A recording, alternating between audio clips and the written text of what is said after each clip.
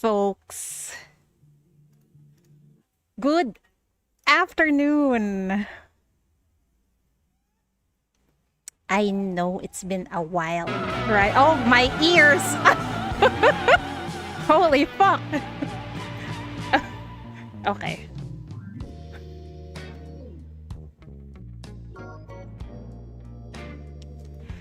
Yeah, it's a very rare stream for Chidori. Well, I've been busy the past week or so. And also, oh, hi, Potato, welcome. Stream at midnight. I was supposed to, but I came home early, surprisingly.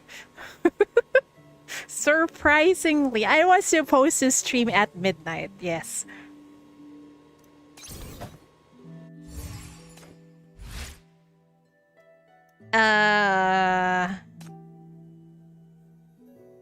Also, how good is the new Eternal Nightmare? Shin is just so sus, man. It feels like we've been apart for quite a while. Is something troubling you? Come, sit down and chat with me. Yes, ma'am. It's afternoon. It's also afternoon on here in the Philippines. Yes. Versatile support at S3. I don't have enough for S3. I just opted for S1. Family, duty, expeditions. Get some help. All of these feel so distant to me now. Just 2 more. I no longer need I such can't. things. Only forbidden knowledge and power flow through my Damn. flesh and soul. She's so freaking hot. This feeling is beyond compare. She's so unhinged. I love her. S tier is good enough. S1 for better quality of life. I agree. Also, because of the tentacle, what do you call this title, right? I had to do ROTD early. Because it fits Shin so much. I wonder what's their JP voice. It's also good. Ezir is already Cabernet, Pearl, and Hamil in one character? Really? I just know she's good. She's just standing in. Oh, hi, mom. she's just standing in the field and then she buffs. Never heard you play in JP because the AN voiceover is moi, chef kiss. It's amazing, really. Oh, did someone get lost? Wait, let me click some things first, okay, before we go to Eternal Nightmare.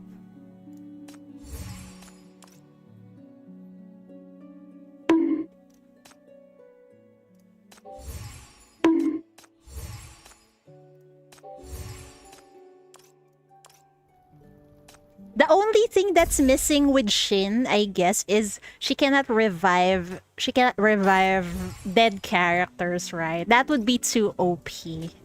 Unless unless if you get more shackles of her, you get that. That's where Duro comes in. Duro always comes in clutch. Especially on those unknown stages in the main story. May the light of justice be with you. Recharge. Right. Recharge enemy. I think, this game is very fond of catalyst. We got so many good catalysts. Oh, Yugi is actually full now.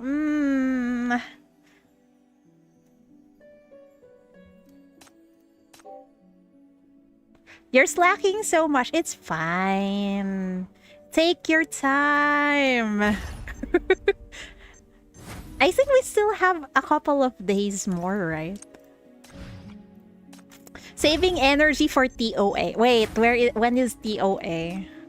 I hope I'm not too busy, but I will still do my job. Don't worry.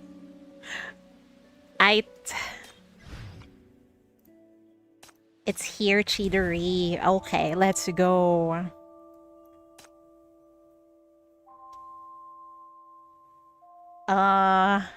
We'll survive, right?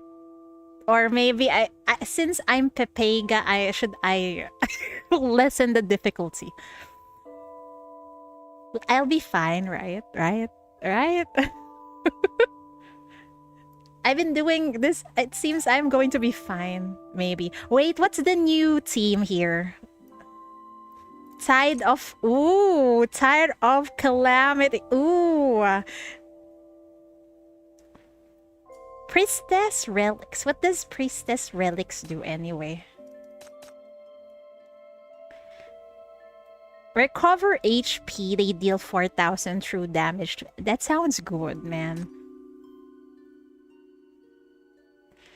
What does Priestess Relics do anyway? I guess we'll find out. Supplemented with Fool. Good thing they added this shit. Because sometimes I'm not sure what I'm doing in Eternal Nightmare. It's Immortal buff, I see. Thank you, guys. We have good news and bad news. What is it? Where is Hestia here? Hestia Doko. To complete the and Pylgia is here. Hestia is... is on another team, I think. Wait, where is Hestia? She's gone.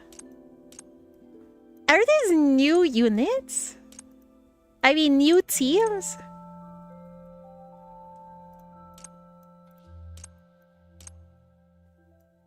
Ah, here's Hestia. Okay. I've been using that team like forever because it's just so easy. Let's try this. I just hope I don't die, Prage.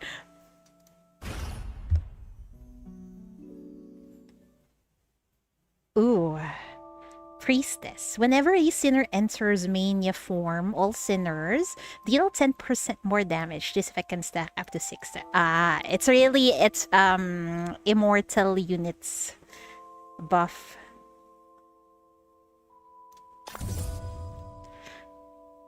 You don't know if you can get the next patch unit. Uh-oh. We'll see. I got all the absolute also, but the problem is there's so many banners upcoming in Nikkei, right? Deep within the foggy sea, the illusory moon emits an eerie red glow. In a place like this, perhaps the only way to leave is to keep moving forward. Yes, sir. I always choose firepower. The eternal nightmare is a labyrinth of countless chaotic nightmare spaces, where time, space, and even memory twists into impossible knots. Is this your first visit, or are you caught in an endless cycle? Unfortunately, we are caught in an endless fucking cycle. Did that unlock the shop yet? What? What is that? We got a shop? Nightmare shop?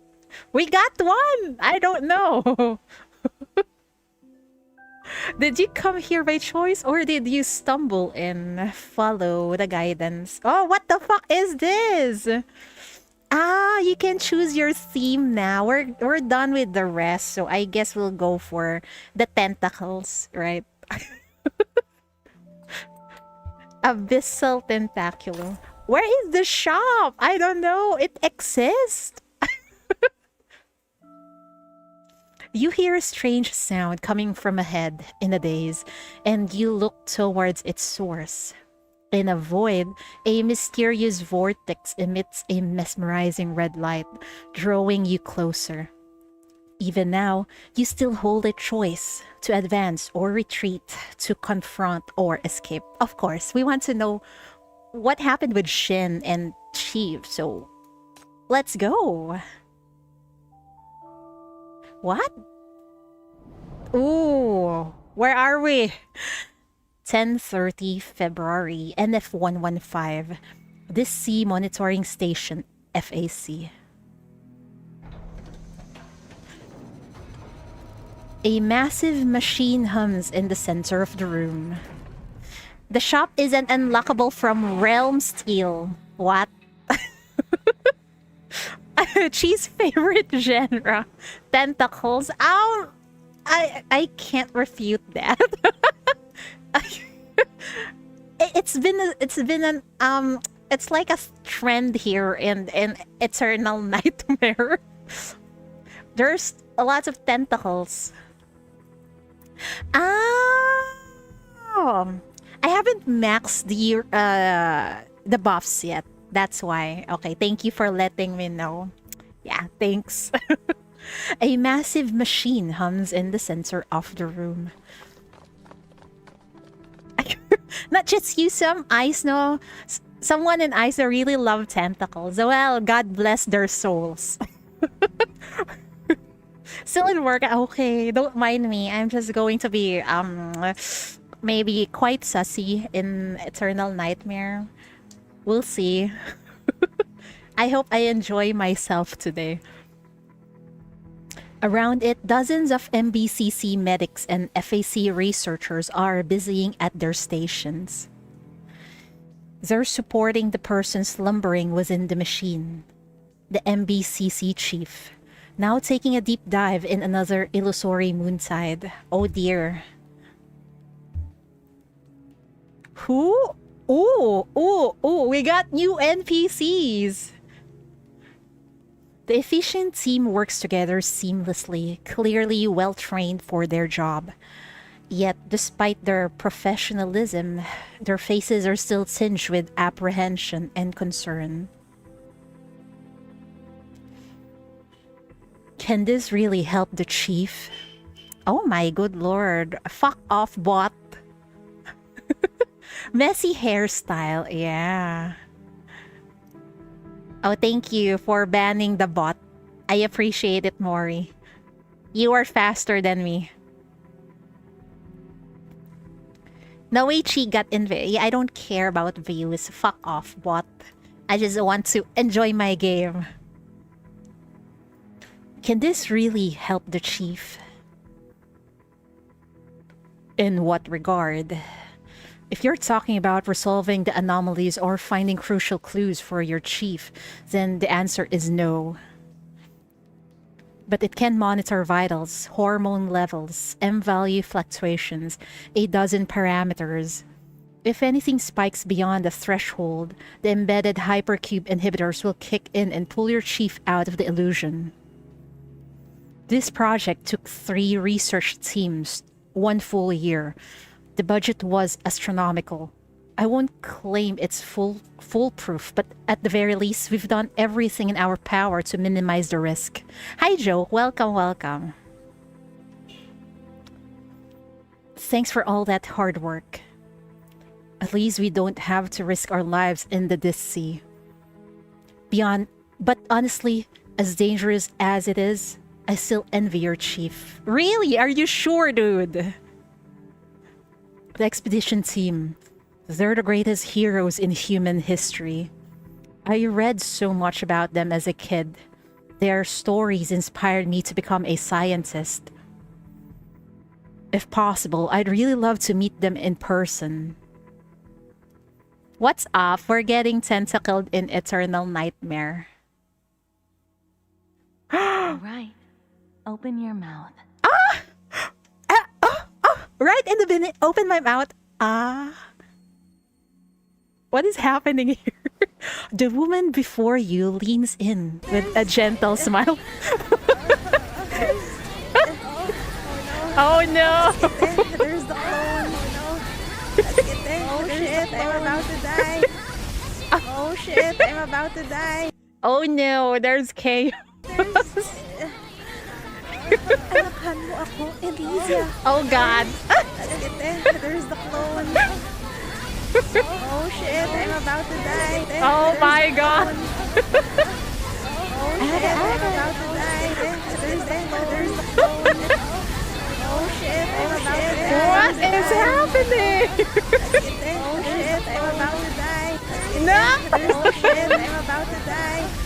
Oh shit, I'm about to die. There's the clone. There's too much. Oh no. Oh shit, I'm about to die. There's too much chiterigasm. Oh my. I'm sorry. I need to compose myself. I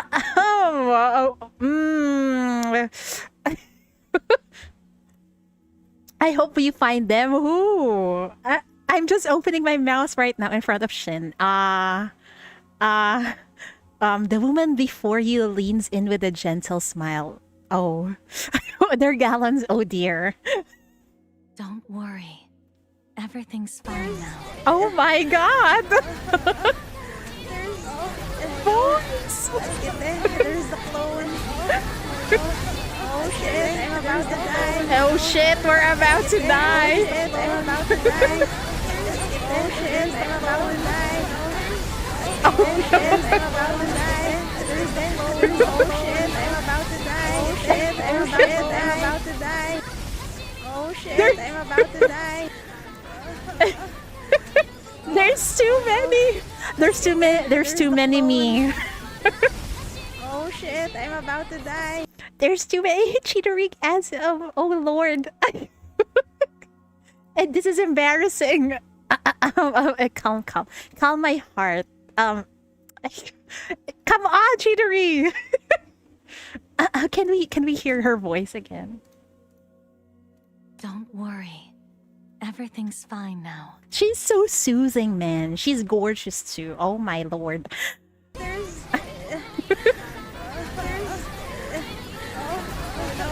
Let's get there. There's the clone. Let's get there. There's the shit. I'm about to die. Oh shit, I'm about to no. die. Oh shit, I'm about to die. Oh shit, I'm about to die. Yeah, thankfully everyone is wearing earphones. Yeah, I hope you are, guys, are wearing earphones because her voice sounds divine. Her voice is kind and gentle. It is. You open your mouth without thinking. Ah. Ah. After checking your mouth, she gently brushes a hand across your cheek and parts your eyelids. Did she just put her hands in our mouths? Oh my word. No bleeding in the mucosa. All right, let's check your torso next. What? Don't worry, it won't hurt. My torso, Miss Shin, you're way ahead. Well, she's a doctor, right? I guess it's fine. It's fine, right? That should have been me. I can just imagine myself as chief, okay? The woman takes out a stethoscope and puts it on, tucking a few stray strands of hair behind her ears. Good fucking lord. She unbuttons your jacket. My jacket! And warms the chest piece in her palm before pressing it against your chest. Oh my god! Calm down! Oh no. Let's get there. There's the clone. Oh shit, I'm about to die. Oh my god! Whew. This is the opening of Eternal Nightmare and I cannot move on. Oh my god. This is too much. Too much stimulation for cheatery. Can we add a tag? What? What should we add? 18 plus? We're very... Is this 18 plus? It's very say-so, guys. What do you mean it's 18 plus? The process feels slow and tedious. You don't dare move, and the people around you seem to be holding their breath. Only when she withdraws the metal probe and removes the stethoscope do you finally voice your question. Are you a doctor? No, I'm not. Wait, girl, what are you doing with a stethoscope? What? No, this is very say-so. What do you mean? 18 plus. No one is naked here. Come on. Compared to Banyan, I'm not even fit to be her intern. Oh, you know, when I first saw her in the teaser, I thought she's Dr. Banyan, but apparently not. But when you spend enough time at sea, you tend to pick up a few useful skills. The woman puts her medical tools away, but her gaze never leaves you for a second. And she still wears that gentle smile. Back to you, little guide. Your body is healthy. At least from what I can tell with the tools on board. After going through something so horrific, you're still standing here, unharmed.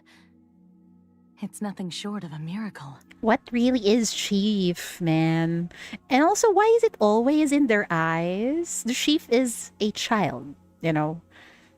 The one we saw in the crime brand. I've been asking this question since, I don't know, forever. In Eternal Nightmare. It's not been answered yet. One adult toy? No. A very say-so indeed. This is say-so. Come on. Upon hearing that, the hushed crowd around you erupts into a small cheer. And it's not just one miracle. Pylgia made it back in one piece too. Oh no. Let's get there. There's the clone. Oh shit, I'm about to die. Oh no, we're about to die. Pylgia made it in one piece. Oh, right. We saved her last time, right? You follow the crewman's finger and see a familiar figure. Her hair is still damp, but the tattered diving suit and grotesque limb growths from your memory are gone. We managed to save her, if I remember correctly. So wait, this is a direct continuation of Pylgia's Eternal Nightmare? Did you read the Elysian story yet? I haven't finished part 2 yet. We'll read it tomorrow. Meeting your gaze, Pylgia smiles and waves. After all you've been through together, just one look is enough. You have no doubt this is the Pylgia you know. Don't worry. Pylgia's in good shape. Ragnar has been treated too.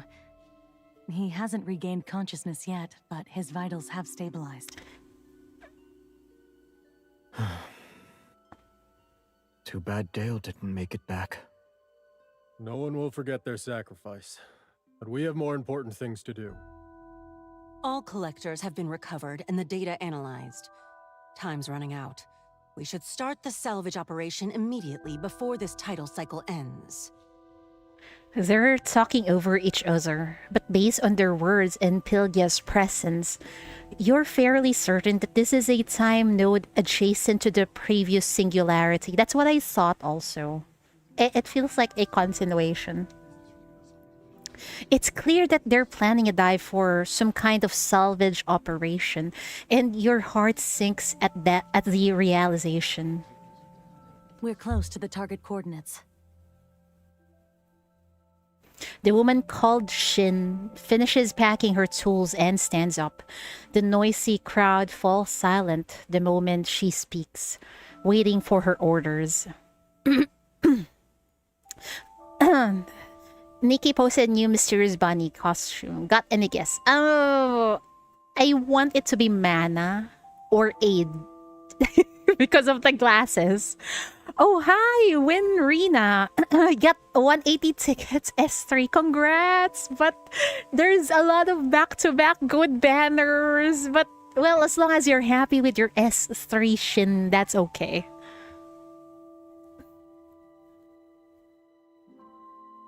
We stick to the plan. Vikmar and I will deploy the salvage equipment. Sigmund and Laura will stay at the Abyss entrance to assist us. Wait. This is a risky mission. Pylgia, you know these waters better than anyone. If you go with Shin, we'll feel more at ease. Why do you keep going to the Abyss? It wants to devour people. Well, I guess they need research results. Oh well. A bunny? Well, it depends who it is. 200 pulls? No, oh no. Ripperoons. Maybe save your rolls now. All eyes turn to Pylgia. She frowns slightly and opens her mouth to speak. But the woman dressed as a researcher doesn't notice her hesitation and jumps in. With your and Sheen's experience, I'm sure you can handle whatever comes up. I know it's a lot to ask, sending you back down after you just barely escaped with your life, but... It's fine. I can go. But... But? No, you can't! Everyone looks at you in surprise. Clearly, they weren't expecting an objection. Perhaps this isn't the kind of thing their guide would do. The middle-aged researcher looks annoyed that her important discussion was interrupted. We don't want them to get devoured by the abyss. Come on, people. They really want to die, huh? You're skipping all the manners except Millie. You're gonna wait for anniversary. I'm still going to roll for everyone. Wish me luck. Oh right, there's a collab. But I still probably will try to roll. Oh, it's X, yeah? Let me check first. I think I haven't seen it yet. The Perishing Star salvage mission is critical. You can say our entire deep dive unit was created for this sole purpose. Now that the target is right here, There's no reason to turn back. You're asking for death, lady. Laura, Shin raises a hand, stopping the researcher. She then turns to you and asks in that same gentle tone without any sign of impatience. can you tell us why? Why shouldn't we go down? You can tell that she's treating you like a child. Noting the crew's mixed expressions, you take a deep breath. It's extremely dangerous under the sea. There's a terrifying entity in the abyss, something beyond our comprehension. It can twist the entire environment and inflict irreversible mental contamination on anything that enters its domain. I don't know how to fight it. I don't think humanity has the technology or a means to deal with something like that. We only made it back alive because... You glance towards Pylgia in her human form and swallows the words on the tip of your tongue. Because we were lucky, but I don't think we'll be that lucky again. The crew falls silent, including Shin. After a long moment, the researcher named Laura speaks up begrudgingly. Pylgia, is it true? Pylgia doesn't speak, just nods silently. The crew stirs. Shin's eyes are downcast. She seems to be pondering the current situation. The crew's gazes rest on her, their hopeful inquiry carrying the inescapable weight of responsibility. But that burden doesn't make her hesitate for long. She looks up, pale blue eyes shining, and gives her answer with her usual gentle smile. I believe in our guide. The research matters. But the fact is, Dale and the others are gone. If the Abyss is as dangerous as what we just heard, the risk of going there is beyond our control. Even if we could bring something back, I cannot accept results paid for in lives. Shin is basically a no. No, she's not. No. I wouldn't consider her mother. Probably a leader, but not a mom.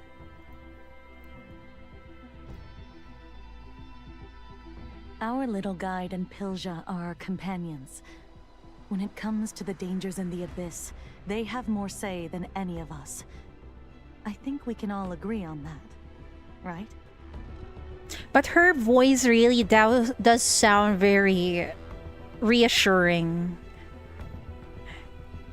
But I don't think I would consider her as a mother because we have Yelena here in Past to Nowhere. Shin glances around the room. The crew's silence serves as their answer.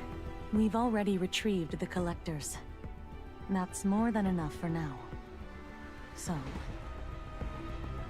it's time we go home. The crew exchange looks.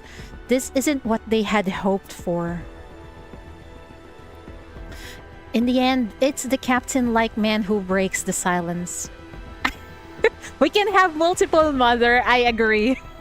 The more mother, the better. But I don't know. I'm kind of scared with Shin. I wouldn't consider her as a mom.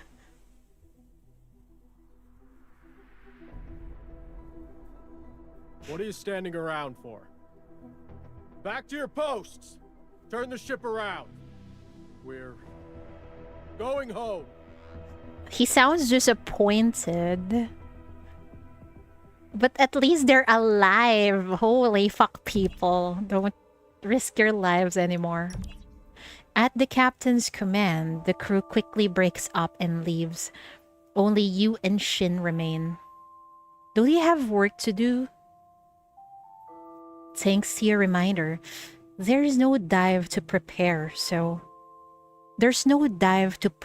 for, so no, I don't have anything urgent on hand. You don't like my company? It's not that. I'm fine. And I'm not a child. I don't need a babysitter. I know. You're a tough adult. I'm glad you're okay. You should get some sleep. If all goes well, we'll be back at camp by the time you wake up. No, I don't need to rest. The illusion won't let you leave that easily. Sitting around is not a wise choice. You throw off the blanket and try to sit up. Shin notices your movement and places a protective hand over the bed to prevent you from bumping your head. She really is acting like a mom. Oh my. Maybe she really is a mom. Oh my. Wait, hold. I'm holding my. I don't want to get disappointed, okay? Mothers can be scary at times too. I guess so.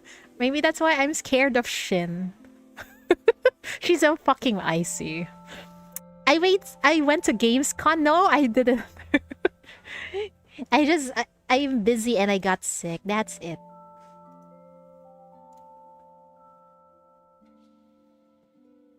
I'd like to look around. Is it okay? Alright. It's a good idea to meet everyone. Come with me. Yes, Mom. Let's grab this first. The exploration ship's layout is incredibly intricate. Without prior familiarity, it's all too easy to lose your way while navigating its maze of twisting passages and vertical shafts. Advance. Ooh, we're on the deck. I love the setup of this eternal nightmare. It's as if we're really there. On the deck, you immediately spot Pylgia, tinkering with some diving equipment. Greet Pylgia. Pylgia! You wave at Pylgia. She looks up, notices you, and waves back. How are you feeling? Is everything alright? I'm fine. The conversation feels familiar, except this time you're the one asking. Don't worry.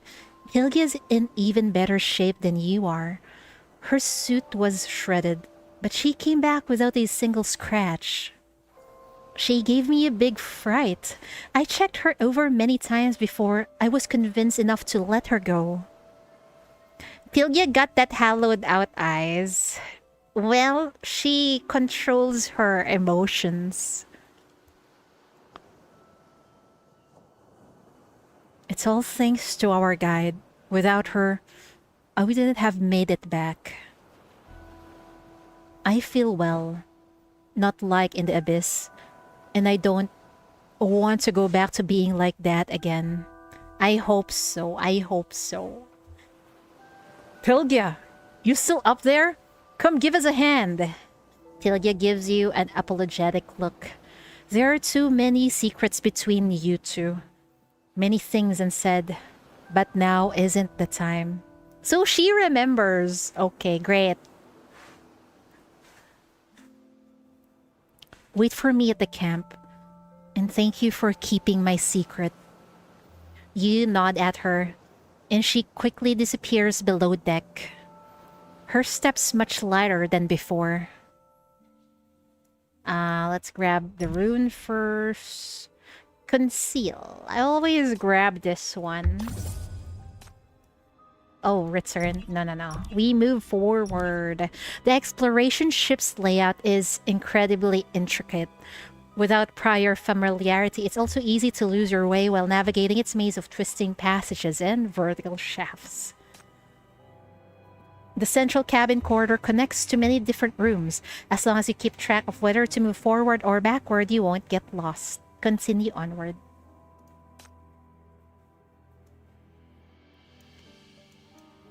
We're back inside the ship. The ship's passageways branch out in all directions, and Pylgia is nowhere to be seen. The captain is huddled with a tall, lanky young man going over ship operations. How's the hull holding up? And weapons? Weapons are fine, but there's this weird noise from the engine room.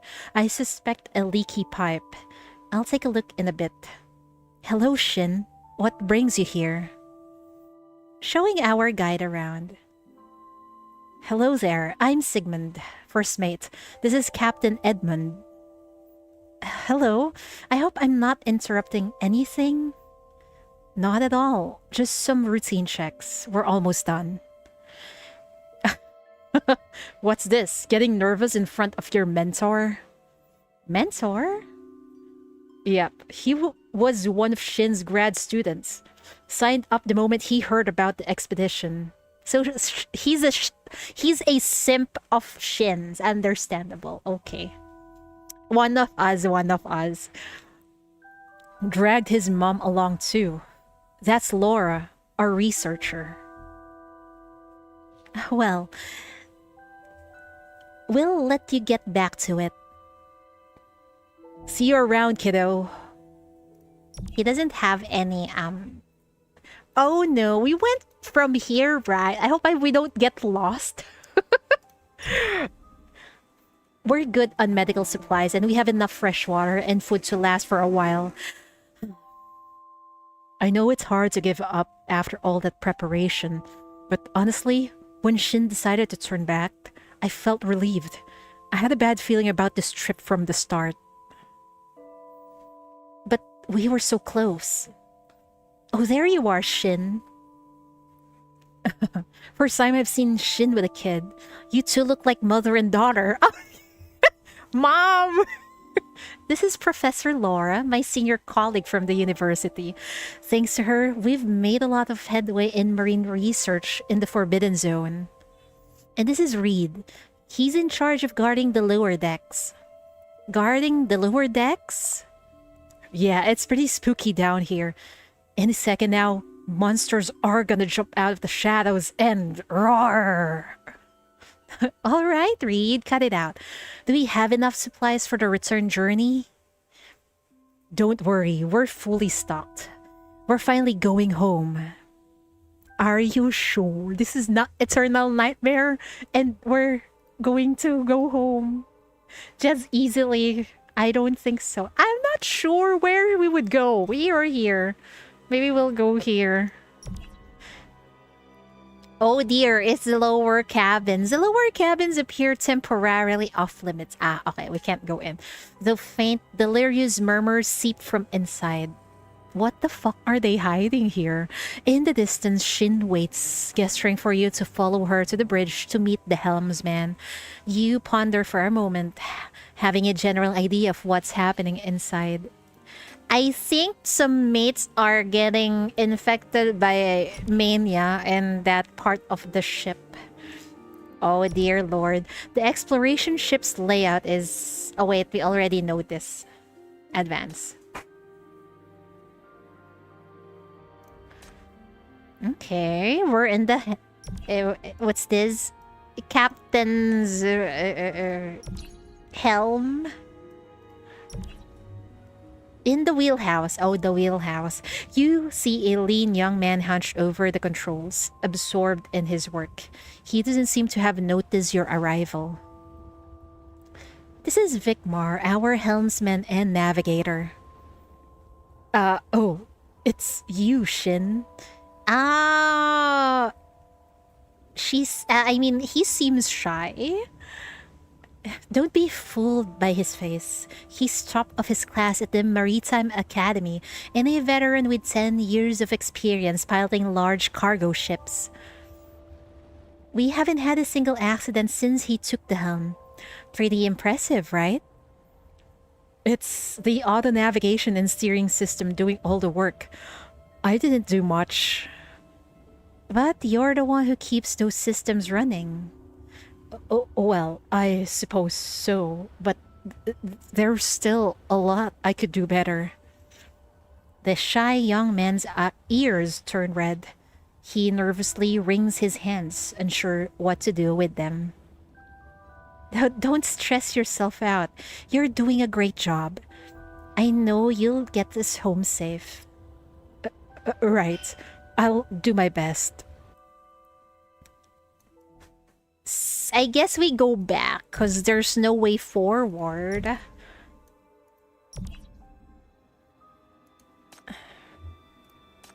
Where do we go next? Oh. Can we go down now? No. Oh, we can. Oh my. Are we allowed in here? It was just locked earlier, right? Oh, you push open the door to find Ragnar curled up on the bed. His back toward you. His body trembling uncontrollably. Oh no, not this sound.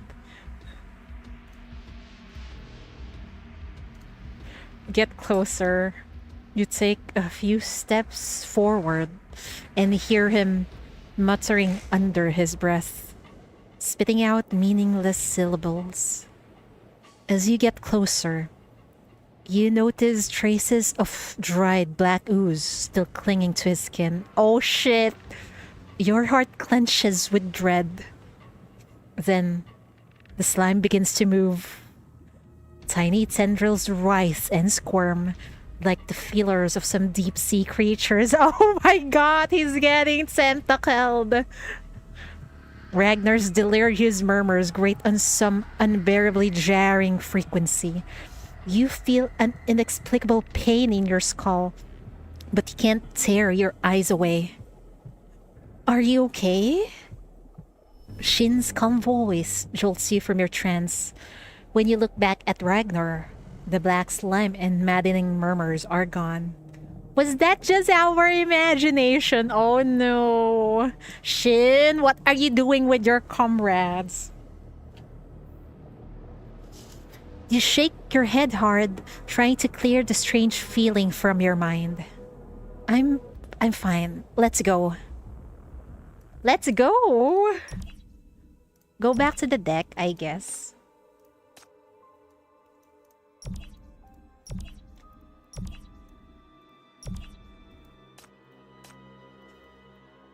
Should we return?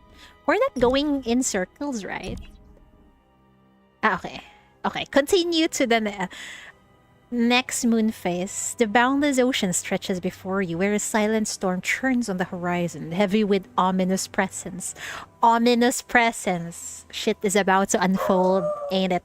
You've decided to abandon the salvage mission. Now only one objective remains. Return to the port alive. Alive, I hope so. You and Shin complete your tour and return to the deck. Beyond the rails, there's nothing but the gray sky and sea. The ship charges forward at full speed. A briny ocean wind whips at your face, but does nothing to dispel the gloom weighing on your heart.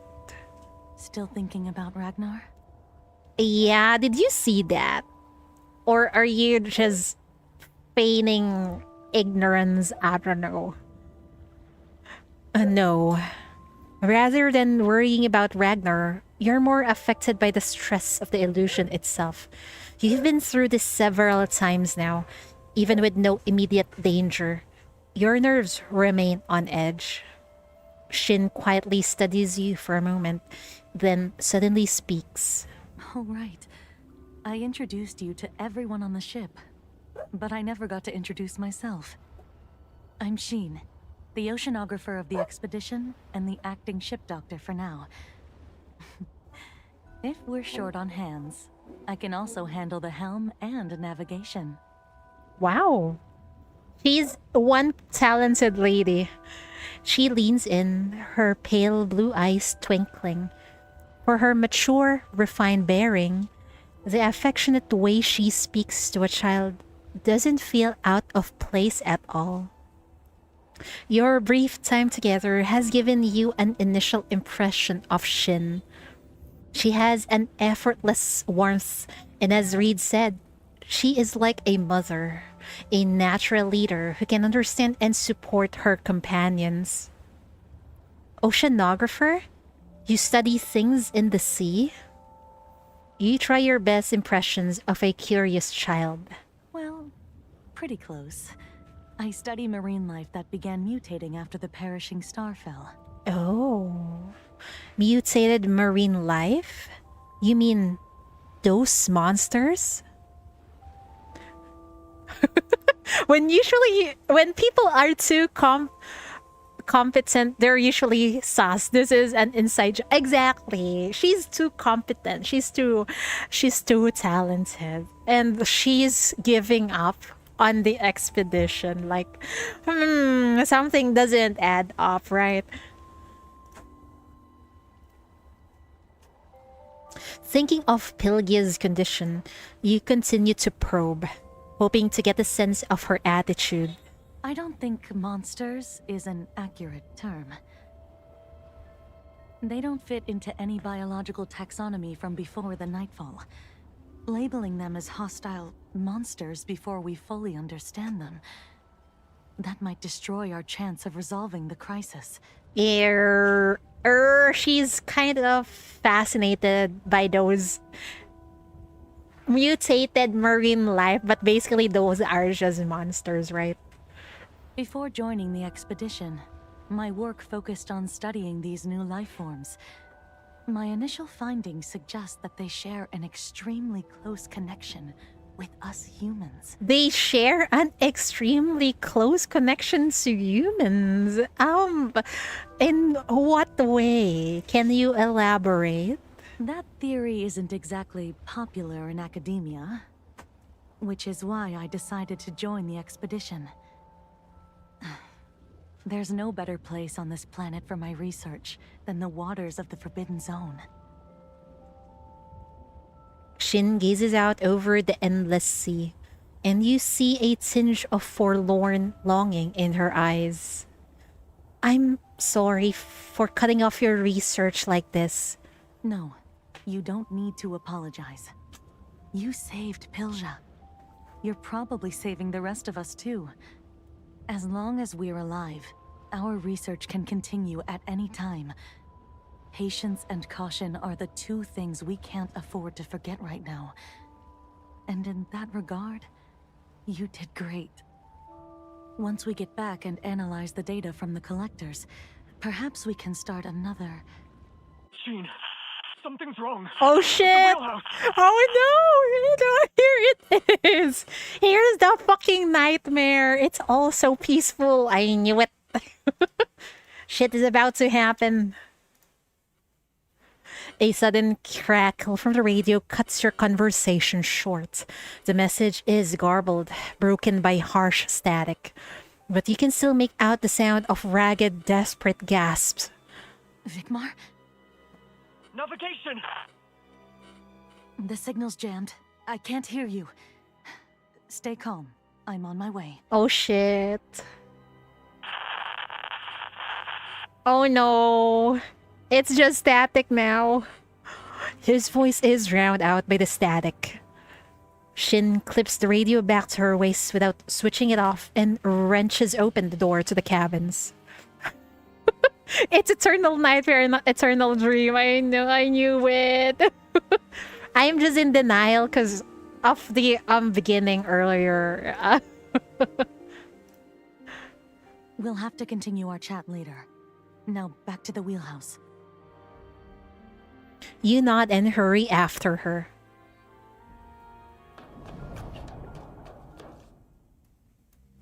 The emergency lights flicker and buzz overhead. It's turning into a horror genre now. Oh dear lord. You race through the corridor, footsteps hammering, a frantic rhythm against the metal floor. But soon, you feel your steps grow sluggish. What starts as a faint tug quickly becomes a struggle, as if you're trudging through a heavy marsh. Every step requires tremendous effort.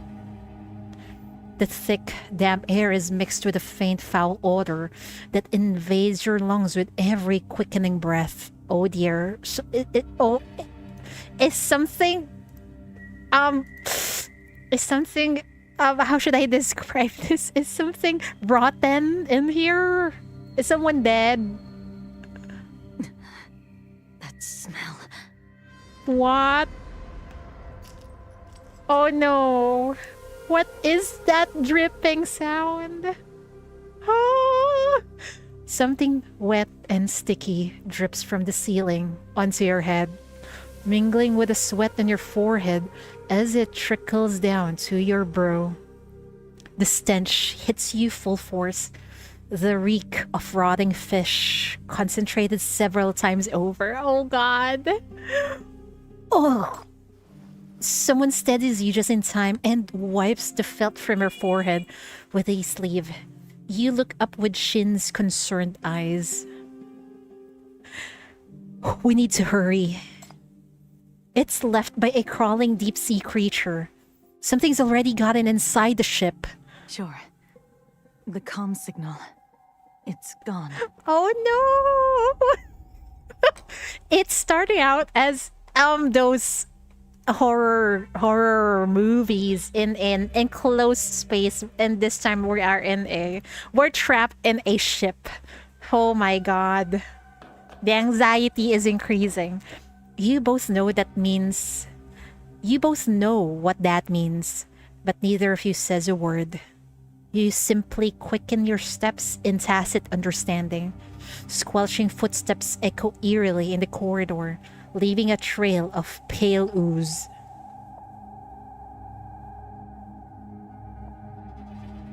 The door of the wheelhouse is spattered with sticky globs of gunk. Caught in the slime are the shredded bits of uniform, smeared with dark, wet blood. Oh god, is everyone dead? What went inside the ship, man? Oh. An irregular pounding comes from behind the half-open door. Do we have to look? I don't want to look, man. I don't want to fucking look.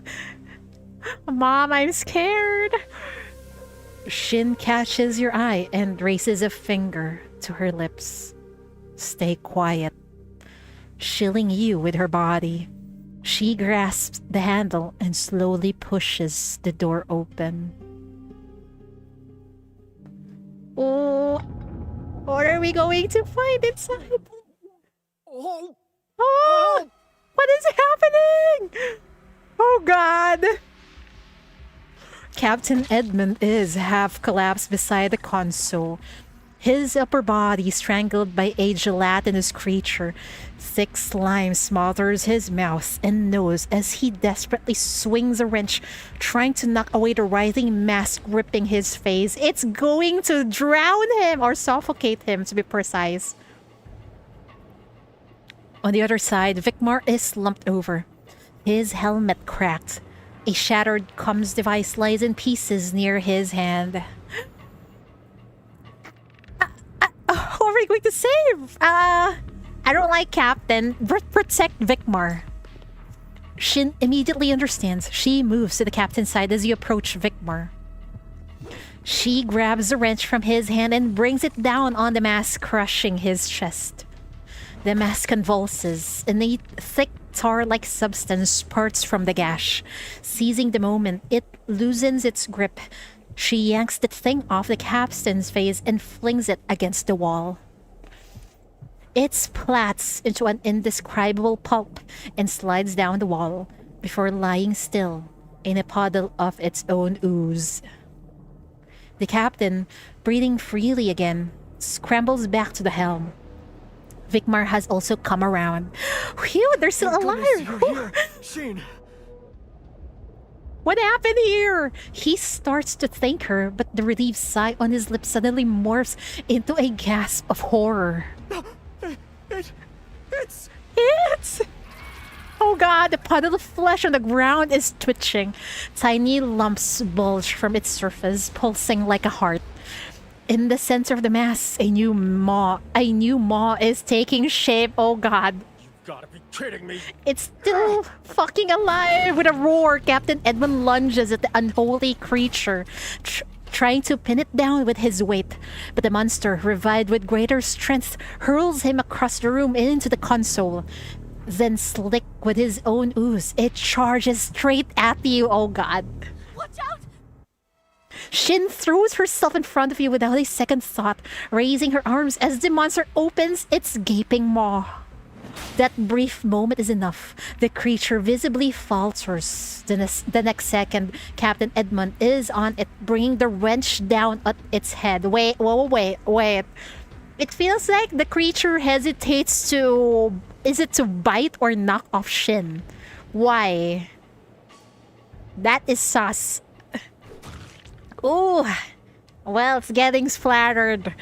The second blow smashes it to pieces. It twitches twice, then melts away into a puddle of black ichor.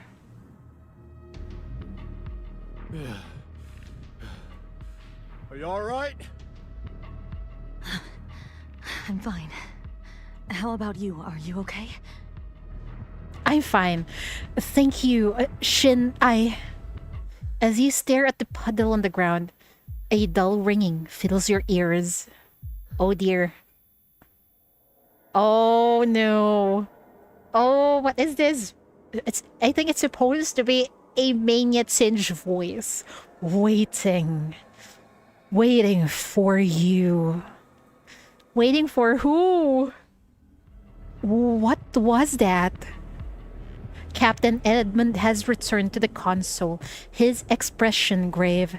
Vicmar crouches nearby, carefully wiping the slime from the panels to prevent it from fouling the main systems again. They're really trying to stop us from leaving, aren't they? Yeah, it feels like we're going to be stuck here. Oh shit.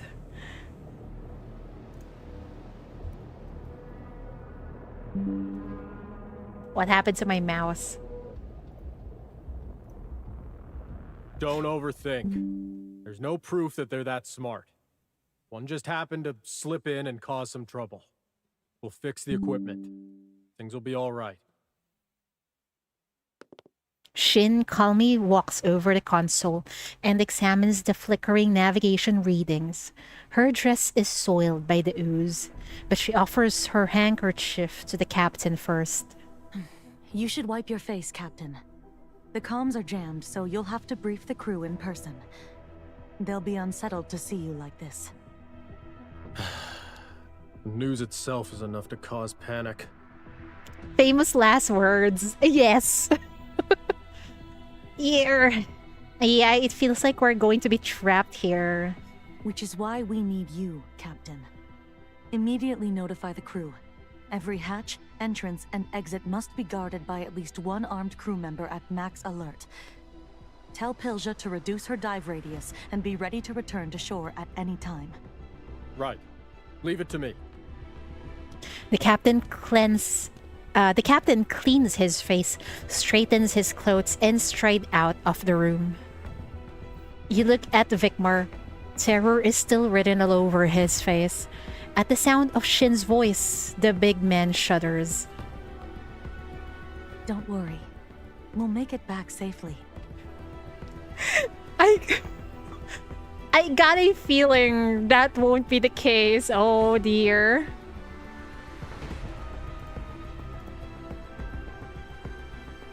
The anemometer shows the wind speed dropping in the southwest, and the barometer readings are low.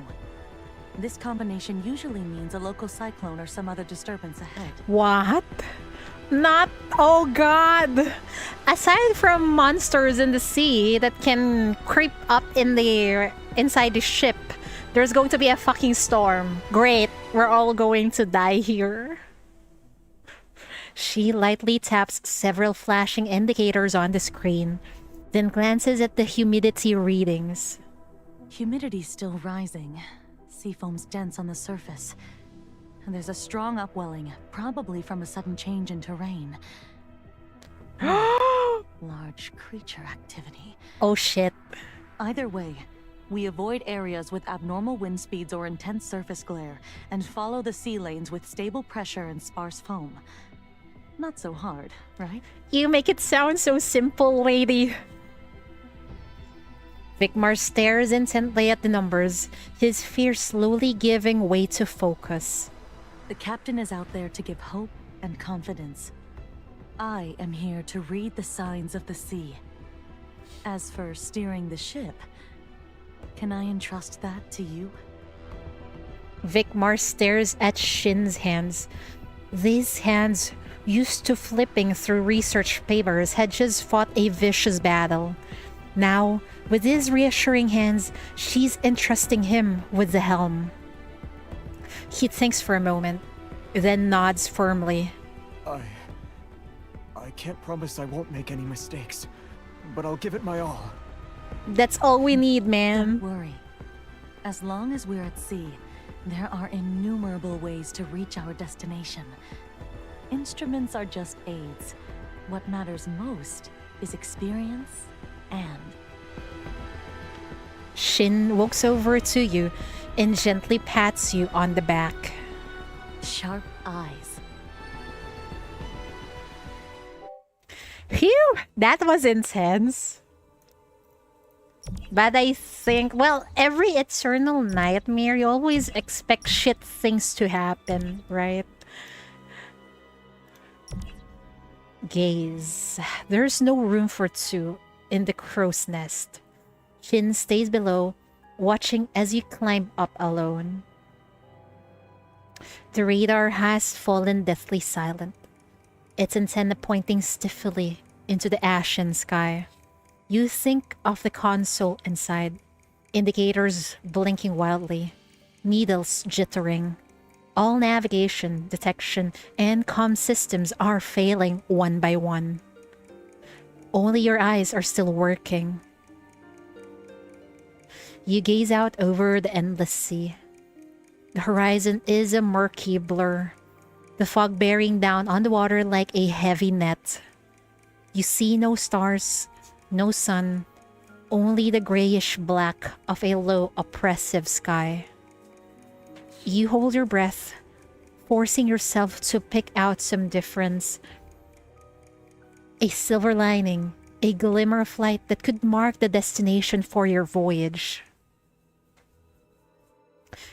You stand on a platform barely a square meter in size, buffeted by howling sea winds. At this height, every sway of the ship's hull rolls beneath your feet. Thick gray clouds smother the sky, choking out the sunlight and leaving the world shrouded in gloom.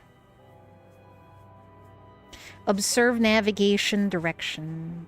Observe stern direction. Observe stern direction. Did I just fuck up because the pressure went up? As far as your eyes can see, the only breaks in the endless gray of the sea are the twin white wakes carved by the ship's propellers.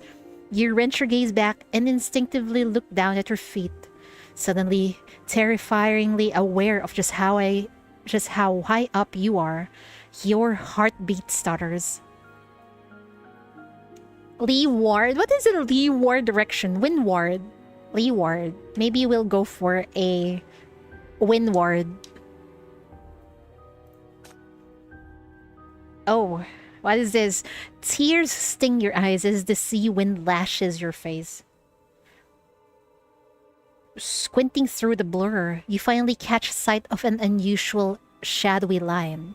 Where the sea bleeds into the laden sky, the shadow wavers like a warped pencil stroke, thin and dark. At first glance, it seems almost insignificant. There is a fucking sea creature underneath us. Holy fuck. Follow your instincts and obtain Nightmare Key. Very pog. Time seems to stretch on. Sweat trickles down your spine. Your knuckles turn white from clenching too hard, and your shoulders ache from prolonged tension. What is that? Then you see it, the true form of a distant shadow, a patch of water that undulates gently against the current, surrounded by waves going the different way. It must be land. You look down in excitement, eager to share the good news with Shin on the deck below.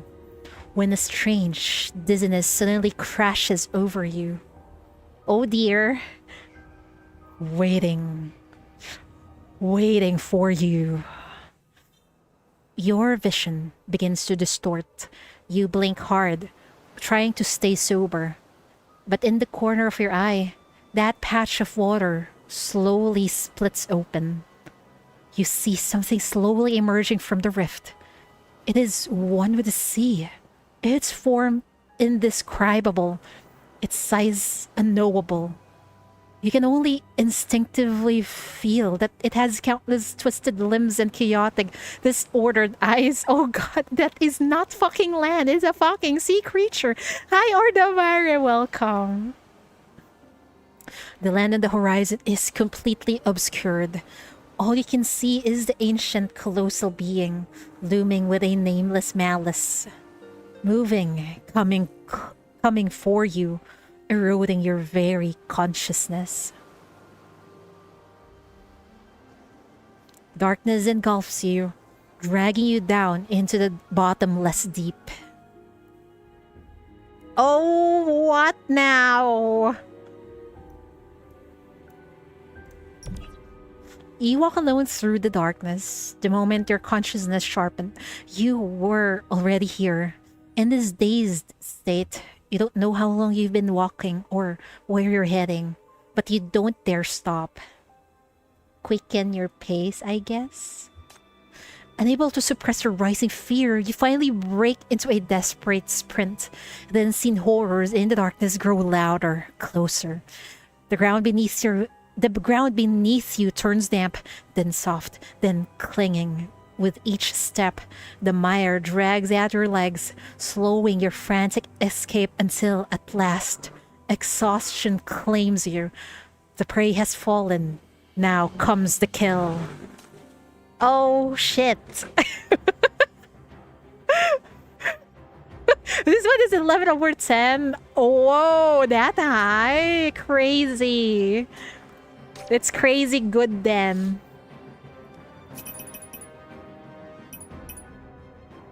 They will behave. Gaze into the abyss. Grids, right? I forgot. We need to put the grids. Right. Right. We'll be fine, right? We'll be fine, right? Shin does not attack if I remember correctly. She just stands there, ominously. Ew dear.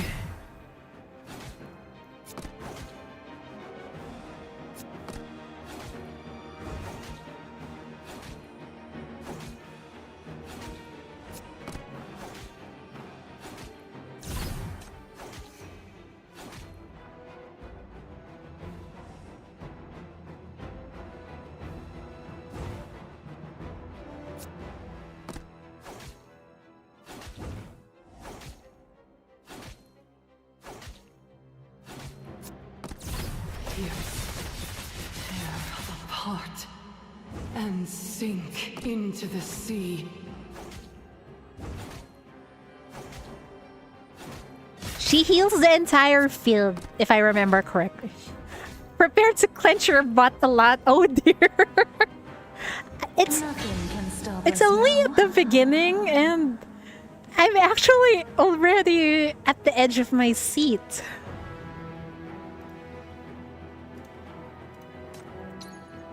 You don't know how you survived the ordeal. When the final impact passes, the unspeakable being finally dissolves. But you find no relief. Its voice still echoes in your ears. Do not resist. Do not flee.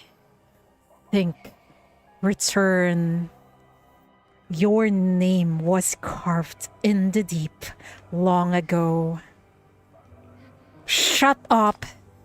You cover your ears and scream. A ringing fills your ears, and then everything falls silent. You look up in disbelief. In the distant fog, a ship is floating peacefully. Its outline is blurred and tattered, yet its shadow seems strangely real, almost familiar. You want to tell Shin, but only then do you realize you're no longer on the radar platform. Like the ship, you're floating above a dark land. The ocean breeze brushes past vaguely, carrying the faint scent of brine. You've been through this before. In an illusion like this, there's only one choice to make. Approach the ship. Oh dear. Ooh, priestess, we'll grab that. This end is quite a bit harder. I should have just removed all the difficulties. Oh, I am fucked. I want to obtain an S-class sinner. Thank you. Oh, we got the Elena. Can we? Yes. Yes, S2. I need you. It's you? You saw the firelight, didn't you? Monster? You walk alone through the darkness toward the blurred silhouette of the ship. Faint glimmers flicker in the fog. Brief, trembling, before the encroaching darkness swallows them whole. Perhaps these fragile specks of light hold the key to your escape. Touch the bright spot. You reach out to touch the light, and the warmth seeps through your fingertips, spreading slowly through your body. The heat is intoxicating. You crave more, desperate to lose yourself in it. They're yours, all yours. Then a sharp pain pierces your earlobe, snapping you back to reality. I am tempted to surrender to desire. I like how Shin's entering phrase is they will behave. Yeah, she sounds so dominating.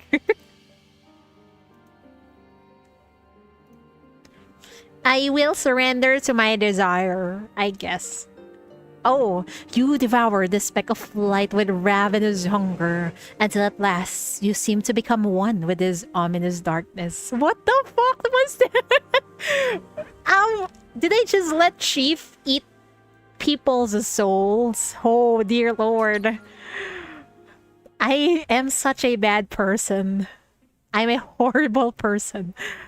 Having endured endless chaos, you press forward through the darkness. You can see the ship clearly now.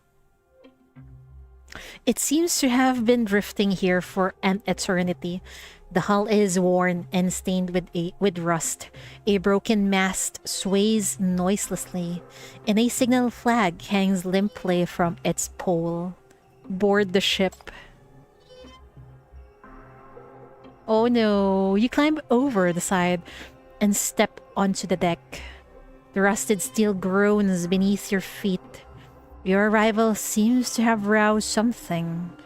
Faint sounds can be heard from somewhere deep within a cabin. Human voices. Broken whispers, like a group of people huddled together, talking in a hidden corner. Get closer. You hold your breath and slowly creep toward the voices. Their words become clearer. Something like that shouldn't exist. We're lost. No one's steering. He's not coming back. Got swallowed by that thing. We have to find it. It's still hiding on the ship. The voices are frenzied jumbles of suffocating terror and despair. You hear ragged breathing, quiet prayers, and what sounds like muffled sobs. But the strange thing is,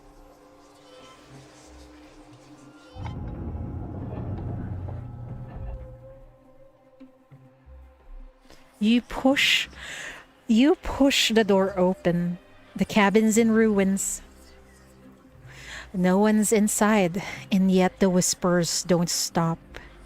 In your ears, above your head, under your feet, everywhere at once, yet nowhere to be found. Quiet. Don't let it hear us. We can't keep hiding. We have to fight back. Kill it, or we'll be next. It's too late. This is its lair. Cold wind gushes in through the shattered portholes, sweeping through the ship's hollow husk. It carries that familiar salty stench, and with it, one final warning. Run! Get out of here! Holy fuck, this is scary. It feels much creepier than the previous Eternal Nightmare. Run! The metal beneath your feet begins to give way. Fog swarms in from all sides and you can barely see a thing. Run. You get your bearings as best as you can, then dash out of the cabin and start sprinting in the direction of the shadow from your memory. 40 degrees west by southwest, I'm sure of it. The shadow I saw. It was land, the place the malice didn't want us to reach. Shadowy figures keep emerging in the fog ahead, but you don't slow down. You shut your eyes and plunge headfirst into the fog, forcing yourself to keep running. Land. The land is ahead. The air you drag in your lungs grows cold. The chill spreads from your soles of your feet to the base of your skull. A low hum, a drone of whispers, begins to buzz in your ears. You feel something slithering around your arms and ankles, trying to hold you back. You don't even look. You picture only the foggy sea from your memory, clinging to the image like a lifeline and refusing to let go. But the mental corruption gets worse. The fog seeps into you with every breath. Whispers drone on in your ears, drowning you like incessant tides. More and more shadows coil around your body, bogging you down. You begin to stumble, your movements getting sluggish. The location of the land blurs in your mind. Just as you're about to lose control completely, a familiar, steady voice cuts through the noise. Wake up!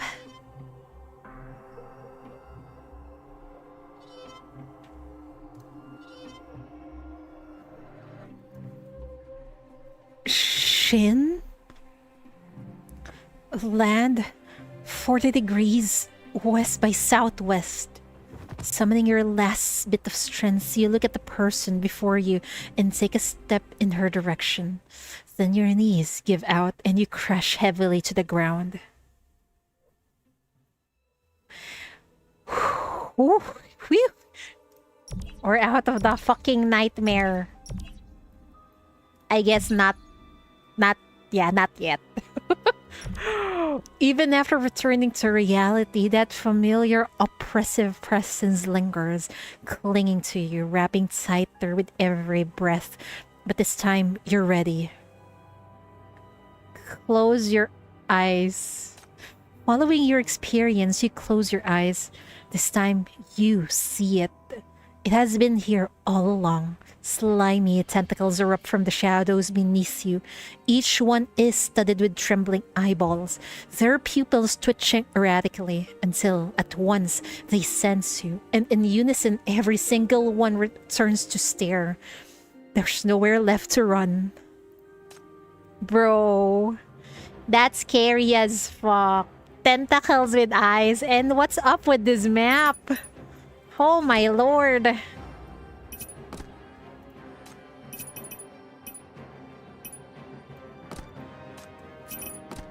There is nothing to fear.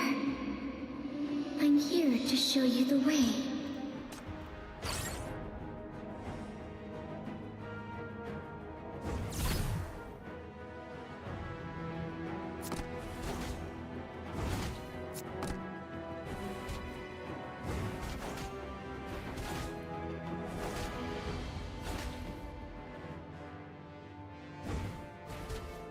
Listen. This is the guidance of the flames. What the fuck? It freaking shoots at a distance. Oh dear lord.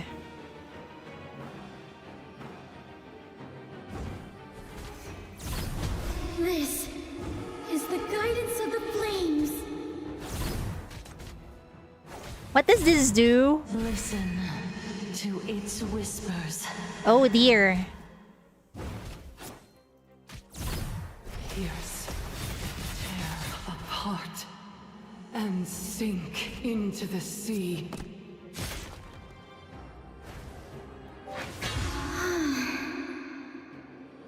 It wasn't that scary after all. Ooh. Who do we choose? Physical penetration gains max HP boost each time entering a void rift or moonlight rift. Life loss. I'm at a loss. Maybe we'll go for vanilla. But Mantis is such... I don't know, man. Maybe we'll go for Mantis. Yeah. We'll go for Mantis, I guess. You smell unfamiliar. Different from theirs. Stay calm. Don't give in. I'll be right there to help you. The medical bay isn't far away, but she slows her pace. Her steps steady, knowing what you're going through. She buffs attack with her first ult and raises everyone's M value with a sec. Okay. I should have pressed the second ult button. I see. I still don't understand how to use her. I just know she heals and buffs attack. Shin holds you in her arms, afraid of startling you in your nightmare. So many eyes, limbs. I can't see. It's talking to me? Abyss, wake, stay. Your eyes are screwed shut as you relieve the nightmare, instinctively curling into her embrace and clutching at her clothes. Your body is cold. Your clothes drenched in cold sweat, but Shin doesn't flinch. She only holds you tighter. I was curious if passive aware existed as a category. Of course it does. Of course it does, although it's not that popular. Also, welcome, Byron. You feel yourself sinking into a warm, soft embrace in the darkness. The hands supporting your shoulders pat you gently, calming you down. It's okay now. You did well. She stops outside the medical bay. In the empty corridor, she buries her face against your frail shoulder and takes a deep breath. You feel something wet land on your cheek.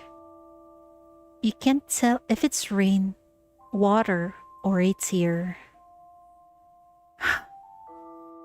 You made it. Very well. What was that? Is she crying because... Is she crying because she is happy that or the little guide is alive and well? Or is it something else? Glad to be here. Haven't used Twitch in years. It's okay though, no problem. But if you want to watch on YouTube, it's fine too. We got one up on YouTube.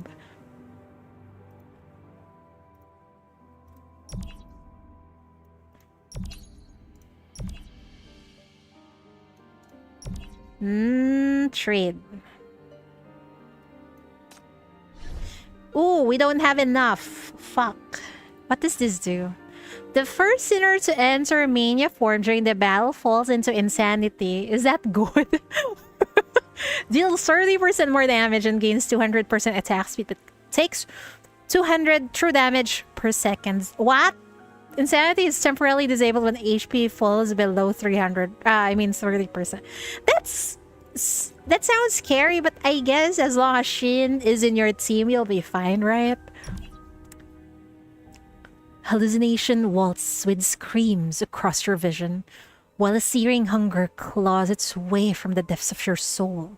It compels you towards the mist, its flickering crimson glow pulsing like a diseased heart.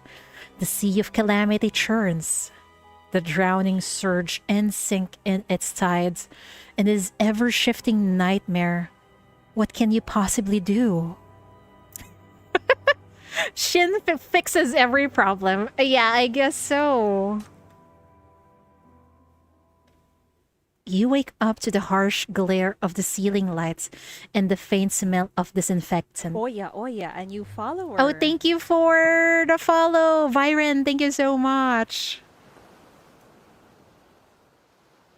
Ah, wait, I didn't read that.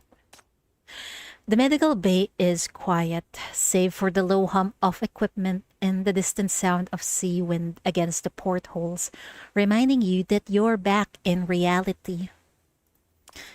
A sudden coolness on your forehead brings you back to your senses. Someone is dabbing away your sweat with a towel, their touch slow and gentle. Not yet used to the cabin's temperature, you turn your head stiffly to look at the person beside you.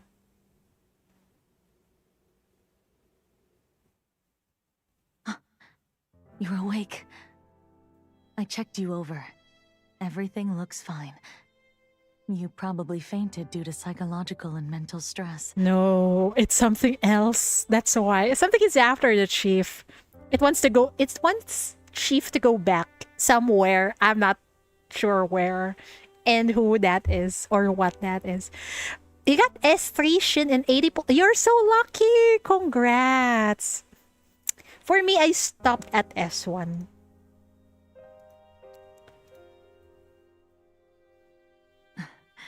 But I'm not a real ship doctor. It would be best to have someone more qualified examine you again once we're back on the land. Land! Your voice comes out hoarse. You've barely formed a syllable before she's smiling and holding a cup of water to your lips. Maybe I should drink some water too. Cheers, guys.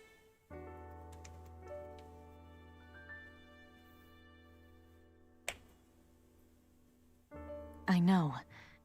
40 degrees west by southwest. She carefully supports the back of your neck, helping you drink the warm water. Feeling a little embarrassed, you look away.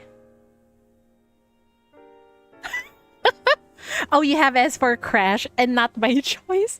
I got an S for Hestia and not by force also. You managed to get S2 Shin, so you will use your sinner brands to get her to S3. Ah, yeah, that's a good idea. Oh dear, you got S for crash. I think I got S2 crash. Ripperonis. I hope crash would become useful in the future updates. Rage.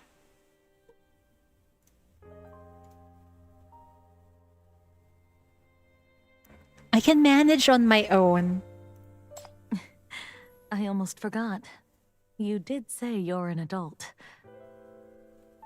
She chuckles softly and places the cup in your hand without fuzz. You were talking in your sleep. Your lips were chapped from the sea wind, but you just kept going. And you weren't just talking about land. What did you see in your dream? I saw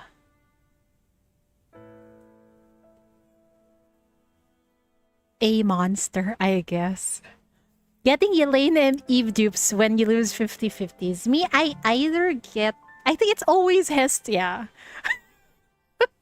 It's Hestia and possibly Crash. A monster. It came from the bottom of the sea and quickly vanished. But where it went, it left behind so many desperate cries for help. You speak haltingly, your voice trailing off. Memories rush back like a tide, heavy enough to crush your chest. Shin never interrupts you. She listens quietly until you finish speaking, before picking up the towel again and gently dabbing the last traces of cold sweat from your brow. Then she takes your hand and envelopes it in hers. You've been through a lot, and you gave us the right direction. Her voice is as warm as her hands, firm with an unswerving conviction. The radar just came back online. Based on my earlier analysis of currents, pressure, and refraction, there is unusual terrain 40 degrees west by southwest. The currents there are stable, with minimal temperature shifts. It's our best chance for survival. Is it really land? I'm having trust issues right now.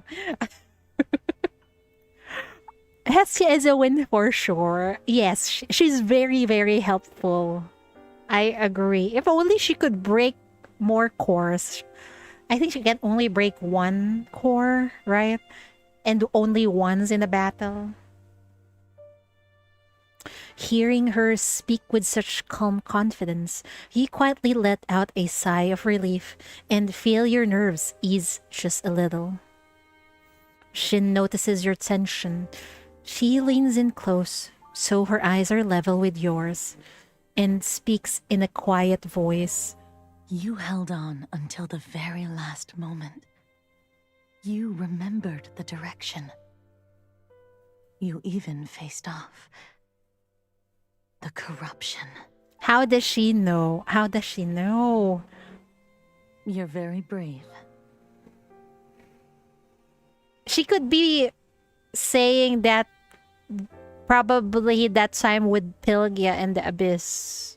But it could be something else entirely. Oh, the main boss just spams mobs. Great. Thank you. Good thing we got Hestia early. This isn't the tone one uses to comfort a child. There's no exaggeration, no perfunctory praise. Every word is slow and earnest. She's showing you genuine acknowledgement. You give her hand a gentle squeeze to let her know you're all right.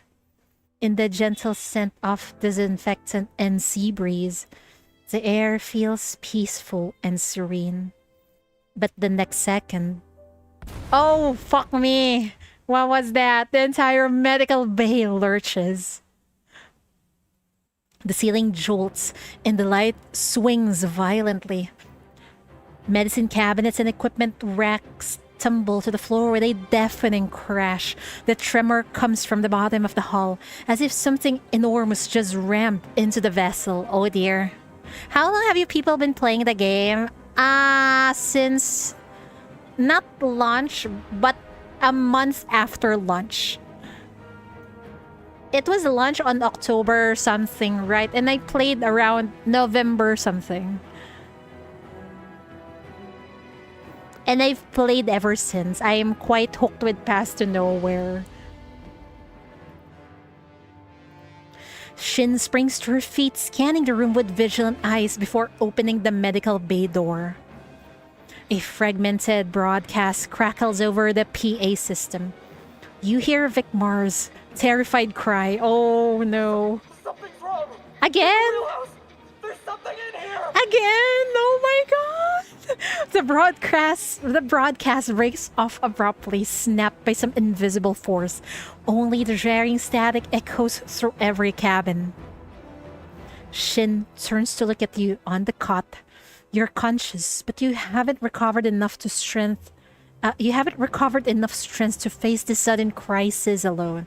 She doesn't hesitate long. Stay close to me. Can you do that? Yes, ma'am. Oh no! Half carrying, half supporting you, Shin carefully guides you past the toppled shelves and shattered glass and through the lurching corridors. This is more violent than before. The walls groan in agony with each shudder of the hull. The entire vessel straining against some unseen force that threatens to tear it apart. Dark red emergency lights flash ahead, casting broken shadows across the cracked metal walls. You stay close to Shin, relying on her strength to keep moving forward.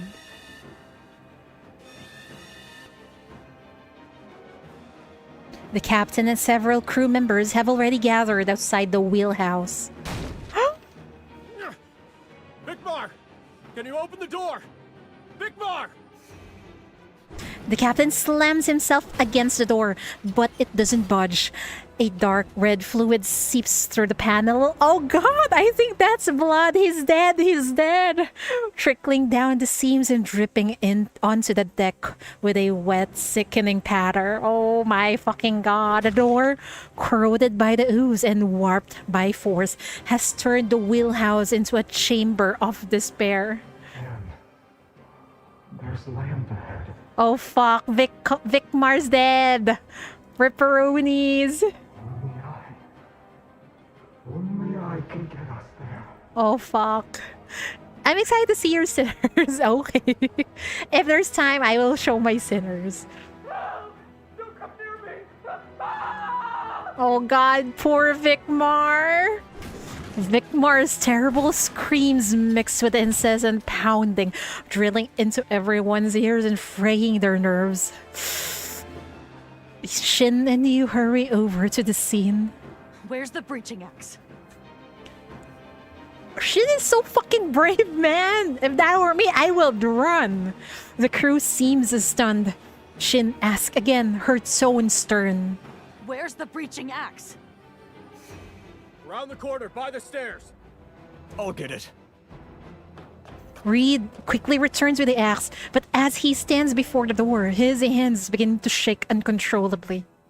Forcing open the cabin door might release unknown contamination and threats from within. Oh god, oh god, oh god. What will he find inside? Vikmar's half-eaten corpse? Rotting things from the sea? Or... Break it down. break it down! I'm scared! Save him! Shin's orders carry an unshakable resolve. The axe comes down at her command, hitting the cabin door that separates them from the unknown horror. One swing, two. With a third strike, the lock shatters. The door teeters open. Huh? It's empty! There's nothing here! It's clean! There's no dead body! The panel crashes to the floor. There's no one inside. Huh? Warning, vessels have deviated from course. Warning, obstacle 20 meters ahead. Final warning, impact in 10 seconds. 10, 9, 8. The shrill alarm echoes in the empty room, but somehow the only thing you can hear is the frantic spinning of the ship's helm.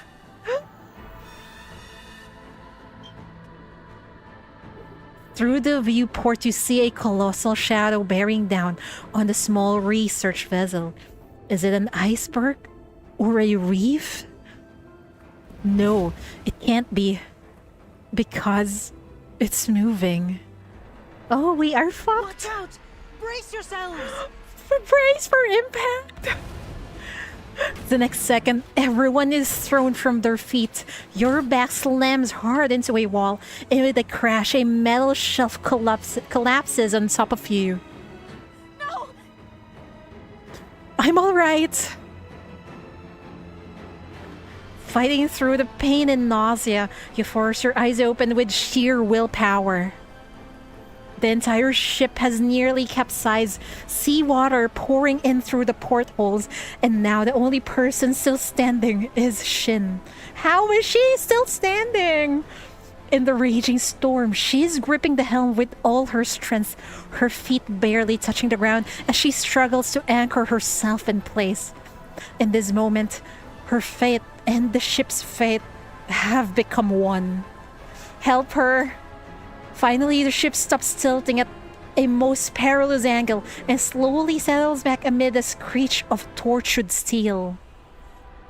The cabin falls silent. The only sound in the howling wind and crashing waves outside.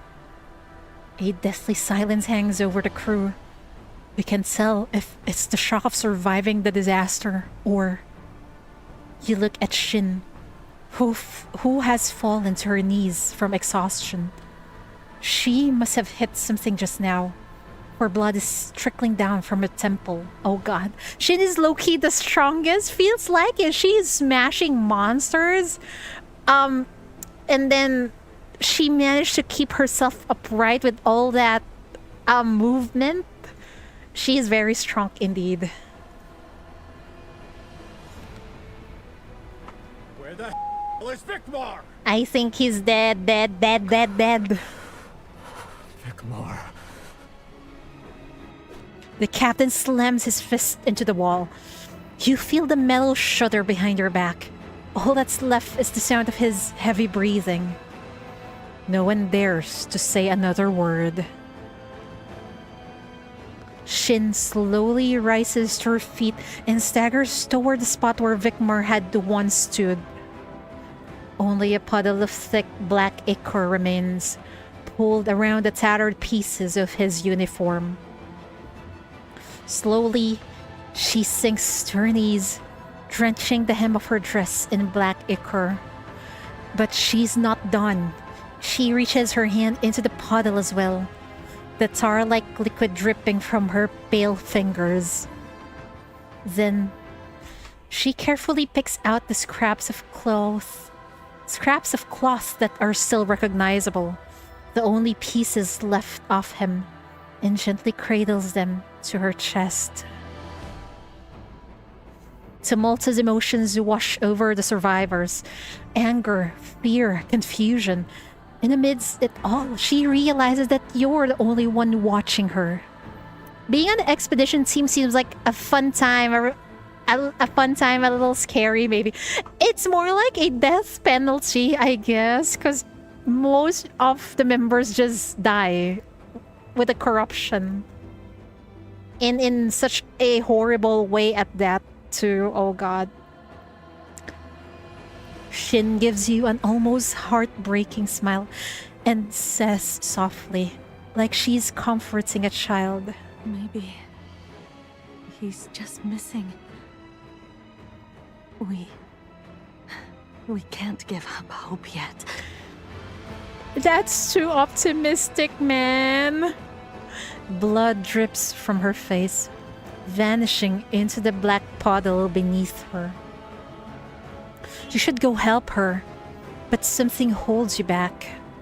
You can't bring yourself to disturb this moment. The scene before you seems to forbid any intrusion. What does that mean? As if we're just following a freaking script that is probably written by Shin. Wait, let me drink some water. That is fucking scary, man. Phew. We're fine, we're okay. The deck lies in wreck. Half the equipment that once packed every corner is gone, while the rest lies smashed to pieces. Several crew members huddle around Captain Edmund, their voices shaken as they count the survivors. Is this everyone? Where are the others? Weren't you supposed to be wearing tethers? It was no use. The wave was too big. Once they went overboard, the line snapped before we could pull them up. We only made it because we were clinging to the mast. The crewman is soaked to the bone and looks like a mess. Contamination from the sea has spread across his body. He may have survived, but not unscathed. This is really excited. Yeah, haven't even finished this Eternal Nightmare. Really? It's already, it's just maybe 1/4 of the story and I'm already at the edge of my seat. Whew, the writing is really intense, man. Fuck. Is this supposed to be fuck? I think so. Fuck. The captain breathes heavily, fists clenching and unclenching at his side. He's your captain, and at times like this, everyone needs him more than ever. You survived. That's what matters. I'll check the other sections. There might be more who went overboard. Find a way to reach Pylgia. See if she can find any sign of our people underwater. Why are you sending Pylgia underwater? It's dangerous there. You go to the edge of the deck and call out, Pylgia! Before long, a familiar figure surfaces from the water. Thank goodness. You're all right. Did you know about the commotion just now? Any changes underwater? Pylgia nods, then shakes her head. There's something in the water. But the water's murky. Too many formless things. I almost caught up to it, but it disappeared. I only saw a blurry shadow. It's rare to see Pylgia on edge. She seems to be blaming herself for losing the culprit that attacked the ship. Don't worry about the monster for now. The collision threw some of the crew into the sea. Captain Edmund wants you to bring them back. Yes, I saw them. Found two. They're back on deck. But the others... I'll keep looking. At least, I'll bring back the bodies. Be careful out there. Pylgia raises a hand and makes a wiping motion across her face, as if to brush away her unease for your sake.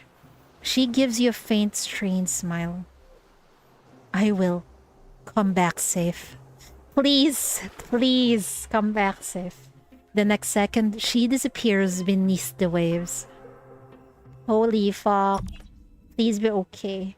S-Class Sinner? I think yes, we should use the Nightmare Key. Grab as much Sinner as we can. Yes. Ooh. Oh,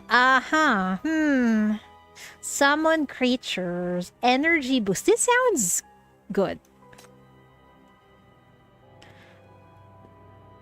Yeah, I think we'll go with Go-Killing instead. We have no choice.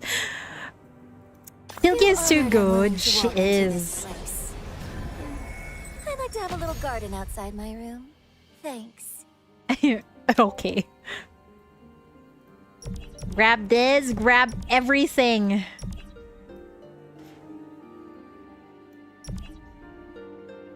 You head below deck. The power is out, and you can only rely on the weak beam of a flashlight to check your surroundings. Oh shit, it's dark underneath. She is MVP, seems like it. She's going to be clutch later on, I guess.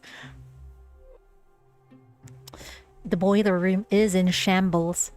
Stacks of supplies meant for longer trips into the sea have been smashed to bits. We're fucked. Hey, little one. Don't come in here. There's nowhere to stand. I'm just grabbing some spare weapons. You stay there.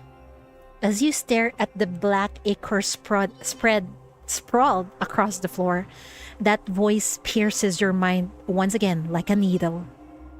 It's you.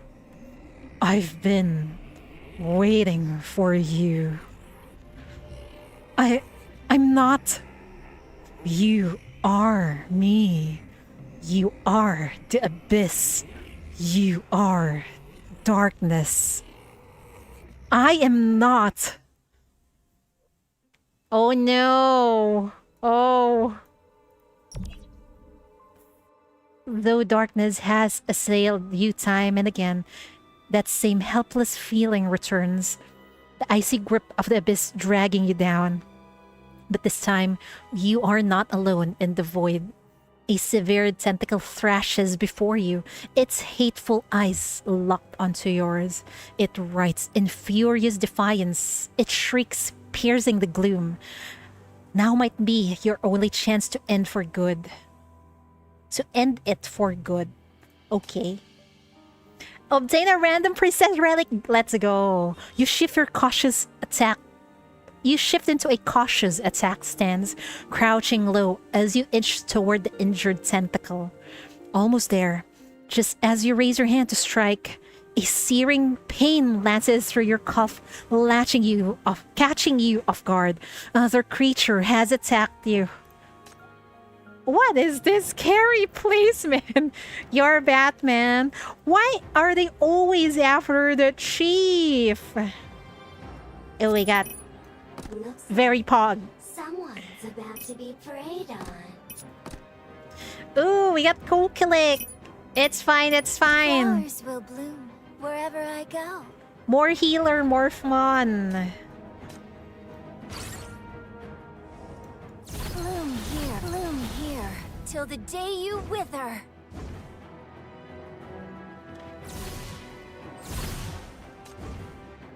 Listen.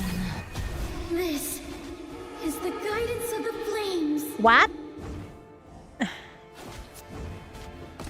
You and this annoying thing.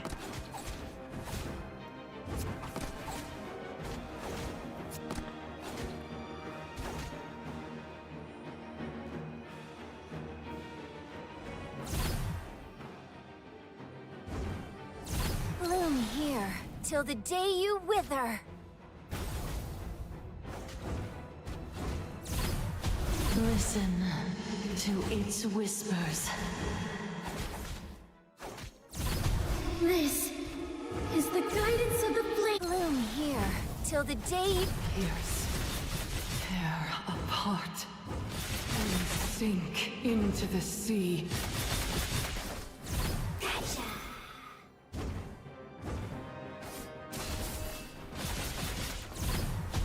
Listen to its whispers. Ooh. Bedge. It wasn't that scary after all. Yay! So what should we get? At the start of the battle, immortal sinners deal 1% more damage for every one existing pressure. Ooh! When chiefs potestas heal targets an immortal sinner, they fall into insanity. What? Deals 30% more damage and gains 20% attack speed, but takes 20% true damage per second. Temporarily disables the HP, falls below 30. I think we'll go with this. Ooh, everything is about insanity. Okay.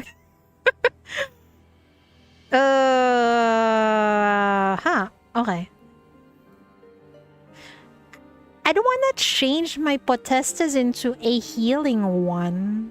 I think I'll go with this.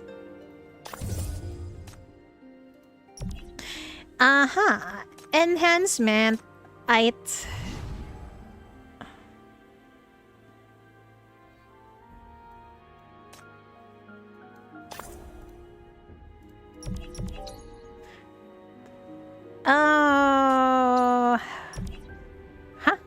What is this? Tentacles in the room. Though the darkness has assailed you time and again, the same helpless feeling returns, its icy grip tightening around you. This time, however, you are not alone in this world. A writhing mess of tentacles twisted into a humanoid form glares at you with predatory intent, but clutches in its hand is something that clearly doesn't belong to this world. A safety axe. Oh god. Reed, is that you? Is that you? You call out softly, and the humanoid figure writes as it retreats with an eerie, dissonant sigh, almost like a sound of disappointment. Then, in a fleeting instant, another vision flashes. Before you, the deck of the ship, the bite of salt-laden wind. Reed's white-knuckled grip on the safety axe, but just as quickly, the image vanishes without a trace. Remove negative pressure. Well, the higher the pressure, the greater our immortals, right? Leave resolutely, disable a set of pressure effects, I guess.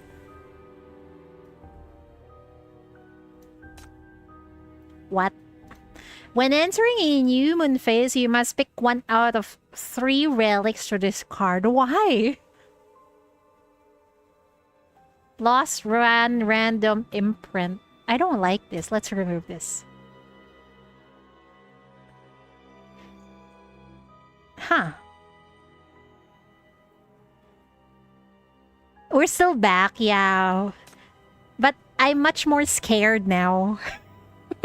Scared of the tentacles. You've grown accustomed to the rules of dissolution. Now, so long as your resolve stands unshaken, neither the bewitching mist, nor the darkness, nor the lurking monsters can bar you away. Can bar your way. Reality and your companions await beyond. Break free from the illusion. You finally shatter the illusion, and the noise clawing at your head recedes. At this moment, a flat mechanical voice speaks into your mind. It's Shorl! Chief, we're detecting abnormal fluctuations in your mental link. All indicators have reached critical thresholds. We advise you to leave immediately. Facing the ghostly blue orb that shouldn't exist here, your response comes without hesitation. No, I can't leave yet.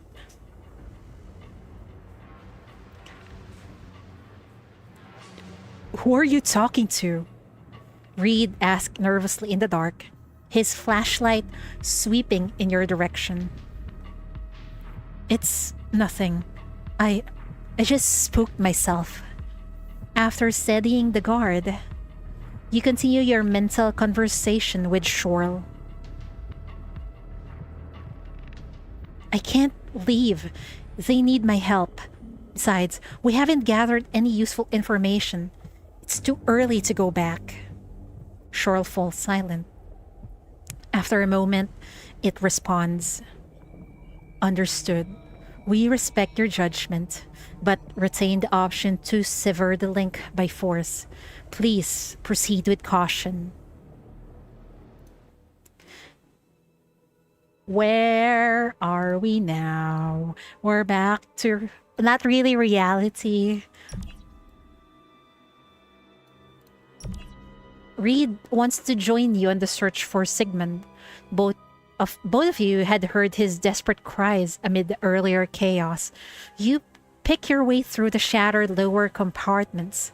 Then, beyond the metal wreckage, a familiar figure comes into view. Destroy the obstacle, I guess? Yeah? Reed hacks at the debris with his fire axe, trying to carve a path. Amidst the sharp screech of metal, the person hiding behind the wreckage suddenly lets out a raw, desperate shout. Don't come any closer! Reed freezes, stunned by the voice's hysterical edge. Yet the person refuses to relent. Monsters! They're everywhere! It found me! Can't let it mark you too. Don't come! You'll get killed! Before Reed can respond, the figure lurches forward, stumbling into the deeper darkness as if fleeing an unseen hunter. Let him leave first. I'm scared. What was that?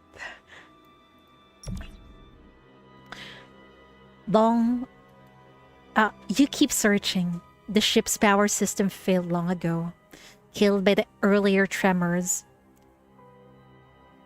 In the damp and heavy air of the corridor, you call Sigmund's name while cautiously advancing, until at last you hear a response. A flurry of urgent rapid knocks suddenly echoes from behind you, from an empty room you had already searched. I don't want to look, but I think we have to look. I think we have to look. Yeah. Check again. You and Reed carefully search the cabin, but the only discovery is a waterlogged puppet trapped beneath a collapsed metal rack. Maybe the current knocked it against the rack, Reed muses. To prevent other crew members from being startled by the sound, you tuck the puppet away in the drawer and lock it. Leave temporarily. Our pressure's down. That's bad for our immortals. Oh well. Oh, pressure's up. Great. You refuse to give up on Sigmund. Bypassing the blocked corridor, you search room by room until finally you stop at a locked cabin door. A rustling sound comes from behind the door, punctuated by ragged, heavy breathing. In the beam of your flashlight, a dark, unknown liquid seeps through the door, slowly consuming the panel. Sigmund, you in here? Open up. You need help. Go away. I told you. There are monsters here. Open the door. We can't take care of them together. We haven't seen him only because they haven't found you. Get out of here. Leave me alone. I'd rather die in here with these things. Fuck it. Knew this axe would come in handy. Here, hold the light for me. Are you sure, dude? You take the flashlight from Reed. He raises the emergency axe and hacks down at the door lock. But the moment you break down the door, the figure huddled in the corner howls, spreading his arms wide as he lunges toward you. Stay away from them! Time seems to stop. Countless slimy tentacles erupt from the surrounding darkness, piercing the first mate's body. Oh god. He freezes.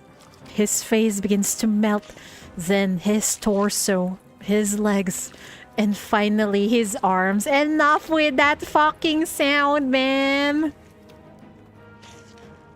In an instant, he dissolves before your very eyes, leaving a man-shaped puddle on the floor. Only the outline of his outstretched arms remains, vaguely reminding you of his final protective gesture. The black ichor pulls at your feet. The scene is horribly familiar. The power to destroy people with fear, to twist reality through the mind, just like what happened to Ragnar several months ago. Ragnar. That's right. How could you have forgotten about him? He was the first person on this ship to be crushed by fear. You placed him in a room as if that would keep the problem contained. But fear cannot be contained. You must cut it off at the source. You must stop the tragedy from happening again. You must find Ragnar. Oh dear. Sigmund is gone, Ragnar gone. How many more dead people in our team? Hallucination waltzes with screams across your vision, while a searing hunger claws its way from the depths of your soul. It compels you towards the mist, its flickering crimson glow pulsing like a diseased heart. The sea of calamity churns, the drowning surge and sink in its tides, and his ever-shifting nightmare. What can he possibly do? Continue! The flooded passages wend like a labyrinth, but you don't need to recall which room is his. Some dark intuition guides you, pulling you toward the only destination. Finally, you stop at that door. Ragnar is in the doorway. Once, he may have been a reliable member of the expedition, but after being in the abyss drove him mad. None of that matters anymore. The man you see now is nothing more than an empty, pathetic shell, a trap meant to drag everyone down into the abyss. We should have thrown him into the sea earlier on, man. Oh god. Enter the room. The door isn't locked. You push it open. The attack you brace for never come. In fact, the room is exactly as you saw it last time. No monsters, no strange black ichor.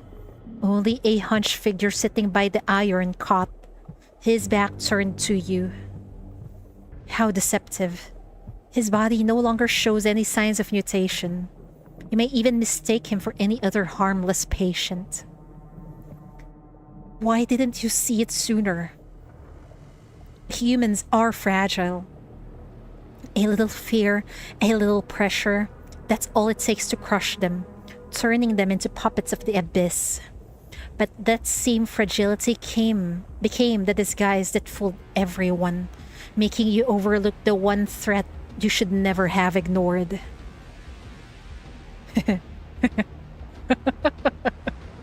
Ragnar notices you and slowly turns around. His eyes are two pitch black voids. His mouth is split into an uncanny grin. A dry, raspy laugh escapes from his throat. It's laughing at you, mocking you from the husk of your former teammate, mocking the blind, weak fool you are.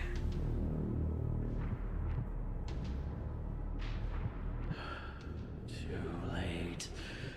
It's too late. I told you. The monster never died. They're everywhere. Everyone is a monster. Yeah, he has a point, including himself. How did we forget that? Go. Bring Ragnar and the collectors back to them. Go back to them.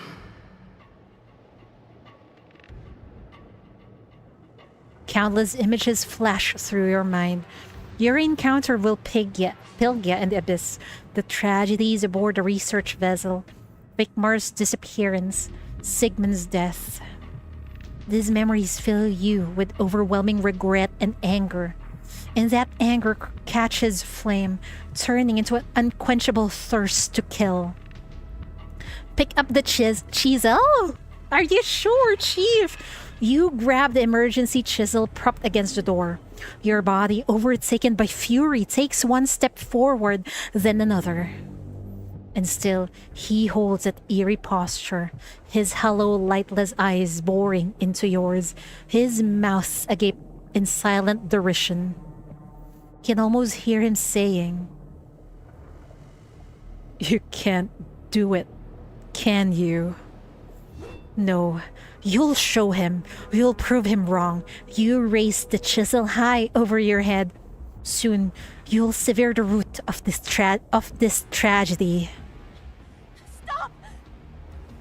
Just as you are about to strike, you hear an urgent shout from behind.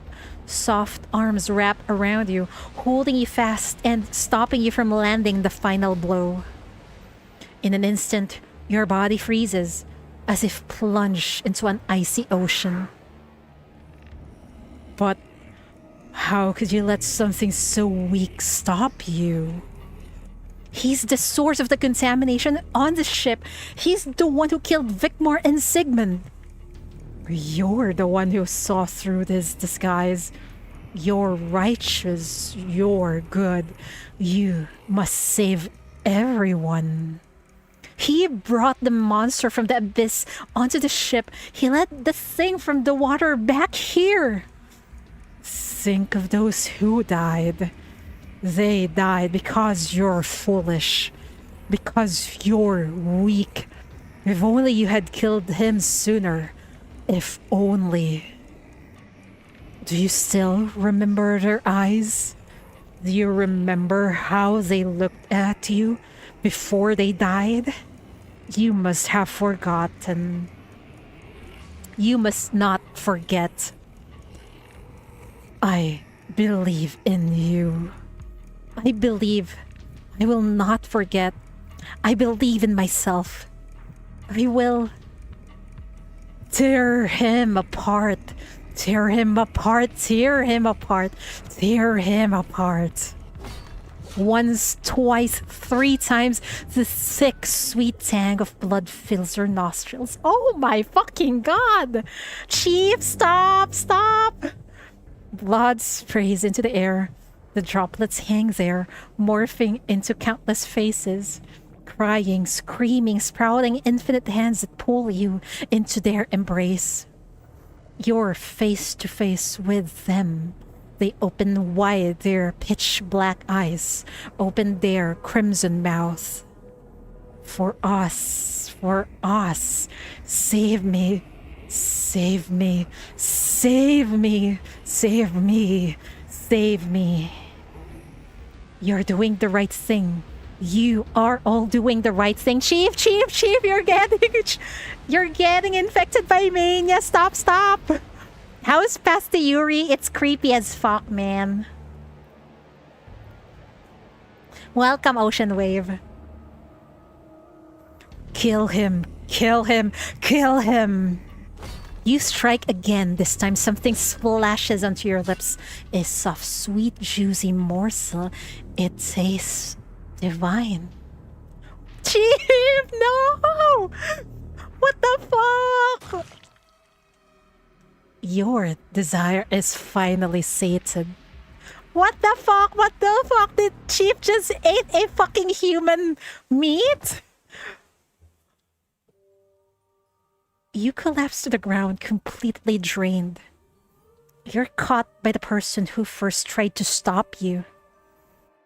She holds you in her arms, human warmth seeping through the damp fabric into the body once more. You feel at peace. No, it's the warmth of blood. Shin? What's with the music? I'm fucking creeped out, man. Ah! You jolt upright only to find her a mangled mess of flesh and blood. You want to grasp the hand that's holding you, but you don't dare, for you can see white bones showing through the gashes on her arm. What in the actual fuck? We actually stabbed Shin! They're all stab wounds. Your marks left on her with your chisel. The metallic smell of blood, so comforting moments ago, now makes you want to throw up. It's okay. We're here. It's okay. What is happening to Chief, man? Tentacle don't discriminate, no. Impervious to the pain, she gently lifts that hand and rests it against your cheek. You just lost control. You didn't mean it. I know. What is happening? Your companions have gathered around, shouting something, but the words barely register. You stare blankly as they scramble to bandage Shin's wound. You reach out your hands, trying to help, but you realize they're the hands that attacked her. You come back to your senses, fumbling for a piece of gauze, anything to pass along. But Shin takes her hand first, her fingers cold from the loss of blood. Oh god, oh god. Sometimes it feels like the Chief is the reason why the expedition, did not succeed. Because apparently Chief was the one that is guiding them, right? And then now what's happening is Chief is getting infected by a mania and stabbing people. And apparently she tastes blood and meat. And it's from Shin. Oh my fucking god, what is happening? I'm glad I could do something for you. What? Give us blood? Or stop us from stabbing another person? 20 minutes later, all the survivors are gathered in the wheelhouse, including you and Ragnar. The cramped space now holds a dozen people. Bodies press against each other as you force the thin air into your lungs and let it out in careful breaths. You are the only souls left on the ship. No one dares to speak. The loudest sound in the frozen air is the dull thumping of hearts against ribs. The collision has stopped, but Pylgia, still concerned, stays underwater to keep watch. I tried to do the bandages. Is it okay? You keep your head down, too guilty to meet her eyes, and busy yourself with dressing Shin's injuries. The cuts look terrible, but thankfully, they're just flesh wounds. A child's attack can only do so much harm. I'm surprised the people are not scared of the chief just yet. Or the little guide. This reminded me of a movie, Event Horizon. I haven't watched that movie. I'm not familiar with it. But still, you're gnawed by doubts. Here, trapped in this lonely vessel on the dark sea, has your mind become so fragile that a simple taunt from Ragnar could drive you to madness? Thank you. Shin interrupts her brooding. With a faint smile, she rises gracefully, smoothing the creases from her dress. Her composure seems to dispel the suffocating dread in the air. We've cleared the danger zone. If we keep going in the direction you gave us, we should, in theory, reach land soon. I'm losing hope that we'll reach land with everybody's life intact. However, there is bad news. Something lurks in the abyss. And we're already in its domain. We've lost 2 people. And I think we're going to lose more people, man. Yes, she's still on tentacle appreciation session. Yes, of course. And everything is so scary, man. I thought we're about to goon, but apparently no, it's a horror game. Her voice is steady, but sorrow passes in her eyes. It won't show itself directly. Instead, it works on our minds, twisting our emotions. Once negative feelings consume you, once you break down, you'll be claimed by the Abyss. Just like Vikmar. I didn't realize he was under so much pressure. I killed him. It's not your fucking fault. Don't blame yourself, Shin. It wasn't your fault. Your gaze drifts to Ragnar in the corner. He leans against the wall, his eyes vacant, a dry, broken laugh rattling in his throat. We should just throw him out of the fucking ship. Yeah, why are you here? I know, right? He's the cause of all the disasters. Just throw him out, kick him out, please, I beg you. Again, words spill from your lips, almost beyond your control. We've already found the source of all this, haven't we? We can't let this happen again. Before you can finish, Shin's hand presses against your shoulder. I've checked. Ragnar's body is fine, but he's lost all response to external stimuli. In other words, he no longer has any negative emotions that can be manipulated. Then all the more reason to throw him out. I know what you're worried about. But this isn't the time to bloody our hands with a crewmate's life. It's for everyone's sake, not just his. Are you sure? A brief silence fills the wheelhouse. You survey the room. Captain Edmund has taken the helm, his expression grim. Reed, who witnessed Sigmund's end alongside you, clutches a safety axe and stands guard over Laura silently, like he's trying to atone for something. Wait, is Laura and Sigmund a thing? Oh dear. And with Sigmund dead, maybe Laura is the one next to be corrupted, I think. Shin, this isn't a I can fix him situation. No. Just throw away all those people who will endanger everyone. But your voice is raw, forced from the back of your throat.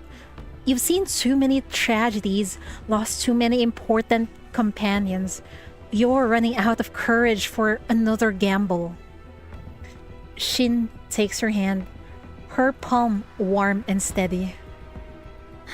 If we let fear overcome reason at a time like this, I don't know for sure what would happen. but I have a feeling it would be a fate worse than death. And you probably understand that better than any of us. Noticing your silence, Shin offers a familiar smile.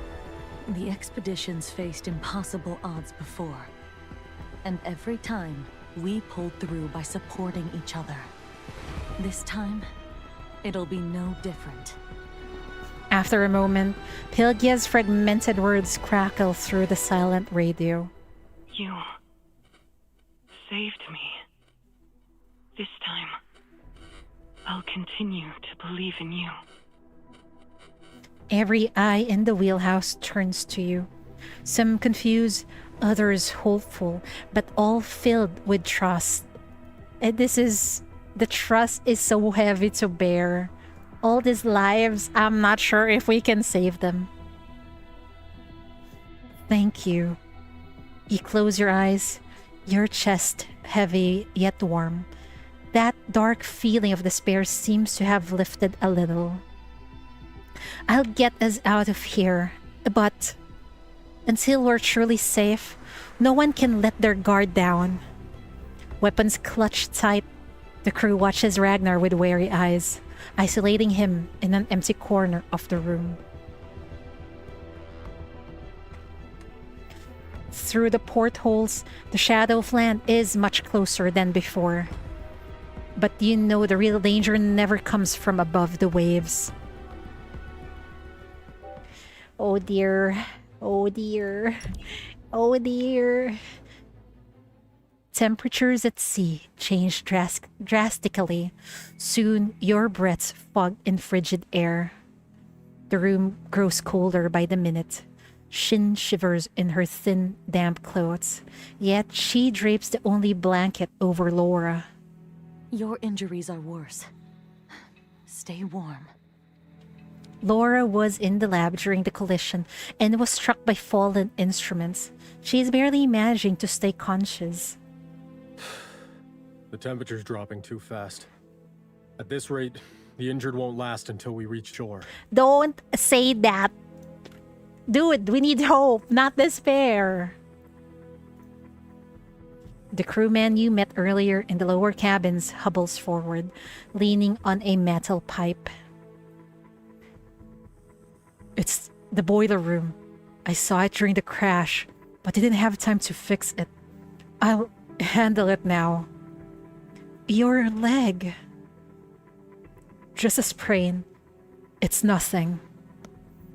You prove his point. He lifts the pipe and hops on the spot, but the twitch in his face gives him away. It feels like it's broken. Even so, he's still in better shape than most of the survivors. All right, but we need one more person for safety. Reed stares down at the axe gripped tightly on his hand. Face rigid, but never moves to stand. The captain gives his shoulder an understanding pat and makes the call. Oh God, it's their time to die. Oh. She needs to tend to the wounded. Our guide will keep us on course and watch for threats. I'll go with 2 of our repair crew.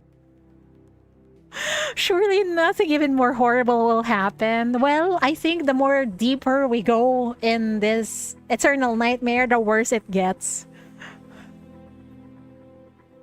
Reed, I'm leaving the wheelhouse to you. Keep everyone safe. Captain, don't leave. You're up next on the list. It's okay, we can fix it. I don't think so. Maybe we can, but with some lost people, perhaps. That's how it goes, right? If you watch a movie, someone fixes things, and then they got locked up in the room, and then they dead, but they saved people, right? Fuck me. Reed looks taken aback, then he nods with resolve. Wait, the lower decks. They aren't safe. The comms are down. What if you run into danger? How do you call for help? The captain takes the metal pipe from the crewman and waves it confidently. Tapping signals. The ship has a metal hull. The sound carries. We'll tap on the walls down there. You'll hear it up here. Are you sure? I don't think that's how it works, but okay, Captain. We have no choice anyway. That's a sailor's wisdom for you. Don't underestimate our crew. Tapping signal. If you're too far away from the wheelhouse, I don't think anyone would hear you. Knock 3 times if it's you. What if a creature knocks 3 times and everyone is dead?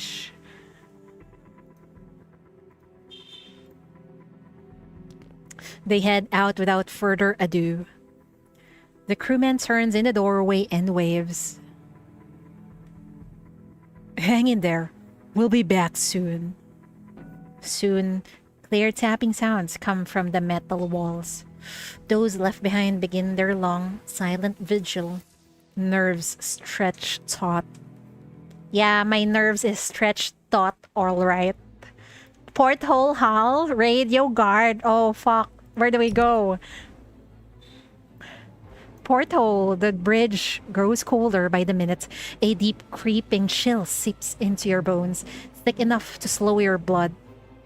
With no means to keep warm, you force yourself up, pacing just to keep the numbness at bay. Ragnar remains motionless by the porthole. His occasional dry laugh cuts the silence. Hollow, mirthless. If not for that, he might as well be dead. Let's approach proactively.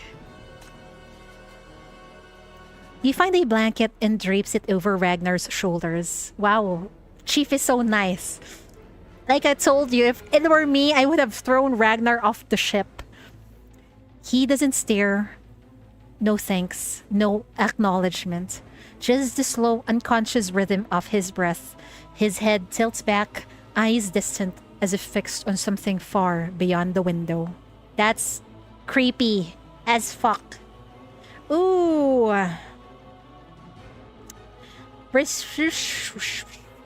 Removes 1 pressure-related negative effects when obtaining relic. Immortal sinners attack 20%. This sounds better. But this also seems good because it's gold. I think I'll go with the gold one. But we need to change Potestas for the healing one, I think. Let's go to the hull. As time slips by, the metallic knocking fades into the distance. See? It fades. You cannot hear the knocks. The comms officer edges toward the hull, breath held, recording every tap and radio signal in his logbook. I need details. Ask for more details. Judging by the sounds, they must have moved below deck by now. Beto, the comms officer, not only responds to you but projects the update clearly, ensuring everyone nearby catches every word. Decrease pressure. Great. Radio. You check the radio again, straining to hear Pylgia's voice. But no matter which frequency you try, only broken static crackles back. I want to stay by the radio. Maybe we can hear Pylgia. Or it's hopeless. Maybe we should check something else. No, stay by the radio. Oh, you stand guard by the radio, refusing to budge, until the unseen cold gnaws at your bones and nearly turns you to ice. Great, now we get more pressure. It's fine, jittery pressure. I mean the guard. How much further? Reed mutters under his breath. He stays by the door, his fingers absently tracing the handles of his axe. Try to comfort him or remain silent? I would try to comfort him. Soon, we'll be there soon. Your words sound hollow, yet in this moment, they're all anyone has left to believe in. Yikes, wait, my phone is... I need to charge it.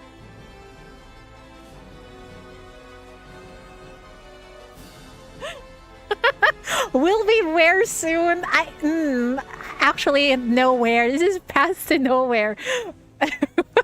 We won't be anywhere soon. I just need to reassure this person so he wouldn't go bonkers on me, okay?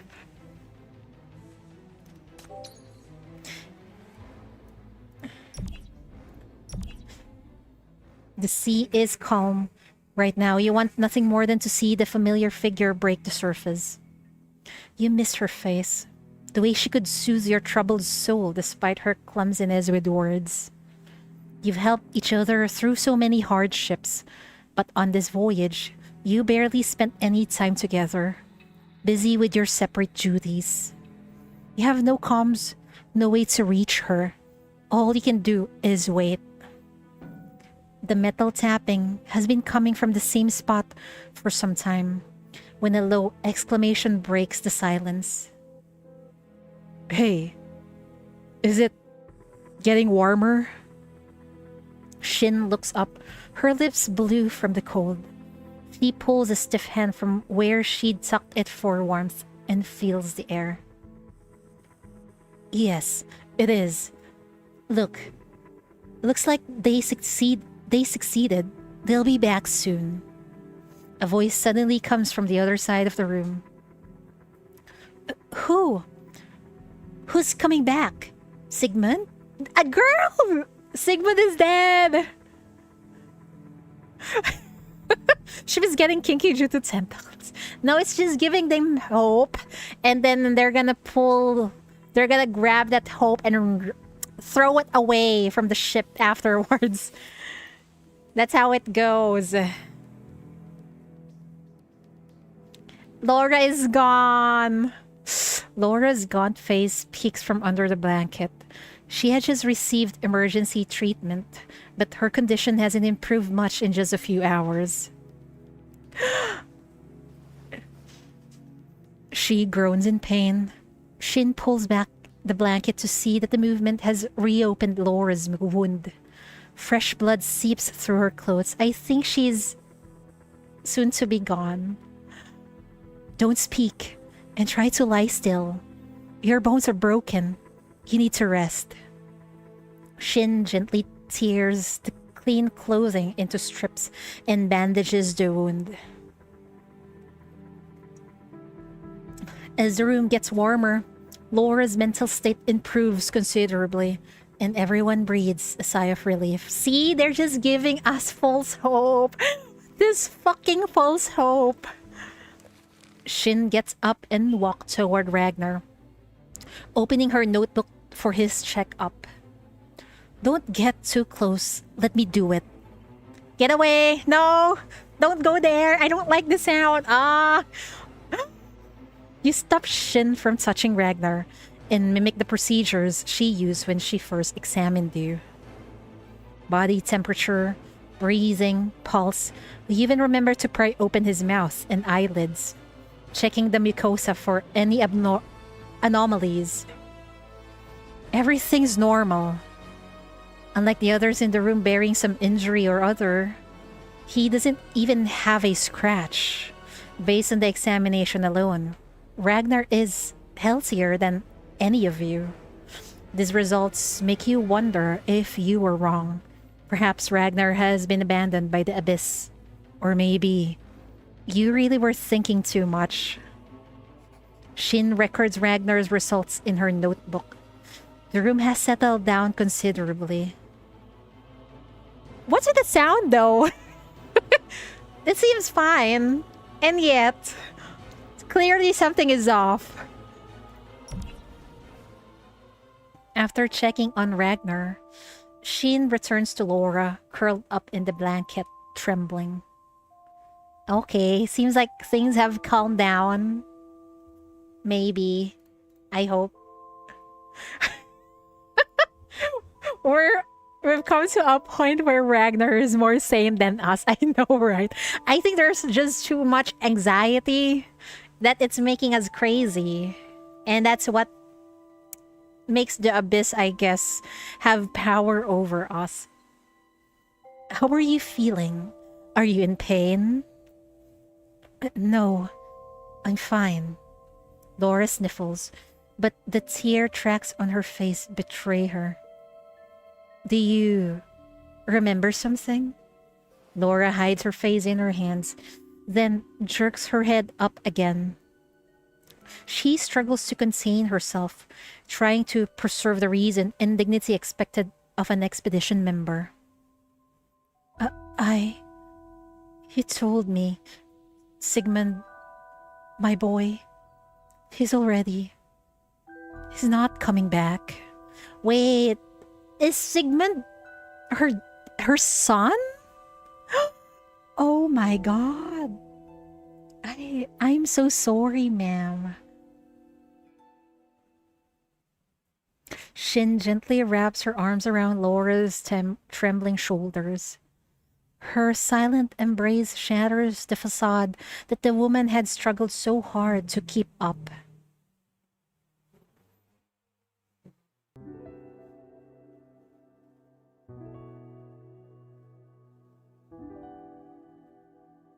First comes quiet sobs, then low whimpers, until finally she can hold herself back no more. Clinging to Shin, she cries her heart out. Everyone sees her as a serious, capable researcher. But now, she is only a mother who has just lost her child. After a long while, the crying eventually subsides. Shin gently strokes Laura's back, her voice soft as a whisper. Perhaps Sigmund hasn't truly left us. Laura snaps up her head. A glimmer of hope flickers in her eyes before dimming again. She knows these are just words of comfort. You know, Shin is too optimistic.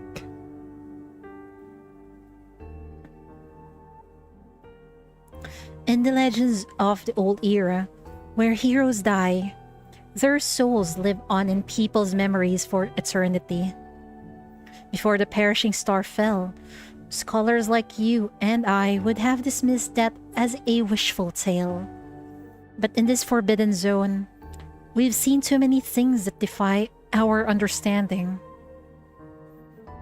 Now, I find myself wanting to believe in such stories. Perhaps Sigmund is standing beside you right now. You can no longer see him, but he's watching over you in his own way. That feels like wishful thinking, but it does its job in keeping the hopes up. Or the morale up in these people. Every time this song plays, someone's gonna die. I guess so. Oh dear.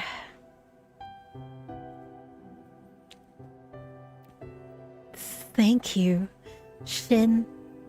Thank you for telling me such a beautiful story. But Shin shakes her head. She is smiling, her eyes filled with tenderness. But she seems to be looking past the small wheelhouse at somewhere far away. You always need someone sober in a group, and Shin is basically that here. Yeah, she's the calm, the pillar of support. Hello, Torch, welcome. Don't thank me. Humanity is so very tiny compared to the sky and the ocean. And yet, when these tiny creatures come together, they somehow find the courage to face the darkness, to overcome their fear of the unknown. What an incredible power that is. I should be the one thanking all of you for letting me see. She says no more. Pressing her lips together, she doesn't continue the topic. That's fucking red flag. It feels like we're about to die. That's why everyone is saying their piece. Shin being a top-tier mother, I did not expect her to be a motherly figure, but she is. Just because we saw her with tentacles in her character PV, I assume she is not... she's not mother-like. The ship rocks gently as you gaze out the window. The sea's surface calm and undisturbed, utterly ordinary. Then, in the space of a blink, a dark shadow flickers across the glass. Check the porthole. You lean closer to inspect the porthole and notice a faint, almost imperceptible scratch, likely left by the recent impact. As your fingertips brush against the mark, something cold and viscous seeps out. What the fuck?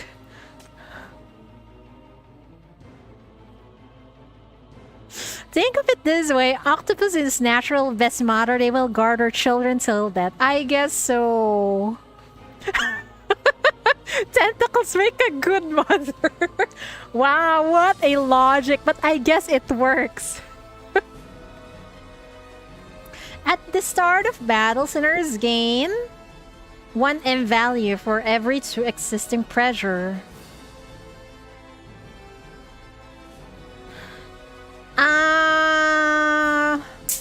I think I'll go with this. We can activate their pew pew pew power faster, I think. Radio. The radio crackles to life abruptly, and the nearby comms officer lights up with delight. Start tuning the radio. The human voice flickers through the static, distorted, warped beyond recognition. It loops the same word over and over, a frantic glitching echo, but the meaning is lost in the noise. Continue tuning the radio. A shrieking, ear-piercing noise erupts from the receiver. Everyone covers their ears. Are you sure we need to listen to this shit? Continue tuning the radio. What the fuck? Our sand have been decreased.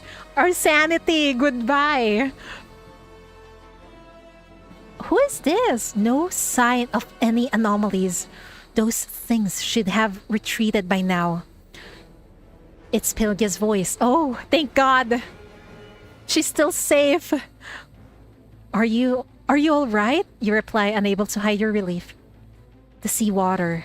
It's stable now. Don't worry. Record the transmission. We get 1 relic. Let's go. Ooh, all allied units have a 25% attack to trigger an additional attack with each normal attack. Sinner Mania form recovers 2% of their max HP per second. This sounds very pog. So that we won't die. Although this one sounds good also, but we'll go with this. Drink of Damnation. That sounds ominous.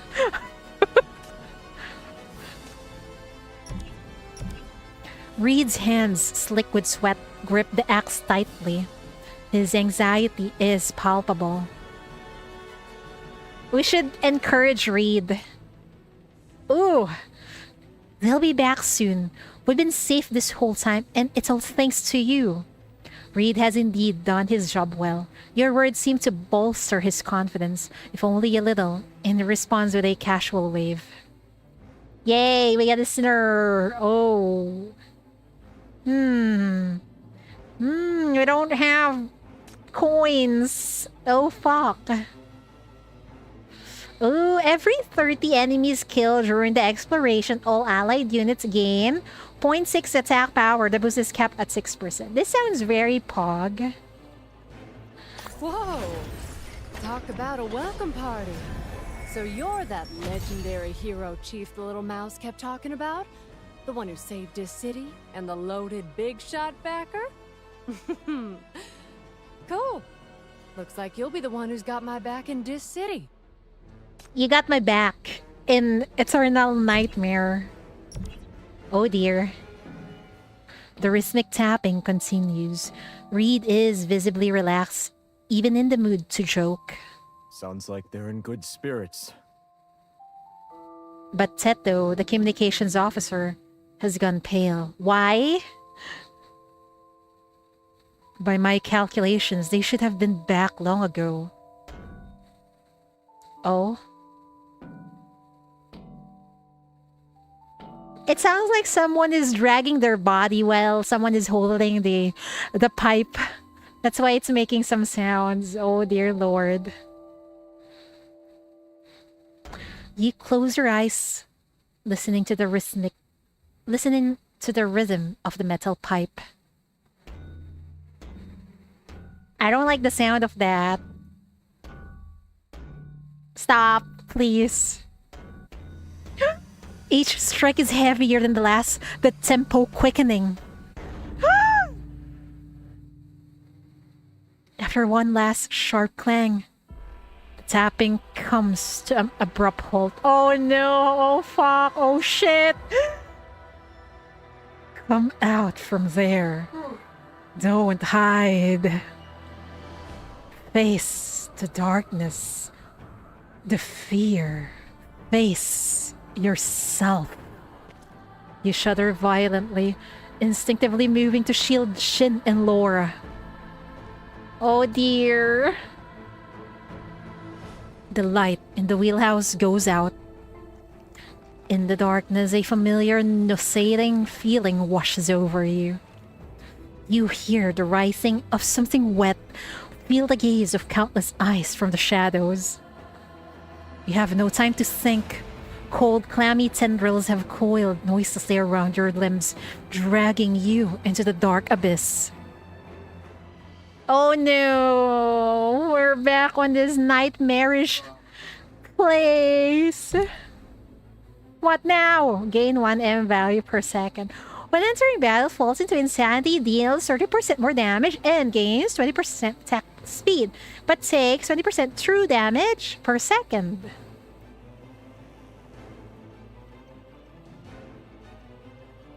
I like this one. Who should we give this to? I think I'll go for Pylgia. Oops. What did I do? In the depths of the ocean, alien creatures swarm toward you from the darkness. Oh dear. Oh dear. Oh dear, dear, oh dear. Oh dear. Let's go! Time for a big heist!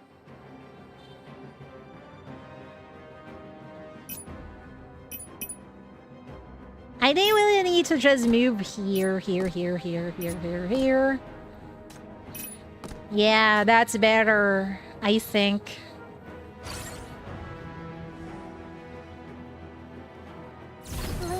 Bloom here, till the day you wither.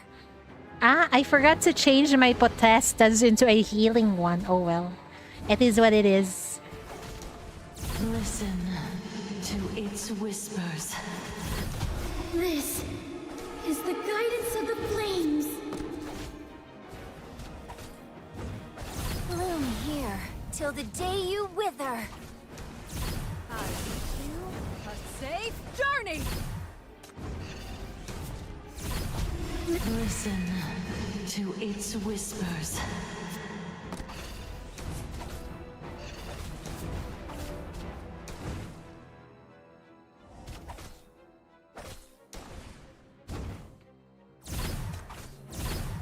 Listen. This is the guidance of the flames. We're too far.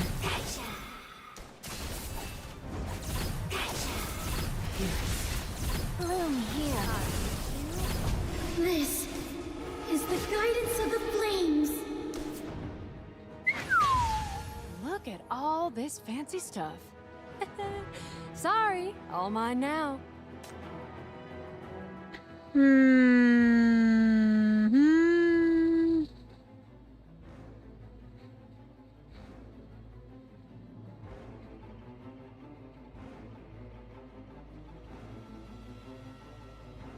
Skill damage boost. But I think I like this one more. Each enemy killed, all allied units gain 1% damage boost. Yeah, we'll go for this one instead. Oh, oh no, oh, I use my nightmare key. Rip Ronies. Hallucinations waltz with screams across your vision, while searing hunger claws its way from the depths of your soul. It compels you towards the mist, its flickering crimson glow pulsing like a diseased heart. The sea of calamity churns, the drowning surge and sink it in its sides. It is ever-shifting nightmare. What can you possibly do? Once again, you narrowly escape the darkness.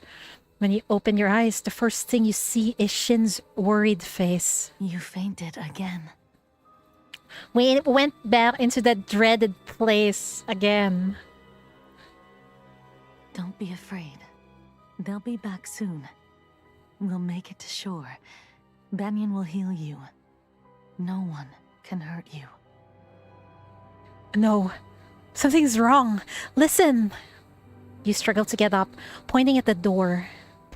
The clanging draws closer, very, very slowly. So slow, it couldn't be a human walking. Oh God, they've been gone too long. The banging is louder than when they left. But why haven't they come back? Everyone senses something deeply wrong with the sound, yet it continues approaching. One clang after another. A deafening clamor that splits your skull.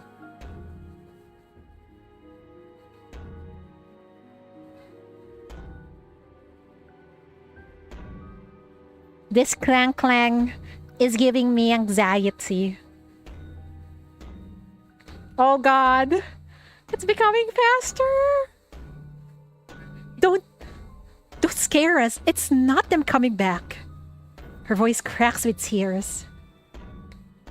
Then what's getting closer to us now? The banging gets closer. Soon, you realize it's not just coming from outside the door. Frenzied clanging bursts from all the metal walls. Oh my God. Every pipe is screaming. Every steel plate is quaking. The entire ship seems to groan in agony, grating on your nerves. Then suddenly, the banging stops. Something huge has stopped at the door. The next instant, the walls are shaken by violent slams. The fuck was that? This is not something like the sound of the metal pipe. Only something enormous can make these booming sounds. Ah! The crew shrieks. Laura's fragile nerves finally snap, and she clings to Shin in terror. Whatever the thing, it is right outside.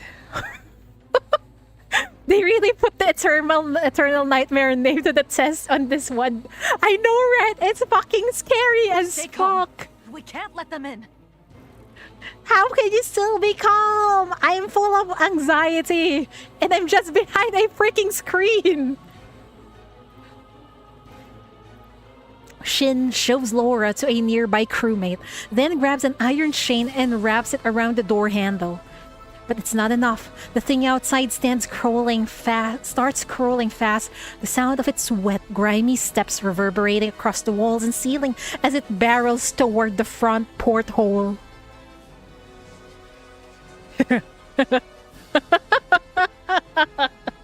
Ragnar has somewhat gotten to his feet, eyes transfixed on the door as peals of maniacal laughter burst from his throat.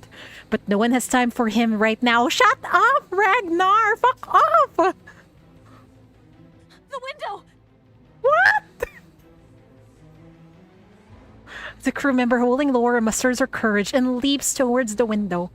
But the moment she reaches for it, the darkness outside coils around her injured arm and yanks her violently through. What the actual fuck? Don't fucking move, everyone! Have you watched horror film? Congrats, you're watching it now. It is! I'm bad with horror films. Holy fuck, stop. There were a lot of times I was actually scared. I am so glad I did not read this in the middle of the night, man.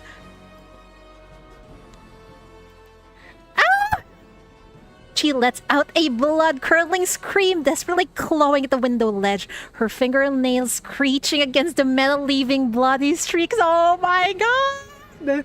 Stop! Help me! Somebody, help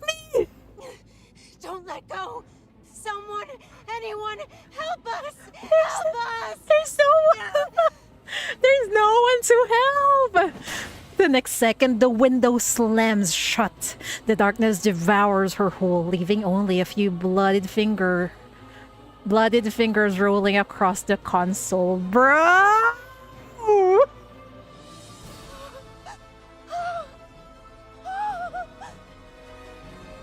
What's going on? We're dying here! Screams, pounding and scraping against the metal fills the air, drowning Pylgia's urgent cries from the radio comms. The comms officer picks up the radio with trembling hands, but doesn't know what to say. His whole body is shaking, threatening to seize up. Teto, calm down! I cannot calm down also. You struggle to sit up, yelling, trying to steady him. But Teto doesn't seem to hear you. He stares blankly at the rising darkness beyond the porthole, hesitantly bringing the radio to his lips. He forces out a warning, word by word. Don't come back. Outside, there's... What? There's what outside? There's... Grr! Black tentacles erupt from his mouth, silencing his words. Oh my fucking god, stop! His body bloats like a balloon stuffed with leeches before bursting with a sickening pop.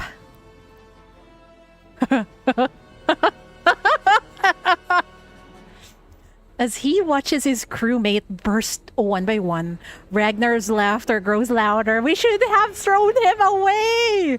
Shriller, almost piercing your eardrums, he admires the scene like a detached spectator before a mural of hell, every last shred of his sanity gone. No. This can't be happening. Shit. Reed has snapped, clutching his axe. He starts toward Ragnar. He's turning. Can't let him live. I'm gonna kill you. This is all your fault. If it weren't for you, I should have killed you from the start! Yeah, we should have thrown him out of the ship! Stop! Reed, guard the helm! Shin grabs another metal rod and jams it into the door handle. The battering outside weakens for a moment. She stops Reed and turns to restrain Ragnar, trying to secure the wheelhouse's last line of defense. Shin is still so composed! Thank God! He's not turning. It's safe in here for now. We just have to keep that thing out. Reed, do you hear me? I think Reed is far too gone also. Oh god. Sigmund. Oh shit. Is that you, Sigmund? No! No! No! Not Laura too! With Shin overwhelmed, Laura suddenly rises from where she'd been sitting on the floor and stares at the window with vacant eyes. Lady! Don't reach for the window! You'll get dragged out! Don't go over there! That's not Sigmund outside! It's... Her gaunt face brightens with a tender smile, as if enchanted by the softened knocks on the door. You try to call her back to her senses, but it's already futile. My dear boy, you really are alive. I was wrong. I shouldn't have been so hard on you. You've always been my pride and joy. Oh dear! That's not him! That's not him! Stop her! Hearing Shin's cry, you drag your broken body over and desperately try to hold her back. But Laura moves like a soulless puppet, taking one step after another toward the door. Stop! He's not there! But her strength is shocking, and your arms are growing sore. Blood seeps through her makeshift bandages, yet she seems to feel neither pain nor weight as she forcibly drags you along. My boy's crying for help. How can I ignore him? My boy. Mommy's coming.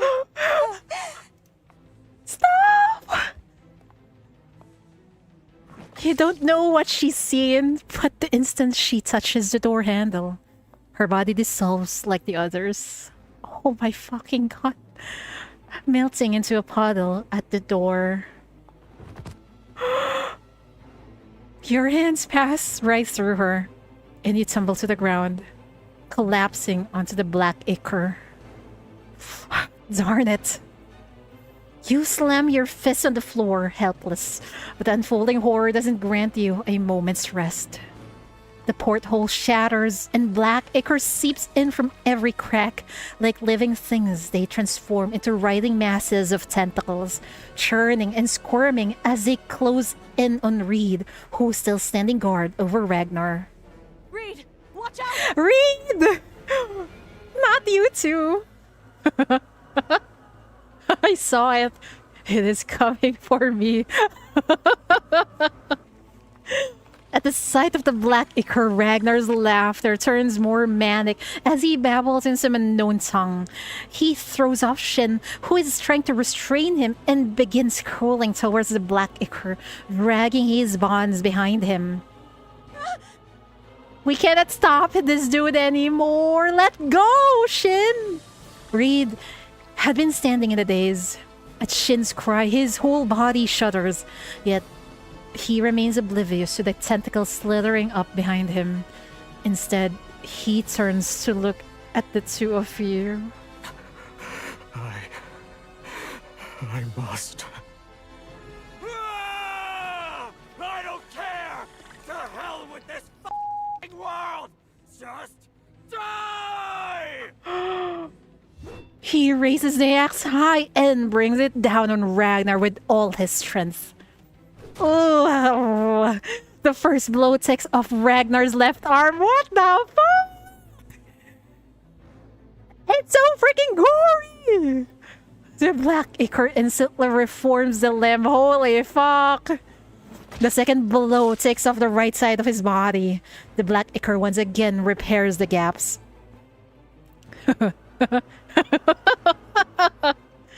Ragnar's maniacal laughter never ceases, as if mocking Reed's futile attempts. Shin stares at the scene, paralyzed. There's nothing she can do to stop this. Why won't you die? We're all going to die. Oh god. No! Reed. It's too late, Shin! Let go! A third blow takes off Ragnar's head. What the fuck? Gugh. The laughter that had tormented you stops abruptly as the severed head rolls across the floor. Holy fuck. Ragnar's headless body collapses into a pool of black ichor, which coils around Reed's legs as if possessed of a mind of its own. But Reed just stands there, motionless, a mournful smile on his lips. I promised I'd keep you safe. I kept my word. Captain.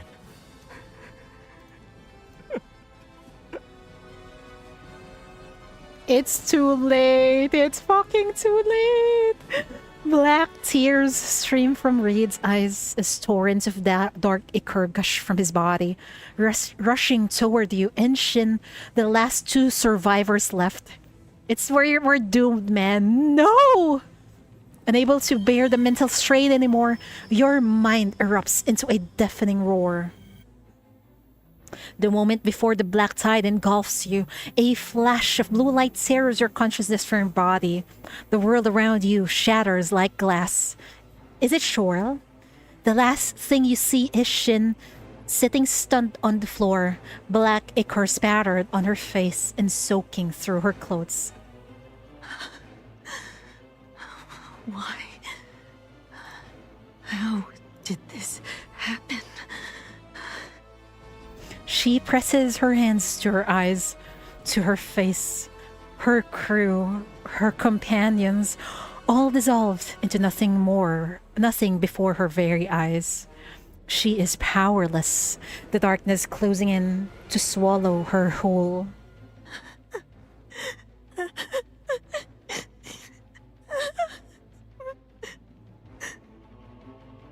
You seem to hear her crying, You see her clutching your broken body. You struggle to reach for her, but you only drift farther and farther away. I think Shorl did something. So in Shin's point of view, the little guy is probably shattered, body shattered. Oh god.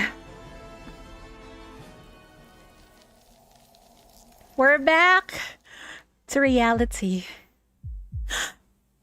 Your heart jolts as you open your eyes in the room at the sea monitoring station. Chief, we detected signals of mental breakdown and forcibly extracted you from the illusion. How are you feeling now? You look at the emotionless black triangle and feel an unexpected sting of envy. You lie back down without hesitation and let out a long exhale. Well then, I suppose I owe you one. Send me back. What are we going to go? I wonder what are we going to see when we go back? Everything is gone. Even Shin is gone, I think. Shorl falls silent for only a moment before restarting the connection. Eerie red and black intertwine as you plunge once more into that violent sea of alien hues. Oof. A-class sinner.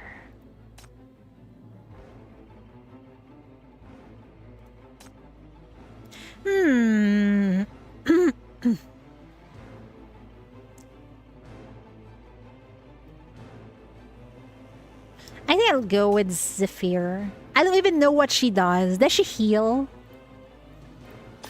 But her effect seems pog. Oh, that piece of paper. I think I used it for something else when I was bored earlier. Oh, come on, Chief. It's not like we're meeting each other for the first time. Don't be so stuffy. Let's grab this. Let's grab these. She heals the fucking enemy. Why? The pebbles are suspended in midair with countless rays of imprint light at its sensor. Ooh, do we need to? Okay, fine. Lighthouse. You return to the familiar yet strange sea surface. The viscous water churns like boiling mud, your frail body reduced to driftwood. Your last shred of rationality, a tattered sail, and in the storm's chaos, you glimpse it. A shard of blue light, sharp against the drowning dark. Is it Shin or Pylgia? Shin? You remember Shin's blue eyes. She was still alive when you left. You must go back. Yes, press on determinedly. Priestess. When sinners recover HP, they also gain 1 M value. I think this is very pog. Yeah, I'll just go with this. This one has negative effects. This one seems very pog also, but they need to be healed, so I'm not sure. Let's go with this. And then we grab this.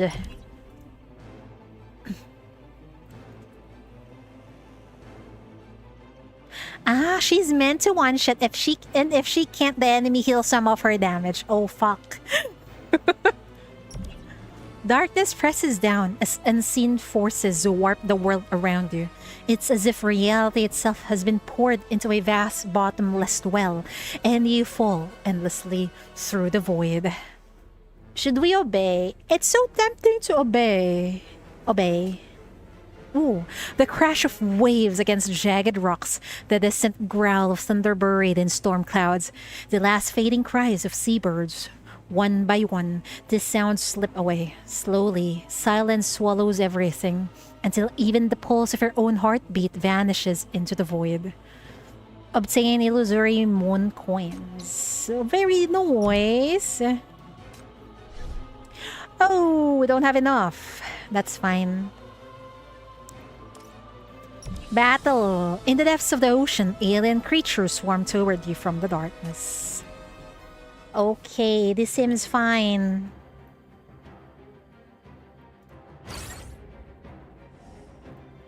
Bloom here, till the day you wither.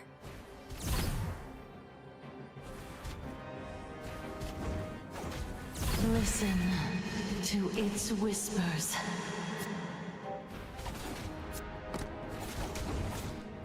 Bloom here, till the day you wither. This is the guidance of the flames. Listen to its whispers.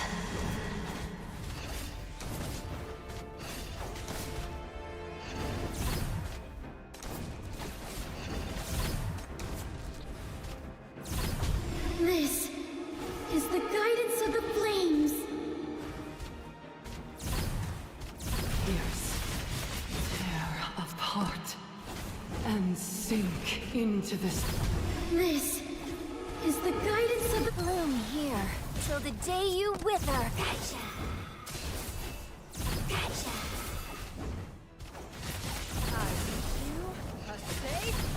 This. Listen to its whispers.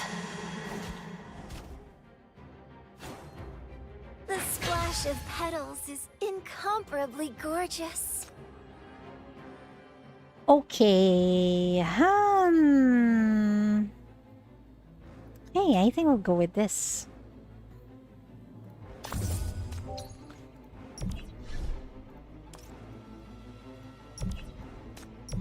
Whenever your focus wavers, those eye-studded tendrils lash out, slick with mucus twitching like maggots in decay, their stench a thick miasma of rotting flesh and festering wounds. The ceaseless battle has left you exhausted, your will hanging by a thread.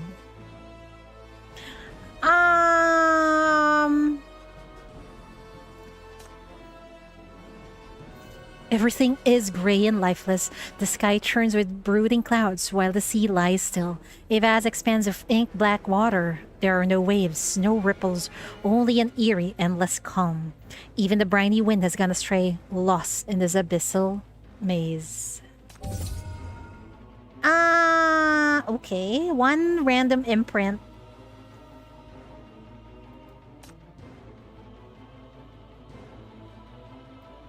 Okay, we'll grab this. If I remember correctly, the more pressure we have, the stronger our immortal sinners are, right? Hi, Salmon, welcome. I thought I missed you playing Shin's event. No, you're right on time. Did he overcome the Doomura yet? No. Everything is still hopeless in here. Since this is eternal nightmare. In the depths of the ocean, alien creatures swarm toward you from the darkness. Okay. Ooh, we lost one relic. I guess that's fine. It's fine, Chidori. You're going to be okay. Oops. Bloom here, till the day you wither.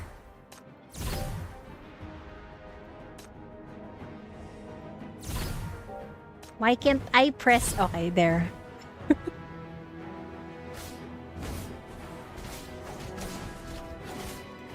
Listen to its.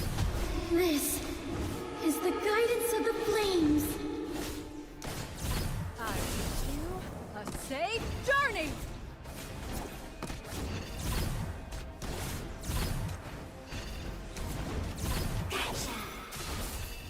Bloom here, till the day you wither. Tear apart. This is the guidance of the flames.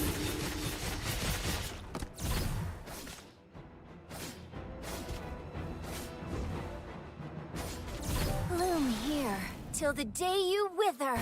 Listen to its whispers. This is the guidance of Shin, the flames. mommy, yes. Bloom here till the day you wither.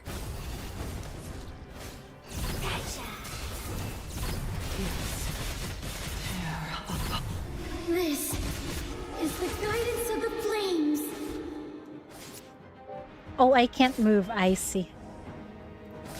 Bloom here till the day you wither. This. Listen to its whispers. Nothing can stop us now. Yes, nothing can stop us now, mommy. Oh, before being consumed by the Sea of Madness, you feel your feet hit the solid steel of a deck again. What happened to Shin? Bloody, chaotic footprints wind from the deck toward... bloody, chaotic footprints wind from the deck toward the inner cabin, each dark red smear like a gaping wound. You take a deep breath and follow the trail inside.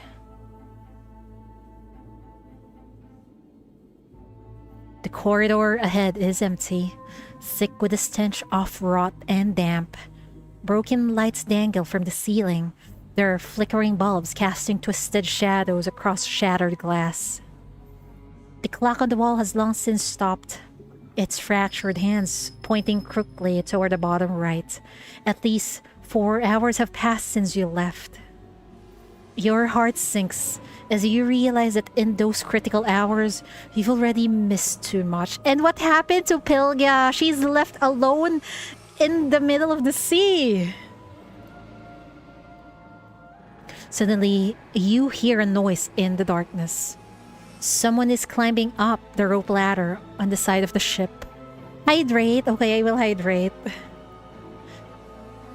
We're getting thirsty because of all the anxiety. Pause. I'm scared because I'm fucking scared.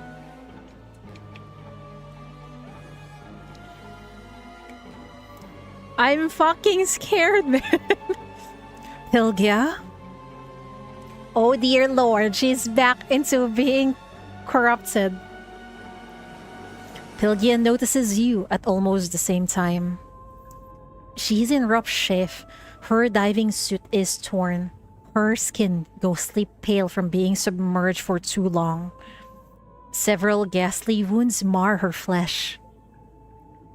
You don't know what she's endured down there, but seeing her like this brings back many terrible memories. I got caught up underwater. What happened on the ship? We were attacked. I was forced to escape the wheelhouse. I have no idea what it's like in there now. I see. Let's check the wheelhouse first. Pylgia nods, gripping her harpoon tight. Don't be afraid. This time, I'm here. You follow her, dragging your battered body, ravaged by the unforgiving sea, toward the wheelhouse. Oh god. Alright, let's grab this. Let's grab this too. Hallucinations waltz with screams across your vision, while a searing hunger claws its way from the depths of your soul. It compels you toward the mist, its flickering crimson glow pulsing like a diseased heart.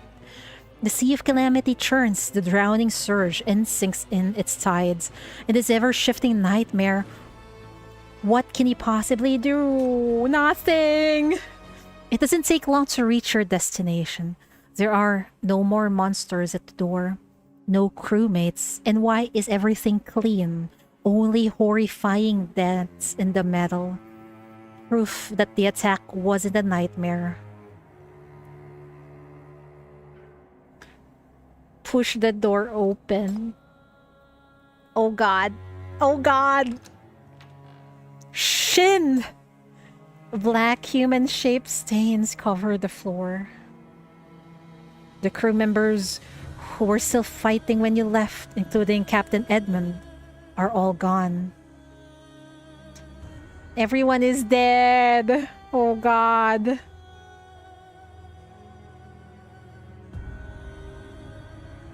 Shin seems to be okay. In the empty wheelhouse, only one person remains. Shin leans against the console, her face and chest smeared with blood. Blood is still gushing from an appalling wound in her abdomen, soaking her white shirt crimson. Beside her, various items are haphazardly piled together. Reed's axe is jammed into a metal groove beside the helm, its dull blade propping up a bent metal pipe. The makeshift crutch of a wounded crewmate, together with a broken railing. They brace the helm, keeping it from slipping. Laura's safety goggles, the ones she always wore during experiments, are now wedged into a crack in the console, watch over the approaching shore with her final will. On the other side, pieces of clothing, drenched in blood and black ichor, are torn into strips and knotted into ropes. Tied to the helm from anchor points across the console, they hold the helm in place, ensuring the broken vessel stays on course. Everything is just so grim, man. Every item bears a familiar memory of its owner, a record of life's final act of will. And Shin assembled this makeshift fortress on the verge of death with the last dregs of her strength. Who's there? Is someone still alive? That's great. Rush to her side. You and Pylgia rush forward almost simultaneously. Pylgia tosses her harpoon aside and grabs the sputtering helm, holding it steady through gritted teeth. You catch Shin's swaying body, carefully helping her sit against the wall. Only now do you get a clear look at her injuries. Her abdomen is torn open by a deep, jagged wound. You can even see the warm pulse of her gut, threatening to spill out. What the fuck? What the fuck? The descriptions in this event, man. The gore is just so freaking high. Blood flows steadily from her wounds, pooling with a black ichor on the floor and soaking your clothes. Panic seizes you, your hands shaking uncontrollably as you desperately try to push her warm insides back where they belong. You rip strips from her own clothing, rolling them up to dress the gash, doing everything you can to stanch her wounds. Tears and blood blur your vision, but you never stop working, praying you won't lose another companion. In your daze, a cold hand touches your face. Is that you, my little guide? You wipe away your tears and see Shin open her eyes. So much blood loss has left her gaze hollow. She can't even see you. It's me. It's me. I'm back. Even the usually collected Pylgia has lost her composure. What happened? Why are you... I'm sorry. I couldn't save them. I don't know why it had to be them. Why am I the only one left? What did I do wrong? Maybe the Abyss wants her. For what reason? I don't know. Is it because she's calm and collected and not affected by so many emotions around her? Undisguised grief and anguish wash over the face of this beloved leader who has witnessed her trusted companions vanish one by one.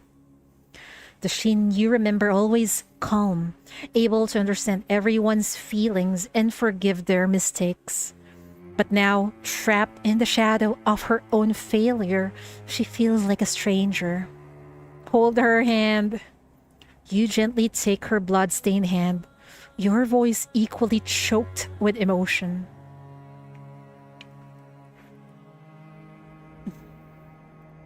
You've done enough, Shin. They fought to get us this far. We have to live. We have to keep going. For them. Shin trembles to the sound of your words. She slowly closes her eyes, then opens them again, whispering in a faint yet determined voice. You're right. We still have a chance. At least you're still here. At least the ship hasn't gone off course. Can you? She struggles to turn her head, trying to look out the window. Can you help me see? Is this the right direction? She can't even see anything anymore. Outside, veiled in a thin mist, the shadow of land draws closer. In these terrible circumstances, it's the only good news there is. Shin's final decision, made while she was dying, kept the ship from drifting off course and preserved your last ray of hope. The course is right. We'll reach land soon. That's good. Tears flow from her vacant eyes, streaming through dried blood to form two dark red streaks down her cheeks. Still, she forces the corners of her mouth up with a smile you and Pylgia know so well. Perhaps I need to rest for a while. No! No! We cannot save her? Oh my fucking god. The horrific wounds, the endless mental torment. What Shin has gone through is beyond the limits of human endurance. She can't hold on any longer. Her body goes slack, and she leans into your embrace, barely able to sit up. As her body grows heavier, you wrap your arms tightly around her shoulders. Panic and helplessness rising again, but in this moment, she uses her last bit of strength to grip your arm. Promise me. In her dilated pupils, nothing but desperate, fervent pleading remains. Take this ship to land. Please. Oh God. Oh no! Is she truly gone? Oh my God. With these words, Shin collapses into your arms, unconscious. Pylgia reclines a chair in the wheelhouse, and together you carefully lay Shin on it. Shin's breathing grows peaceful, and before long, she falls into a deep slumber. She's simply too exhausted.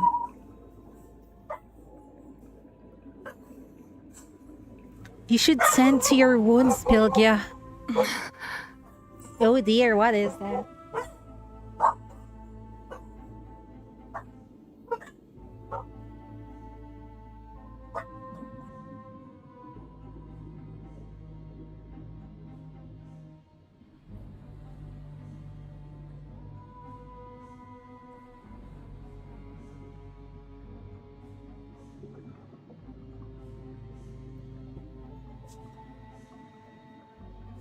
Okay. She sits down on the floor in front of you and unzips her diving suit, revealing horrific wounds that look like something had chewed through her flesh. Oh God. You were right. That monster from before. It might have been following us the whole time. The water was unnaturally dark. I couldn't really see it, but I could feel it watching me. Every time it got close, the static on the radio would spike. So I tried to hunt it down, drive it away, but I couldn't defeat it. It had so many shadows, like tentacles. It took me too long to break free. By the time I made it back, it was already too late. Even now, I can't be sure if it's gone. More likely, it's still following us, waiting for the next chance to strike. I shouldn't have stayed underwater for so long. No, maybe I shouldn't have left the ship at all. If I'd stayed... No, even if you'd been here, you couldn't have stopped what happened. If anything, you're alive and well. That's the better outcome. Besides, there's no point dwelling on it now. Shin entrusted the ship to us. What matters most is bringing her back alive, along with the collectors and everyone's legacy. I don't know if the monster is still out there. Maybe we should use some kind of bait to lure it away. No, it's too dangerous to go alone. We can't risk it. We're so close to land. If we can just hold on a little longer, we'll be rescued. Shin will also... Pylgia stares at you in silence. Rather than comforting her, your words are meant more for convincing yourself. Through... Fog seeps in through the shattered porthole, and you can't stop yourself from shivering. Are you cold? There should be medicine and supplies left in the medical bay. Warm blankets too. I'll go get them. I'm coming with you. Your overwrought nerves make the words fly out of your mouth. You can't bear the thought of losing someone else. Please, we don't want more dead people. I beg you, let's just go together.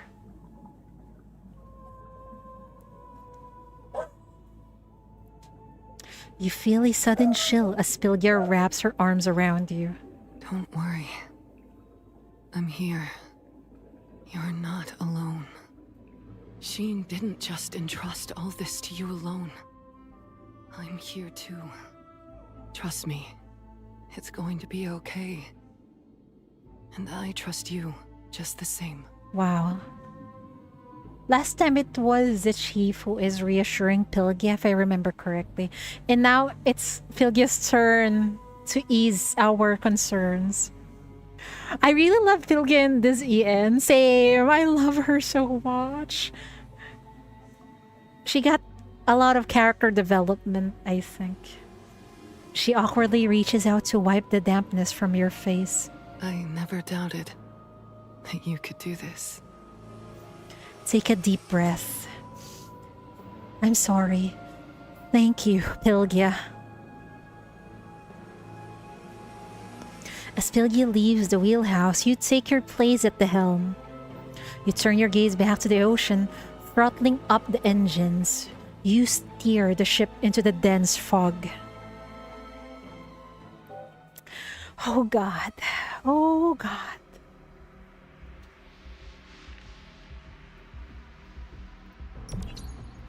In the mist, what now? Oh. Ooh, the bridge is cold and still. Any lingering warmth long since drained away. The thick fog presses in, swallowing the deck hole. Your hands tighten around the wheel as you still glances at the cabin door and at Shin. All you can do is pray that all of you endure long enough to reach land. Pylgia returns in a rush, shaking out the damp blanket. She quietly turns the dark stains away from your view before draping it over you and Shin, who is growing weaker by the minute. Last stand, relic. Heal a sinner. Do we have a sinner who needs of healing? I don't think so.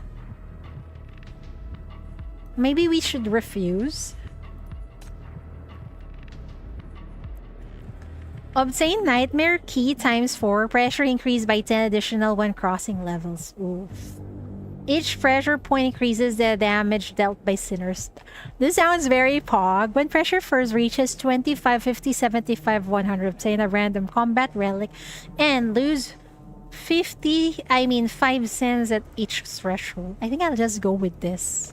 Sounds safer. Recruit. Oh, we got Nightmare Key, so I guess we should use it.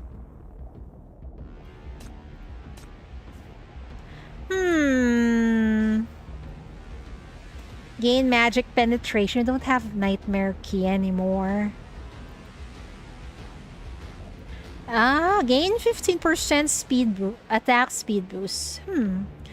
Ally units gain 3% max HP boost. I think we'll go. Or maybe, wait.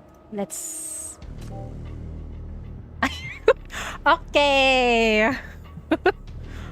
It's gonna reach 125 anyways. Really? Okay, I'll go for Durable, cause... reasons. And random imprint when the sinner is recruited into the team. Okay.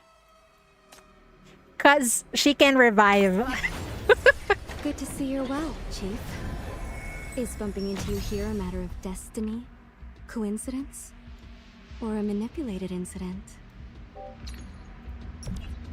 You pilot the damaged research vessel through the choppy sea as the fog coils thicker around you. Even with land looming ahead, you must navigate with caution. Then through the haze, you see strange, shimmering shapes adrift on the water. In the distance, they resemble remains of some colossal creature. Your grip tightened on the wheel, palms slick with sweat, knowing the crash is inevitable. Here they come, the remains touch the bow, only to spin away and dissolve into nothingness. Fortunately, they are just creations of condensed fog and dust. That scared me. I thought we're gonna hit a freaking big octopus or something. Continue navigation.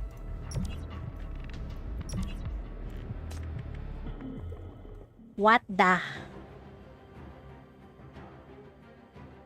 What is this?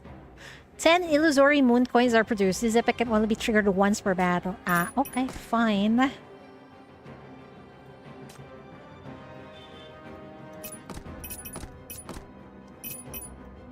The ladies. Here.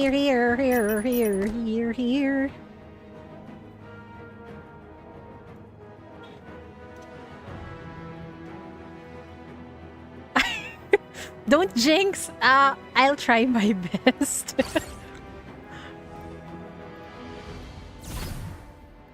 Bloom here till the Wait, day I you left wither. this little thing here. Oh dear.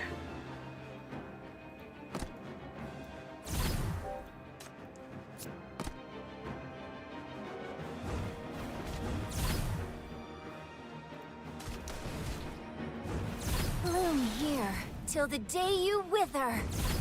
Bloom here. Bloom here till the day you wither.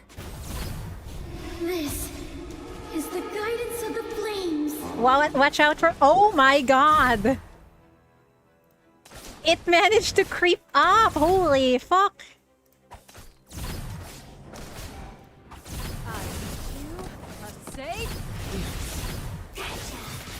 Bloom here. This Oh dear is the lord. guidance of the flames. Okay.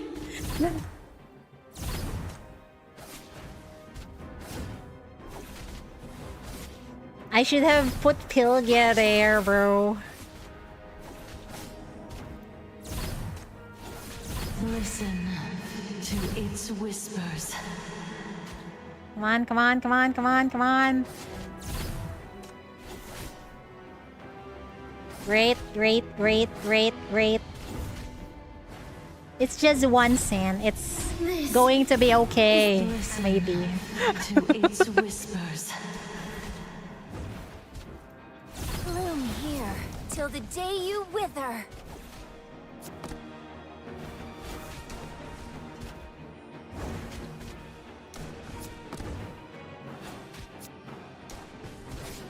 Listen. Pierce. Tear apart. And sink into into the sea. This is the... A safe journey! Bloom here till the day you wither.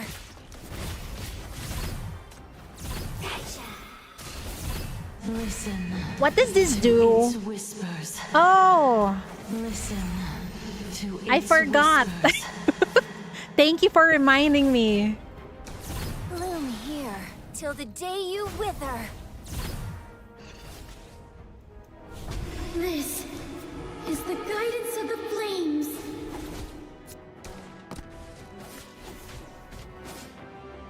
What does Pylgia ECB do? Threat eliminated. Ah!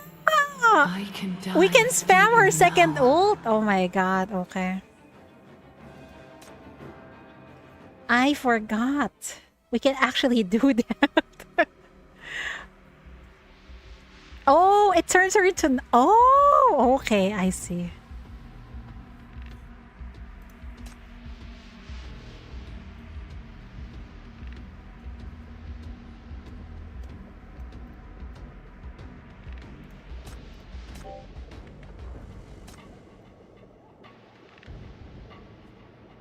Hmm.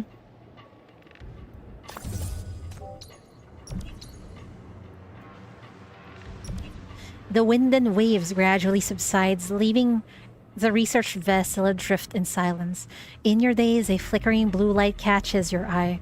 You rub your eyes, only to see the glow intensify. This is no illusion. As the ship drifts closer, the shapes resolve into blue flowers. Unlike the mists, they don't fade. Instead, they gather near the bow, swirling along the hull as the current pulls them past. However, something is cutting through the waves, charging straight for the ship. What the fuck was that? Not again! Oh my god.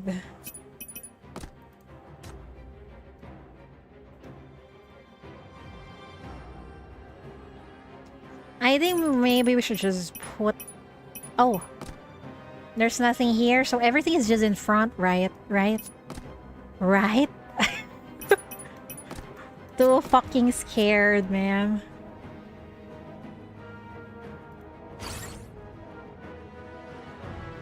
Oh no! Oh no! What happened to my internet?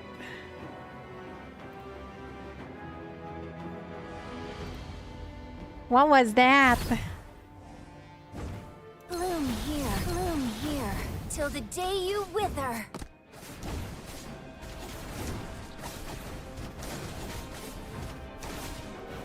Listen to its whispers. What the fuck? There's something behind, bro. What was that? Please. This. Ew, someone died. Great. Holy fuck. Listen. What does it do? Listen to its whispers.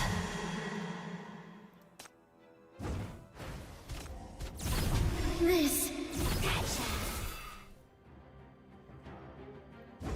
Bloom here, till the day you wither. We got one sinner down, one sinner down. Oh god. Is the guidance of the flames. Listen to its listen. What? To its whispers.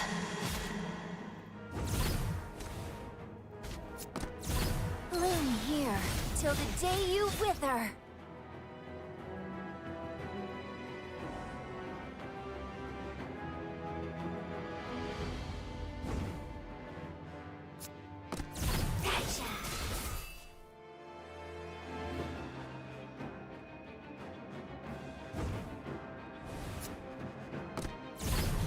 This. Listen to its whispers.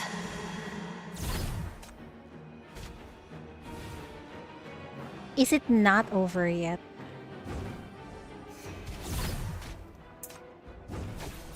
Fierce. Tear apart. Listen to its whispers. This is the guidance of the flames. Phew. The splash of petals is incomparably gorgeous. All sinners gain 10% HP boost and 10% attack. Okay, I'll take this. Supply chest. Oh dear, don't have. I think I need to go here. In the depths of the ocean, alien creatures swarm toward you from the darkness. Oh wow. Not this field again.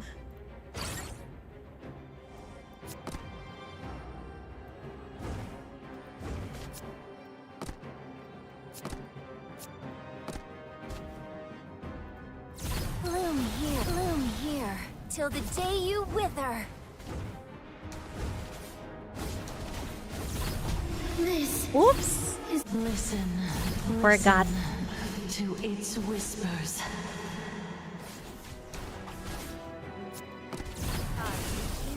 A safe? Tear apart. Bloom here, till the day you wither. this is the guidance of the flames.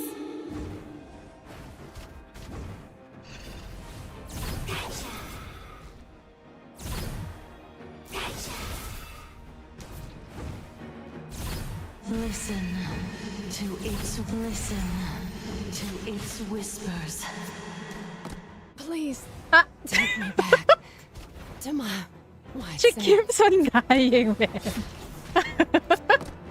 I'm so sorry. This is the It's my fault. Listen to its whispers.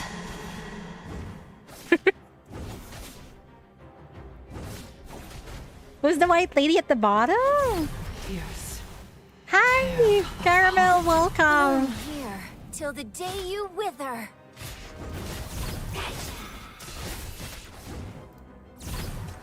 Listen. This is the guidance of the flames.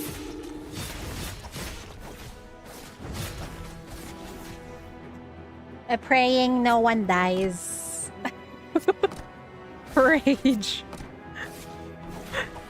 Oh, don't forget to spam second ult. Listen to its whispers. Oh my god, I keep forgetting. Oh my good lord, stop. This is the guidance of the flames. New sinner, Listen tentacle sinner. to its Yes. whispers. Bloom here, till the day you wither. Oh my good lord. Oh my good Listen lord. to its whispers. Fierce. Oh my god, someone died. Listen Hey, to how its dare you? Fuck you.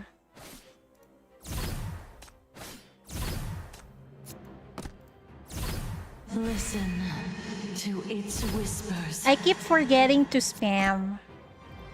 Wait, oh god, we don't have any range units now. Can we do? Fierce. Yeah, Apart. It's just the natural order. the one with The Coco. strong prey on the weak. That was Pylgia.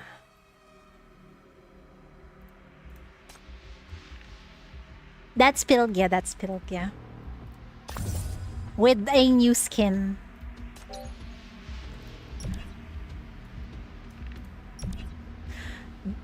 Blue flowers drift ashore on the distant gray-white beach that blends into the thick fog, outlining the vague contours of land.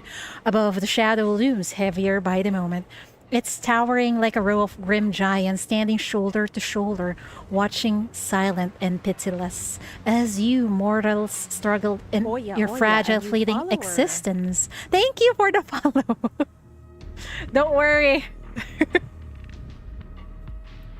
It's towering like a row of grim giants standing shoulder to shoulder, watching, silent and pitiless, as you mortals struggle in your fragile, fleeting existence. The cliffs offer no refuge, no hope of landfall. These flowers, I think they're native to the restricted area. I've never seen so many before. Helen once mentioned finding fields of these blue flowers deep in the ruins of that city. Maybe our destination is what's left of it. Pylgia forces the words out talking more than usual, as if to fill the silence before it crushes you all. But the unseen weight lingers relentless. Wait, we've seen blue fields of flowers at the beginning of Past Nowhere, right? You rarely go to Twitch now. It's okay. We got a YouTube channel. You can go there. You know what? It feels like YouTube feels more alive, more than Twitch nowadays. Try your best to recover. So the land we're going to, yeah, it feels like there's a lot of blue flowers there, and it's somehow related to the chief, because we saw Chief standing on the blue field of flowers at the beginning, right? Oh my.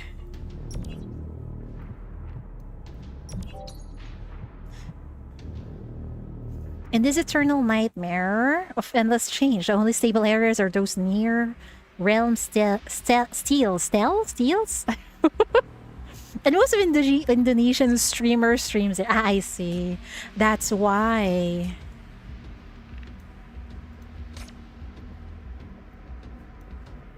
I think we're near the ending.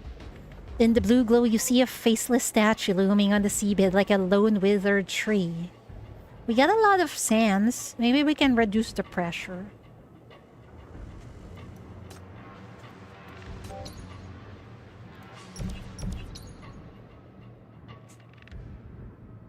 Suddenly you feel something following you.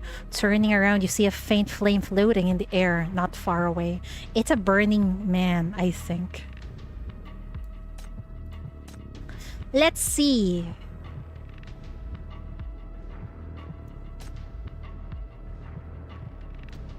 I think I'll go with this.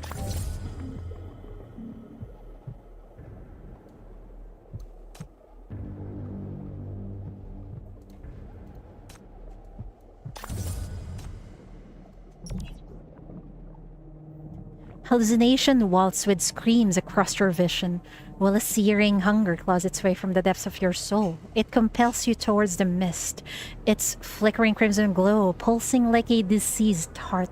The sea of calamity churns, the drowning surge in sync in its tides. And this ever-shifting nightmare, what can you possibly do? Is this the last part? The ship slows down. Before long, you find the shore. In the pale gray fog shrouding the sea, there's a small gap within where it meets the land. A beach, the sand nearly indistinguishable from the heavy fog. Watching while drawing. Enjoy. I think we're at the finale, I think. Pylgia, it's a beach. Quick, get the lifeboats ready. We can finally... I checked when I went to the medical bay. It must have been from the earlier attack. The two lifeboats have crashed into each other. One has a hole through its deck. The other's bow is shattered. Oh no. They're both useless. Do we have no choice? I think we should just crash the ship on land. Can you check my account later? Account where? In Past Nowhere?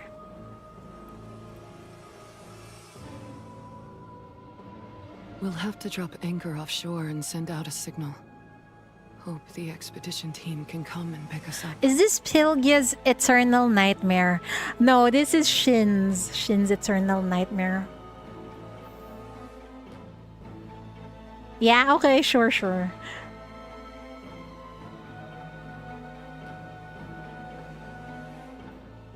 Pylgia's words are like ice water, dousing what little relief you felt from surviving the ordeal. What do we do now? Are you still inside Carnival? Yes, I am. With the fuel running empty, we can't afford to search for another landing site. A mountain looms in the nearby shore, unmoved, its giant shadow seeming to mock you, so close yet so far. In this desperate moment, a crazy idea comes to your mind. Perhaps Perhaps we could just run the ship aground, beach it on the shore. I think that's a good idea. We should beach it to the shore, yes. The current president, the old president quit. Yeah, that's what I heard. I don't know the reasons though. Are you sure? Yeah, I think it's the best course of action. If we can't keep the ship balanced, it will tip over and break apart. We might not survive the collapse. Oh. 50-50. We burn all the fuel and go full speed ahead. If we hit the beach before the ship breaks apart, we'll live. You try to sound confident. Pylgia silently watches Shin beneath the blanket. The painkillers are wearing off, and her body involuntarily curls up. Though she's still unconscious, the deep furrow of her brow and sheen of sweat on her forehead speak of the pain Shin is enduring. Okay. I trust you. You don't hesitate, firing up the engines again. Oh my god, thank you for the tier 1 salmon. Thank you so much. I appreciate it.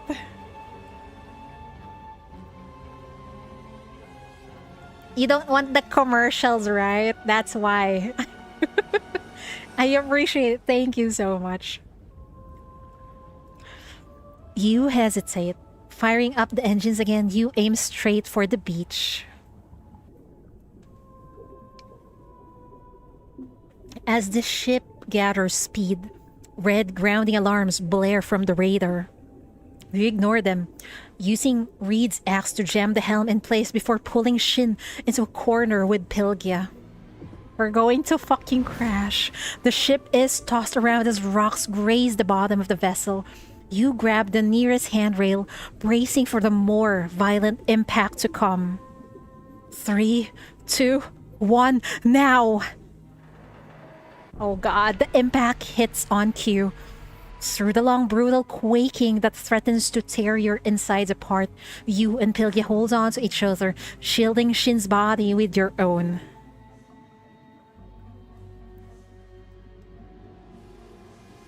At some point, the shaking stops. You don't know when. You must have passed out.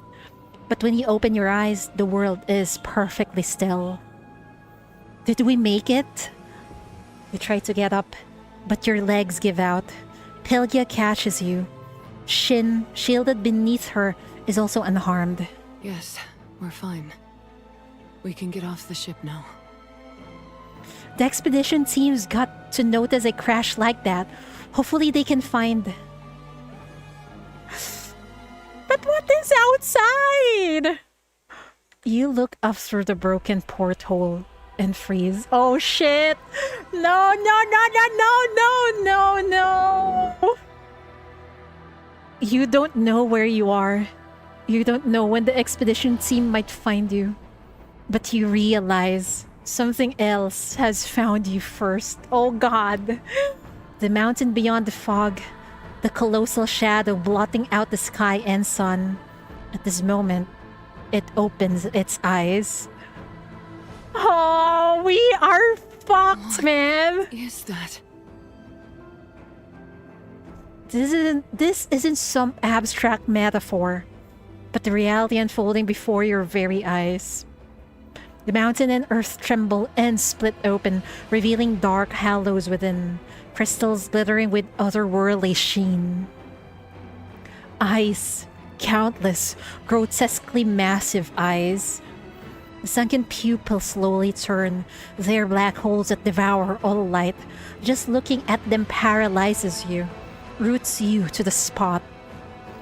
And when those eyes finally stop turning, you find yourself caught in their gaze. Oh shit. It's going to lure us in, right? Oh god. A single void glance is all it takes to shatter your will with distorted, overwhelming horror. You're flooded with negative emotions beyond your control. Regret, over your choices, agony in your body and mind, despair of facing the invincible. Mad whispers you cannot comprehend, pouring in like water from a burst dam. And then you realize you know this thing. It's the gaze that's been haunting you, the ocean depths you once descended into, a part of the abyss that you and Pylgia barely escaped from at such a terrible cost.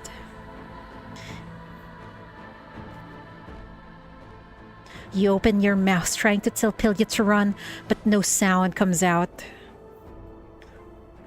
On the mud flats, the cliffs, even the waves behind you, more eyes are slowly opening. The land you imagined never existed. That distant shadow was a trap from the start, set specifically for you. And now it is here. The mountain, the land, the false shores. There's nothing more than a small fraction of the great torso of the unfathomable thing beneath the abyss. This time, it's not just Pylgia. Shin, too, has become a victim of your foolish acts. Do you really think you're the expedition's little guide? You're wrong. How many times have you been deceived? You're nothing but a toy for these unknowable things. Every choice you make only hastens your companion's death. That's what I thought! It feels like the ship is like the trap for all this expedition people. Chief, what are you really? Yes, eldritch horror beyond human comprehension. This chapter was indeed written by H.P. Lovecraft. It is so many fucking tentacles, man. So much fucking horror.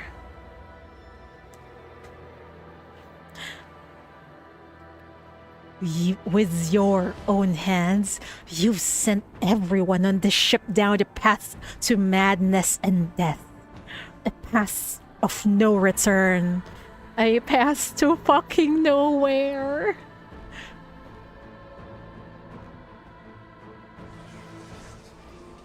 Yeah, path to nowhere, exactly. Countless eyeballs twist and merge, morphing into black tentacles that crush the last few intact portholes and bore into the wheelhouse. You no longer have the strength to fight, nor the will to resist.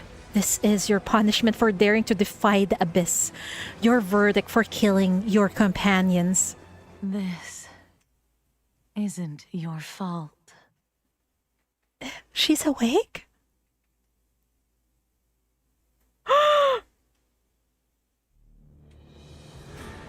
A frail figure appears in your view. Shin, who was unconscious moments ago, is now standing before you. You've done well. Why does she sound happy? She's about to get devoured. It won't get worse. It will get worse. No matter how hard we try, there are some things humanity can never overcome. Oh my fucking god. She's willingly going to the abyss? You can't make out her face. The darkness right around her, but she stands firm, shielding you with her body. But fate won't abandon us forever. Shin, what are you up to? Oh my god. The bandages you wrap for her fall away. Her gentle face begins to dissolve in the eerie red light. The palpable malice eats her body away. But her voice is as soft as ever. What? Live on, my dear guide. As long as you're alive, there will always be hope. I believe in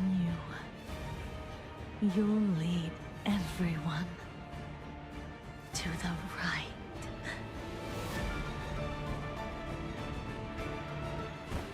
Shin crumbles before your eyes, dissolving into a human-shaped puddle.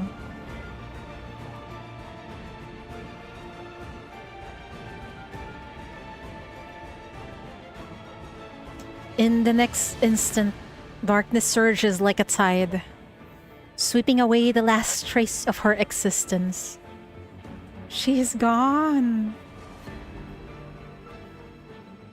Why does she sound happy though?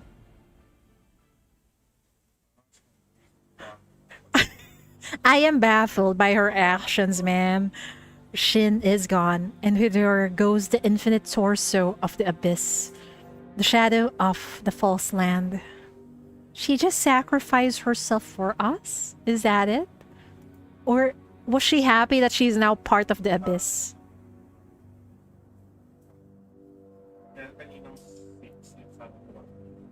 Only you and Pylgia are left in the wheelhouse. Those horrific memories carved into your soul are like phantoms that never existed. But you know, with despair, that really aren't phantoms. The shattered portholes, the dead control panels, and the congealed alien matter are all proof. Now, where's the ship supposed to go? You don't know. The fog has lifted, yet all you can see is the endless ocean. There are no stars to guide you, no landmarks to show the way. Of course, even if there were, you wouldn't dare trust them again. We can only drift aimlessly with the ship across these loathsome unending waters, waiting for inevitable death. Deep in your consciousness, a blue light flickers. Ah, that's right. You won't die here. Unlike the crew, you always have an escape route. The illusion can't truly kill you. Then, why fight at all? Why make any choices? Everything you've done has been proven wrong. Or perhaps, your presence here is a mistake. No fuel.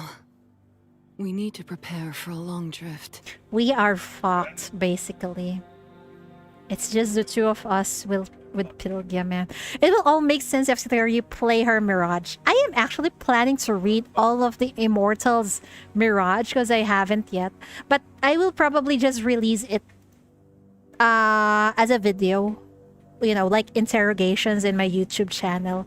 But I probably won't stream that one.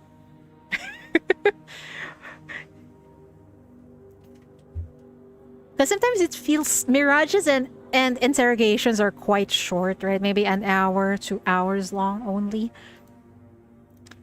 So I think it's better if it's in a video form in my YouTube channel. So watch out for it. Pylgia's voice reaches your ear, cutting through your muddled thoughts. Even without power, the tides will eventually carry us to shore. It's just a matter of time. But we don't have supplies. Don't be afraid. I'm still here. Even if it's just the two of us. I promise I'll get you back. As long as we're alive, there will always be hope. Thank you for the encouragement.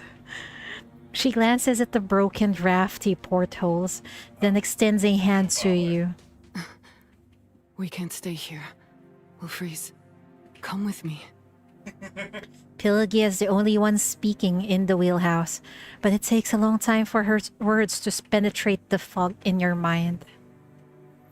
She wants to take you away. She hasn't given up. She's fighting this destined end. But what's the point? The blue light flickers incessantly in the depths of your mind. Your body is as stiff as a stone statue, leaving Pylgia's hand suspended in the air. We can't let Shin's sacrifice be in vain. Do you remember what happened in the Abyss? When I wanted to give up being human. You didn't give up on me. That's right. If it hadn't been for you, I would never have made it back. So, trust me and believe in yourself. Don't give up. Okay? Okay.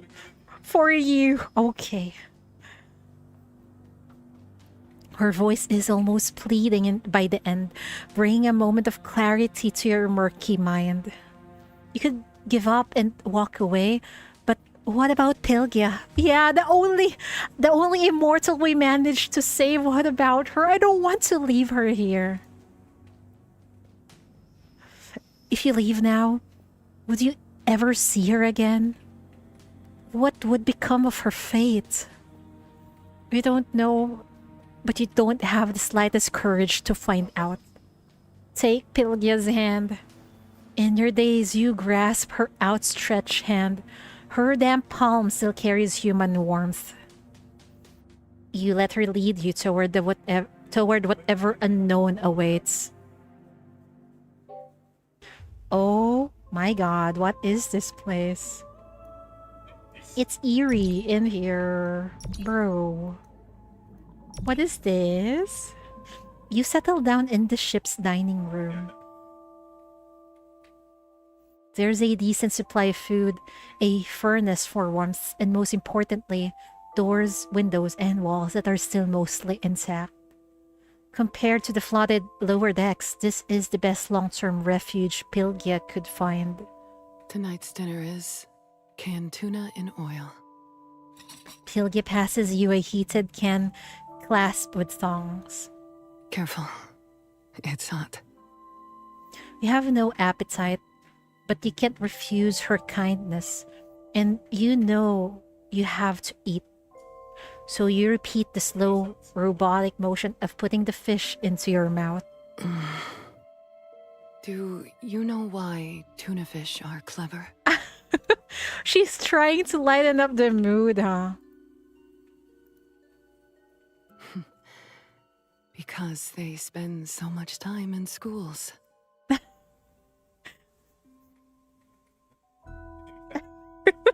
Just go with it, Chief. She's trying to lighten up the mood. Your mind has become so numb, it takes you a while to realize Pylgia just told you a joke. It's not very funny, and Pylgia doesn't make a good comedian, but you laugh anyway. That's a good one, Pylgia. Thank you. Oh dear, we don't have... Oh. We don't have... nightmare keys. Time passes, and food is running out. You're forced to leave the dining room from time to time to search for supplies in other parts of the ship. At first, Pylgia says she could go alone and ask you to wait in the dining room. You wouldn't hear of it. Pylgia breaks apart a chair from the wheelhouse and feeds the pieces into the furnace. As the fog rolls back, temperatures have plummeted. You're burning through fuel faster than you can get through food. Soon, you've stripped the upper decks of almost anything combustible. She finishes her work and returns to your side. The two of you wrap yourselves in the only blanket you found in the medical bay, huddling close for warmth. Wood crackles in the furnace. You clutch her hand tightly. Pylgia is strong. Yeah, Pylgia is strong. You know, this is Shin's eternal nightmare, but it's turning out it's actually Pylgia's, it seems. Like part 2 of Pylgia's eternal nightmare. Try to get some sleep. She tries to soothe you, but you no longer dare to rest. You mustn't fall asleep. As long as she allows, you'll hold onto her hand to make sure she won't suddenly disappear. Shorel keeps flashing in the depths of your mind, but you don't want to respond. You're afraid that if you leave, you'll never come back, that you'll never see her again. Yeah, I'm afraid that we might really, truly leave her behind in darkness forever. Man.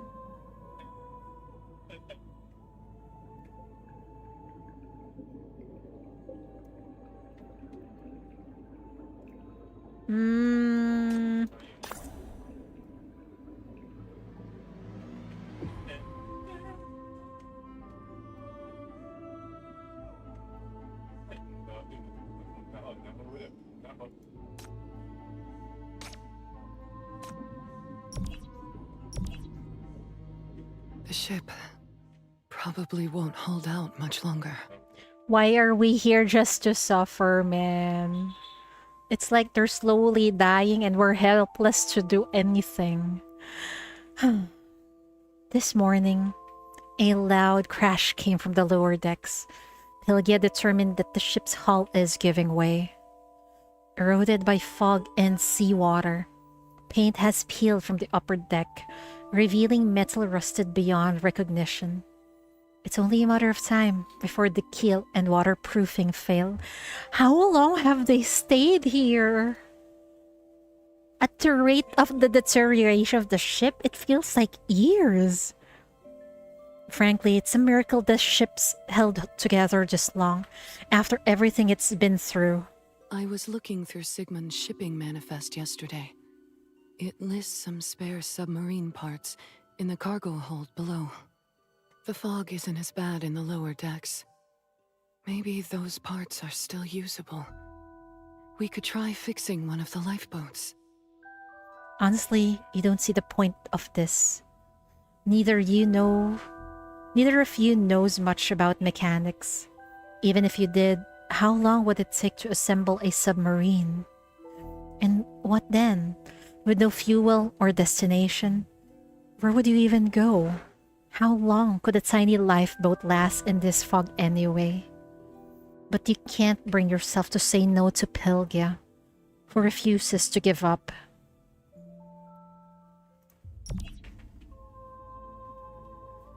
Yeah, man, if only Vanilla is here, I know, right? If only Vanilla is here. And our pressure is rising slowly to 100. Are we fucked? I think we're fucked. Oh god. Oh no. The fog has already crept into the corridor, thicker here than outside. Emergency lights flicker disturbingly, like some dangerous signal luring you deeper into the ship's guts. You clutch Pylgia's arm, refusing to let go for even a second.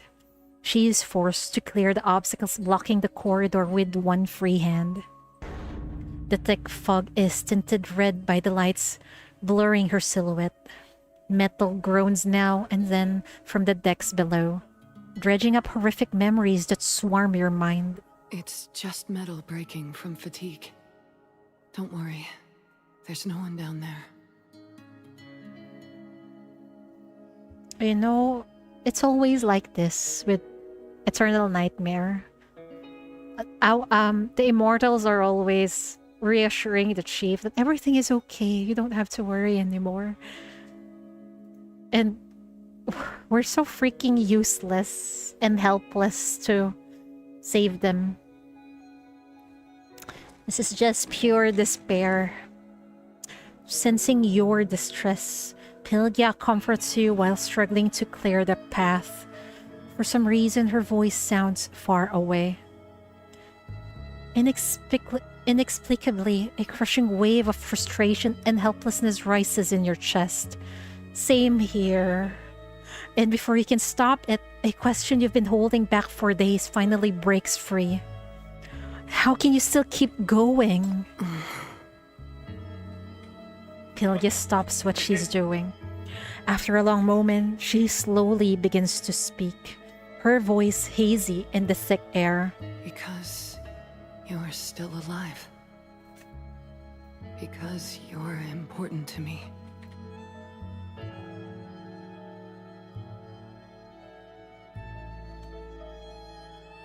You're the one who saved me from the abyss.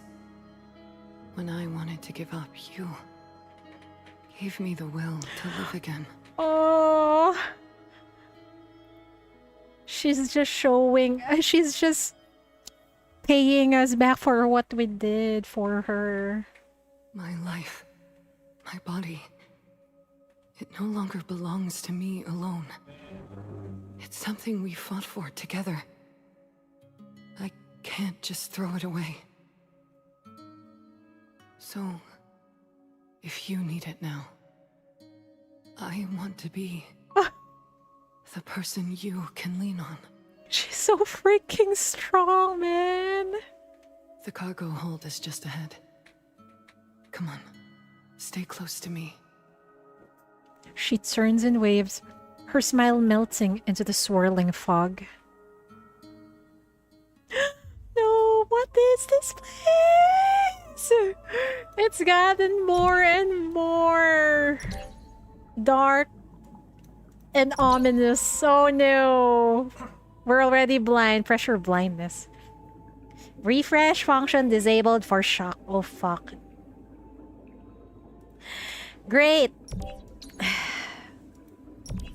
Hallucination waltz with screams across your vision, while a searing hunger claws its way from the depths of your soul. It compels you towards the mist, its flickering crimson glow pulsing like a diseased heart. The sea of calamity churns, the drowning surge in its sides. In this ever-shifting nightmare, what can you possibly do? Continue onward. What else can we do? You lose track of how long you've been in the lower decks. For two amateurs, repairing a lifeboat proves a near impossible task. Your progress is painfully slow.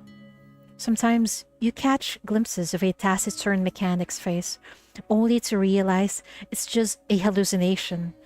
If she were here, these problems would be solved effortlessly. Yeah, if only Vanilla is here. The next moment you find yourself desperately wishing they were all here. At least these problems would be easy. I'll check the boiler room. Hopefully there's some coal left. If we're lucky, I might find some food in the rooms nearby. Or at least something edible. The food and fuel you brought down are long gone. Prolonged hunger and cold have drained your last strength. Yet you still force yourself to stay awake. You're so weak that your mind is clouded. You barely register what Pylgia is saying. Rest well. Save some strength. I'll be right back. Don't go! Don't fucking go!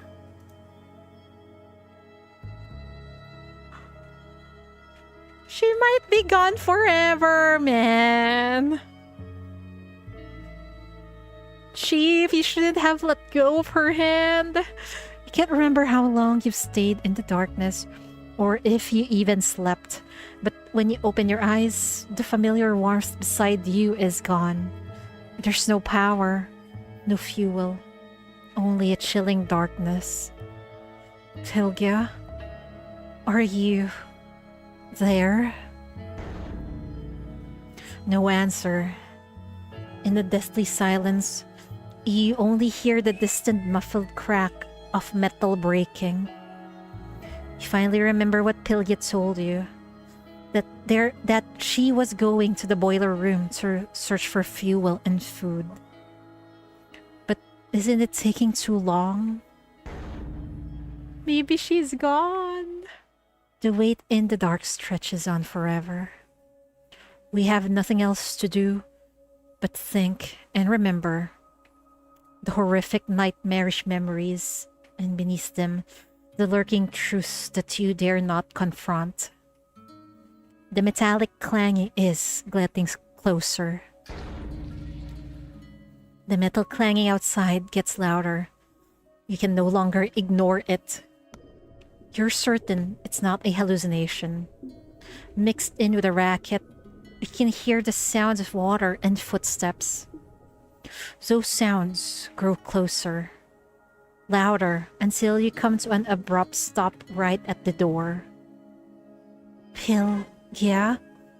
Is that you? There's no reply. Perhaps your voice is too weak. But then you hear it. Something latching onto the door. What now? There's nothing left here anymore. A terror unlike anything you've ever known seizes your heart. Who is standing out there?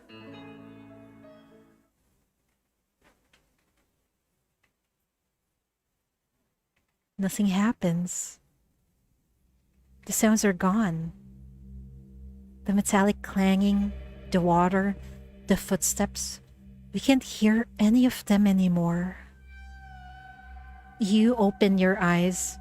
The door to the cargo hold is ajar. But outside, there's nothing there. After that day, Pylgia never came back. Oh god, now we're all fucking alone, man. You leave the cargo hold and head down the corridor toward the boiler room, searching for any sign of her. Fog is everywhere. The faint blue glow from your earring is the only light you have. You wait alone through the flooded passages, calling her name again and again. The only answer is the sound of distant waves.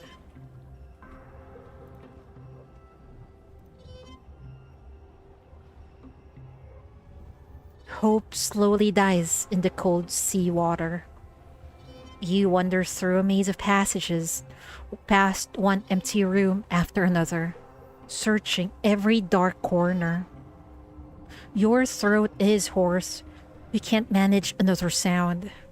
The fog corrodes what's left of your mind, leaving only a numb, hollow shell.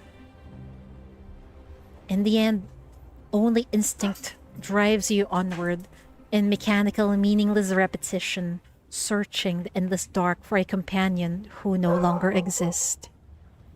The blue light hasn't flickered in a very long time.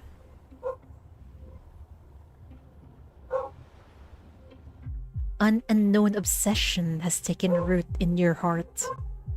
You can no longer hear Shoral, but you don't feel lost. The abyss extends into a vast emptiness, echoing with nothing but your own persistence. In your absurd, long search, you finally begin to realize that you are going down. The passages, the cabins from memory are stretched, twisted, and reassembled, merging together in grotesque ways. No matter how far you walk, you can't find an exit back to the upper decks. You are heading into the abyss. Your legs have soaked in seawater for so long that they've grown swollen and heavy, like rotting wood in a swamp that could crumble at any moment. Then your body begins to rot. Your spine can barely support your weight, and you tumble to the ground. Cold seawater flows over you, dissolving your body and consciousness. Soon, you'll melt into a puddle of shapeless ichor, just like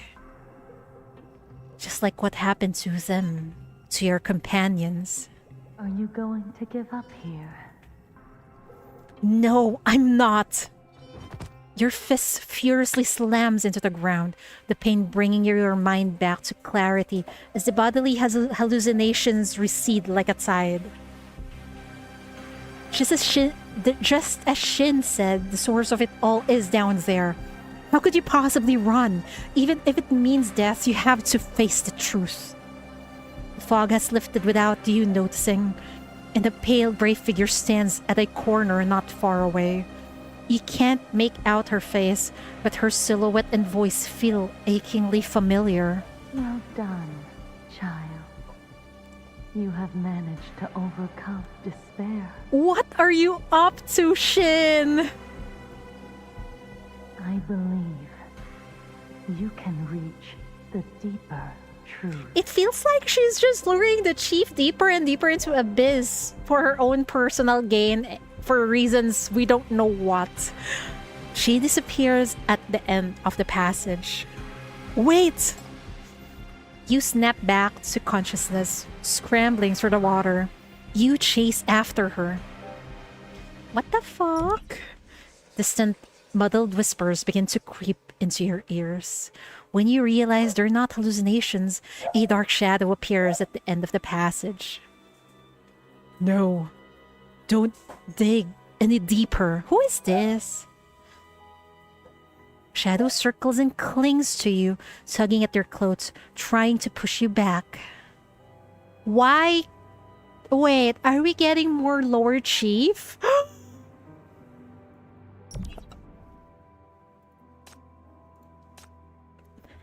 I just burped.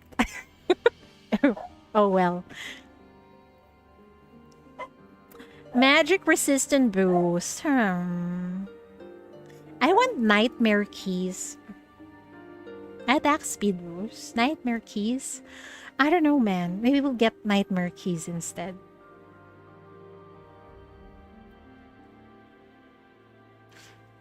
Do we need this? I'm not sure. I wanted to try, but oh well. Oh my! Many police officers have chased Robber Rabbit, but It's time for words, oh dear lord. You chase the black shadow, and the moment you make contact, foreign memories surge into your mind. Land, this is what she wanted.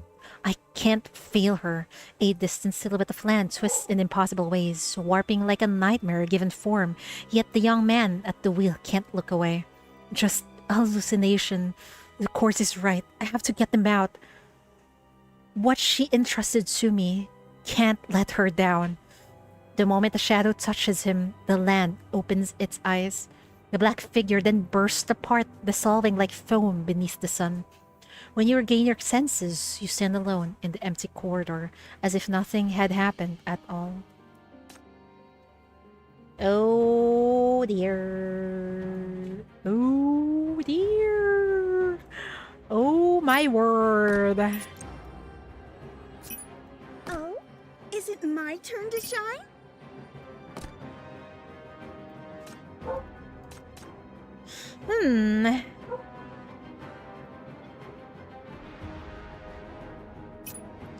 Maybe we'll be fine. Maybe.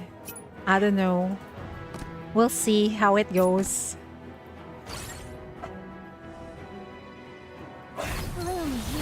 Bloom here, till the day you wither. Bloom here, till the day you wither. Listen to its whispers. Listen to its whispers. Listen. This is the good. Listen to it. Bloom here, till the day you wither. Pew, pew, pew, pew, Listen pew. to its whispers. It's okay to spam that, right? Right? This is the guidance of the flames.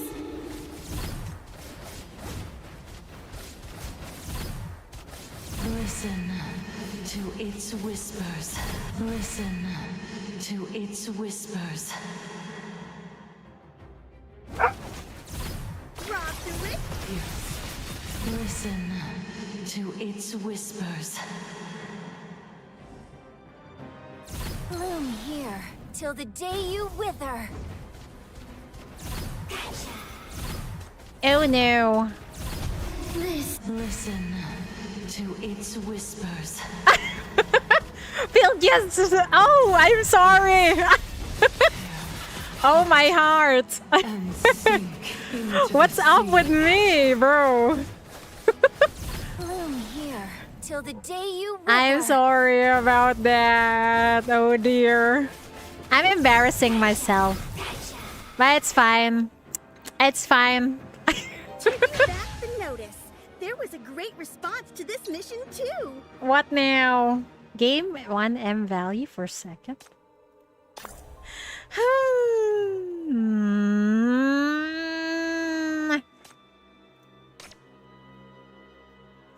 For 15 seconds, okay. You can actually spam that, right? Oh my god, hold on.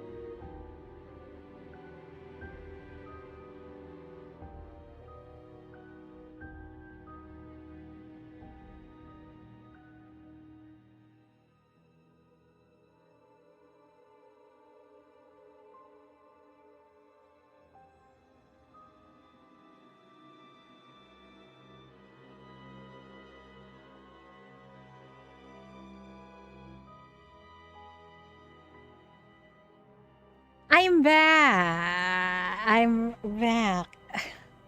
I was battered by my doggos. You're round the corner and more shadows surround you. Don't go there. Don't go. You'll be devoured. You'll become a monster. I'm not stopping here. You wade through the murky shadows. They reach for you with desperate hands, blocking your path uselessly, only to be torn apart by your slightest touch. Before a sealed door, a sorrowful shadow awaits. I was wrong. She seems to be confessing or waiting. Confessing her stubbornness and prejudice. Waiting for a child who will never again respond to her unspoken love. I was so foolish. I love you so much. You were the best child in the world. But I didn't want you to be a hero. I didn't want you to carry this weight. I just wanted you to live. The sorrowful shadow blurs, and with her weeping, melts into the darkness. We're getting haunted by dead people. Scenes after scenes of horror unfolds before you, each one drenched in fear and despair. Finally, you halt before a familiar shadow. Can't let them reach the upper levels. Protect. Have to do something. He paces the corridor like a trapped animal, torn between flight and defiance. But with every step, his form fades until he crumples to the ground. You reach out, your fingers brushing against him, only in time to hear his final whisper before he completely fades. Sorry, Mom. I've let you down again. Damn. What the fuck? I hate these types of map. Oh my god.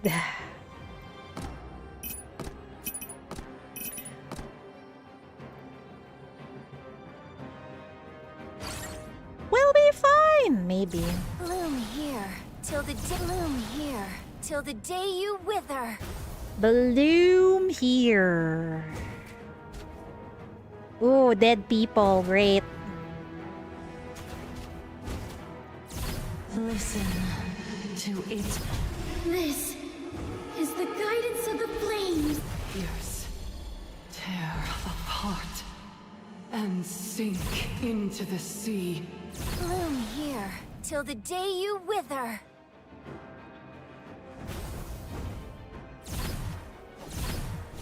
This. Pierce, tear apart, and sink into the sea. Oh no, not you again. Pierce, tear apart, and sink. Tear apart, and sink in. Bloom here till the day you wither.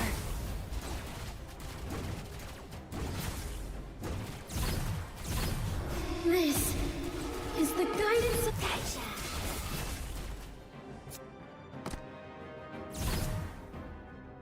Bloom here till the day you wither.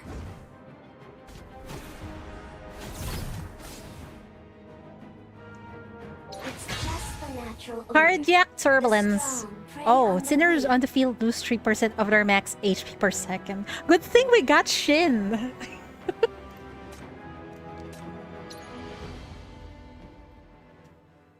What is this email? What the fuck?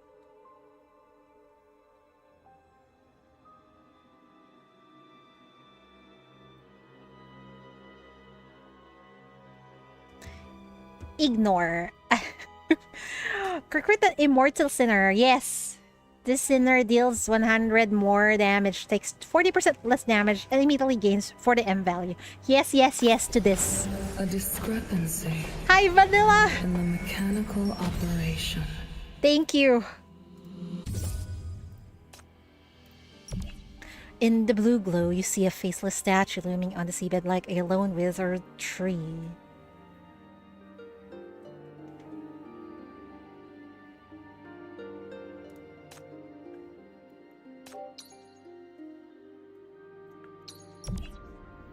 The illusory moon's tidal anomaly has affected the energy in this area, glowing in the mysterious light. This ore seems to have absorbed fine energy. Oh, this is a good idea. Okay, it's okay.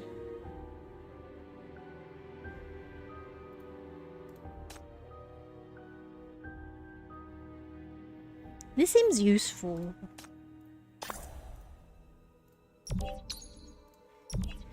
That's not the right direction. You're wrong.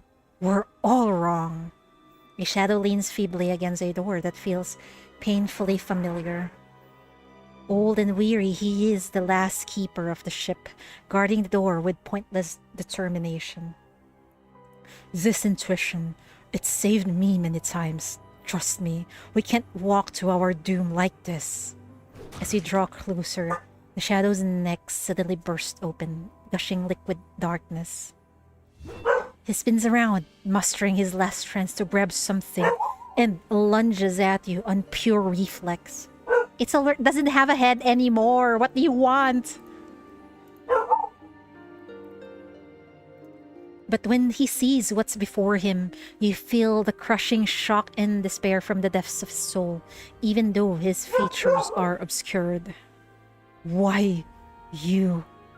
What do you want to do? Life drains from him. He collapses in exhaustion, his body dissolving. Whatever. None of it matters anymore. There's nothing left on the ship worth staying for. The shadow vanishes without another sound. The path forward is now clear. Yay! Hallucination waltz with screams across your vision. Wait, we already read that. Continue onward. Every murky shadow tells a tragic end. The malice from the abyss, the true culprit of the tragedy, the truth you've long suspected but dare not, would not confront. It's enough. You've seen more than enough. But you will go on. You must go on. Push open the door. What? Why is it a peaceful beach? What is happening here? Blinding white light floods your vision. You find yourself on an unfamiliar clear azure sea. Who is this? Spacing out? A white shadow extends a hand. Unlike the murky shadows you met before, this one is hollow. A puppet performing scripted scenes regardless of your response. I know this is your first time at sea. It's natural to feel a little scared. But don't worry, we have the wisest scholars with us, the bravest captain and sailors on these seas. The torch of human civilization is in our hands. We'll solve the mystery of the disaster and bring a future full of hope. I wonder if that is Dr. Kalen, because from the expedition, he seems to be the only one who has hope, and who actually brought hope to the city. In the biting winds, civilization and humanity, love and hope proved so fragile. Future became a joke. In the brutal present, survival was the only problem to solve. It was a blizzard no one saw coming. No scholar could explain how, at summer's end, the research vessel became trapped by sea ice. Everyone was stranded. 4 long months passed. No rescue. Not even a word from the outside world. Supplies long exhausted. Hunger turns the fineness of humanity into the most primitive of beasts. Same hand meant to hold the torch of human civilization were now covered in fine bite marks. Oh god. Hi Alex, welcome. You're like, it's okay, don't worry.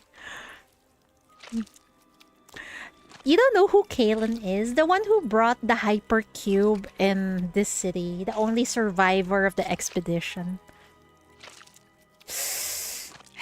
So people have... What's up with this eternal nightmare? There's always humans eating humans. Holy fuck. This is a necessary sacrifice. They spoke these words while slurping the last drops of marrow from finger bones. Bro. He's already dead. There's nothing we can do to change that.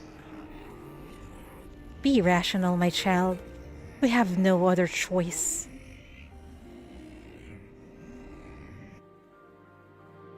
She was the most rational of them all.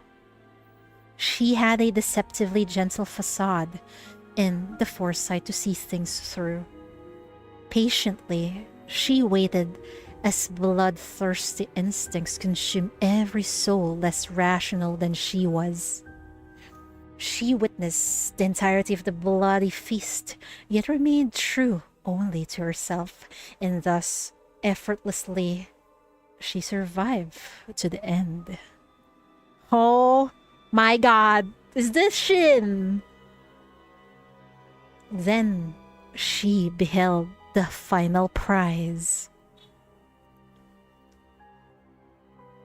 This eternal nightmare is so dark. It is.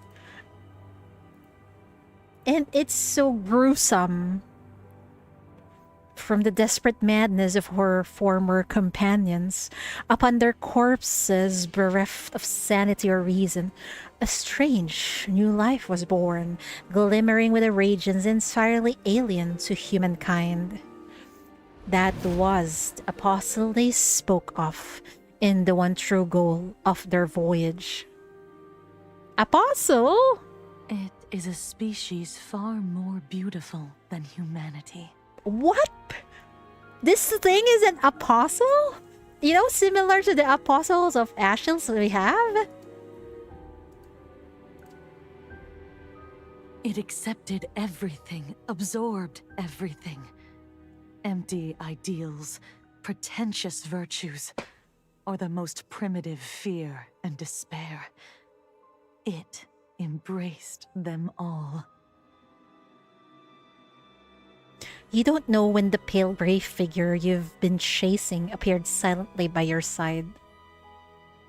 Shin, the expedition's oceanographer, the woman synonymous with compassion, understanding, leadership, all those positive words. Now that you see her again, she's no different from when you first met her. Calm, patient, confident, like the perfect mother one could only find in a storybook. But you know, she's nothing like the woman you met on the ship. You take a wary step back. Uh-oh. Uh-oh. Uh-oh. Uh-oh. Was this your true purpose all along?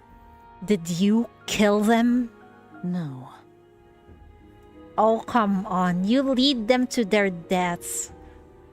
When I joined this expedition, I expected to see a repeat of the past. The same drama of betrayal and slaughter I remembered from before. Oh, has she been... Huh? Has she been cycling in this space over and over again?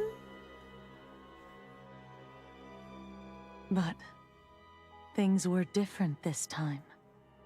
Everyone on the crew, Drea, Marguerite, Vanilla, Pylgia, even the two children who guided us on the way.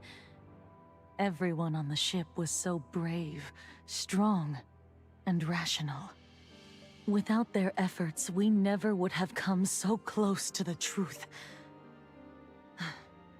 In them, I saw that humanity still carried a spark.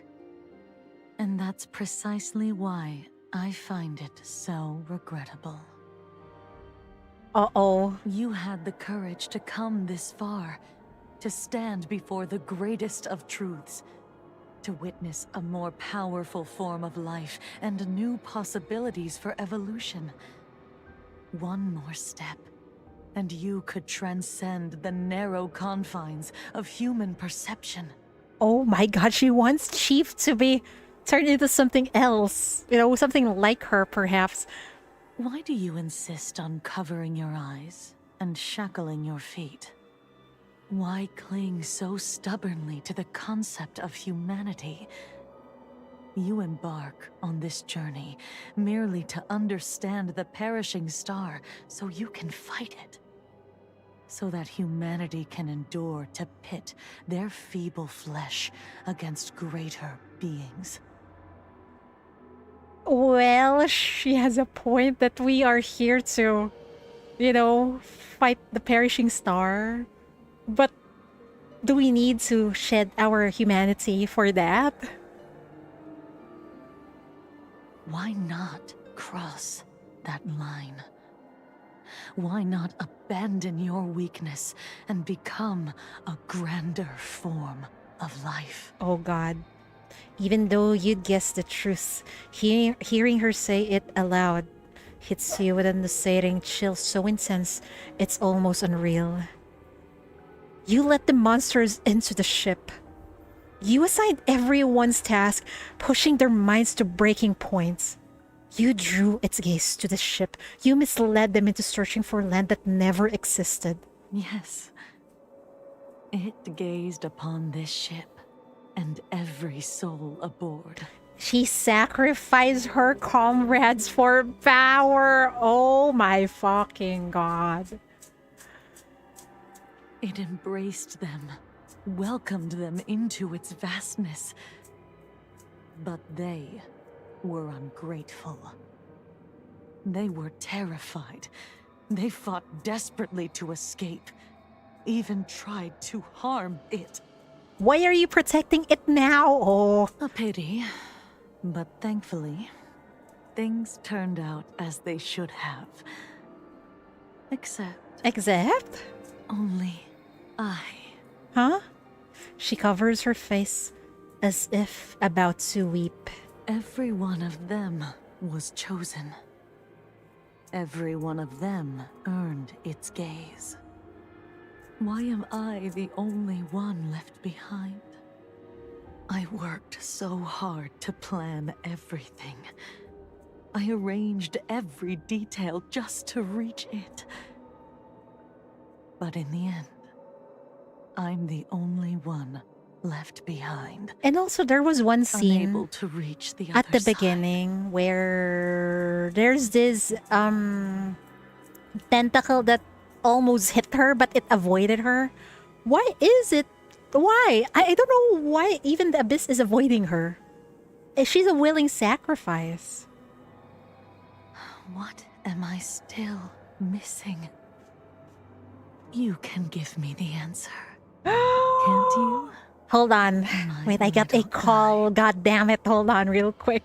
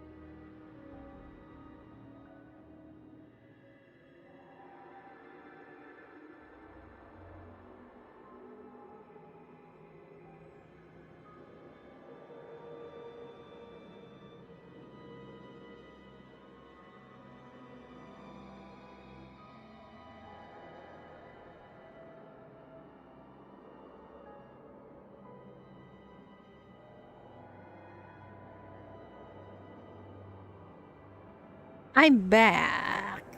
It rejected her. I wonder why. Is it because she's too... should I say evil? Or does it know that it just Shin just wants to experiment on it? Perhaps. We'll see. Why are you asking me? You stare at her, smile. Fists clench. She's still smiling like always, like a gentle, patient mother. Oh, because she wasn't afraid of it. It feeds on fear. Ah, I think it kind of scared off her. Because she does not, I guess she does not feel any anger and fear. She's very calm and collected. You stare at her smile. Fists clench. She's still smiling like always, like a gentle, patient mother. Because you don't need my help. You don't need to abandon anything, or even endure physical death, to arrive at this place. I never misled you. It was your will that brought everyone here. How dare you? She's trying to push the blame on Chief. She crouches down and strokes your hair. Her soft touch and tender words, once so comforting, now stir your deepest fears. After all, you came from the other side. She knows! She knows. The other immortals doesn't know that, right? Take me to it, my little guide. Only you know the way. The false ocean melts away like fresh snow, and the warm, damp chaos returns in its place. And with it, her human disguise is torn away. Oh my good lord, that's so hot of her. Countless slimy tentacles rise and coil from behind her, beneath her dress, all around you, seizing you before you can even struggle. From the moment I first saw you, I knew you didn't belong here. You may be unaware of it, but I know. There's an unbreakable umbilical cord connecting you to it. You're the agent of its will. An angel walking among the men. Oh my fucking gods! Wait! The ship is connected to the perishing star? Holy fuck, what a lore bomb that was. Every time or the I abyss, held let's you, just say the abyss. I felt myself embracing the abyss. Oh, that feeling. It was so hard to let go. Oh, so that's why she keeps on hugging Chief earlier. Soft biomass flows across her features, and you can no longer see her eyes. Her fingertips brush across her face as she lets out a long sigh. I don't know why you forgot the abyss. Why you chose to stand with humanity. But look, you suffered so much pain and fear on this journey. All because you resist. Because you're fixated on loss and sacrifice. Let me guide you. I'm tempted, not gonna lie. Fuck me. No, but I'm surprised that Chief is actually connected to the abyss, and now Shin is calling her an angel among men. Oh no, and from the looks of it, we're not alone because apparently we have a sister, right? Let's not forget that fact. Oh my god. The tentacles tighten, suffocating you. You try to struggle, but they seal your mouth and nose, binding your limbs. In the outside world, we're as weak as ants. But in this new world brought by the perishing star, all our inner frailties and shadows will be accepted, shaped into something beautiful and strong. Apostles born in the forbidden zone from emotions in the collective subconscious of humanity. What? In the outside world, we're as weak as ants, but in this new world brought by the perishing star, all our inner frailties and shadows will be accepted, shaped into something beautiful and strong. She's talking about about how humanity can now wield mania, and even sinners, right, are stronger than former humans. Apostles born in the forbidden zone from emotions in the collective subconscious of humanity. Oh, don't grieve. Don't fear. The crew is waiting for you on the other side, in new forms, as higher beings. You mean monsters? Oh no. Wait, she mentions 2 children. If Chief is one of them, does that mean that the other one is Chief's sister? I think so, because we had a sister from the ending of chapter 13, right? Mom called us an angel. I don't feel relieved at all. And you have always been closer to the abyss than anyone. If you open your mind to the cycle and evolution of life, to your origin and destiny, if you let go of your fear, accept it, embrace it, you'll become the greatest of all the transcended. I actually want that to happen. Fuck this world anyway. Why am I getting tempted by Shin? Chief, no, don't listen to me. Her voice, her burning breath fills the small prison of tentacles. You try to struggle, to bite, to kick, to tear yourself free. Wait, let me remove the bot.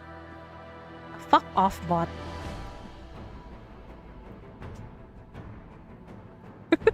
I'm tempted, I'm sorry guys. I'm not a very good chief. But Shin restrains your every move. You feel your soul consumed by anger, but more than that, fear. This must be love. Girl, your concept of love is so twisted. No, this ain't love at all. An emotion that I tried so hard to deny and conceal when I was human. Now spoken so easily after transcendence. She's now fucked up. In Shin's impossibly warm embrace, you feel your body melting. Ooh. I once wanted to let you go. To let you leave this place. What was it that stopped you from going back? It's Pylgia. Where is she? Well, it doesn't matter anymore. This is the guidance of fate. You and I were destined to meet again. And this time, I won't let you go. Damn, she's a clingy yandere. I'm scared.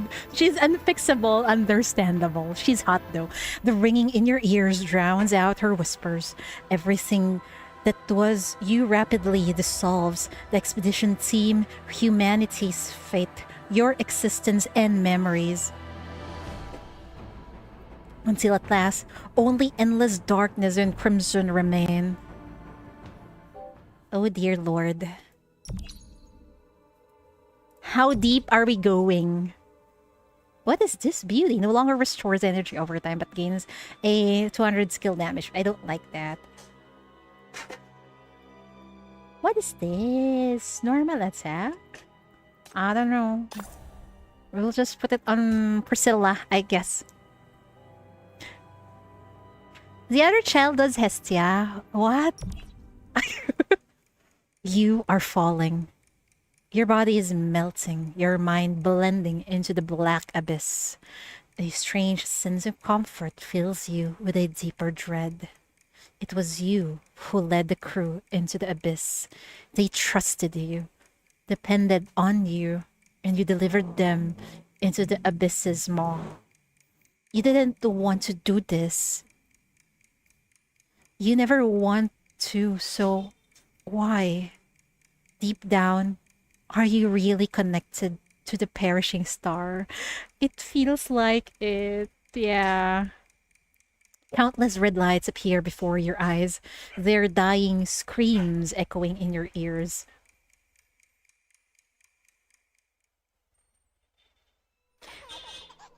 Uh-oh, why is there a baby crying? The red light tears through a corner of the abyss. Through the filthy, twisted ripples, you see a distant illusory moon. A familiar, eerie laughter rings in the depths of your mind. You shouldn't have listened to me from the start. I invited you, offered you my power. You could have devoured it by becoming me. But you're always so stubborn, so arrogant, so sure of yourself. Yet, when it matters most, you falter. That's why you couldn't even defeat that half-dead wretch. You were crushed. I'm not. The shackles shatter, and the vortex below sucks you in. Abyssal filth overwhelms your vision, blocking the light. As its laughter fades, the illusory moon vanishes too. Oh no. You reach out, struggling with all your strength, and several twisted figures coalesce from the chaos. They look so familiar, so comforting. They reach out to you. Are they trying to help the chief? Take their hands.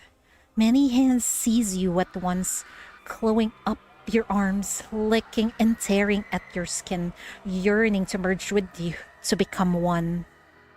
I don't want to die. You're our guide. Take us back.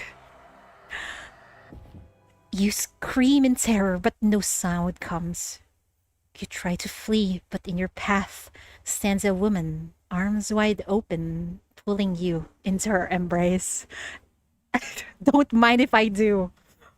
You can't even remember her, Chief. Oh, come on. You are... She holds you tight, shielding you from every attack, soothing your fear with gentle whispers. Her voice trembles with ecstatic joy. It's all right. Don't be afraid. You have always been closer to the abyss than anyone. Don't fear the unknown. Don't fear sacrifice. This is the guidance of fate. You and I were destined to meet again. This is its greatest gift to me. Come, my guide. Let us go together.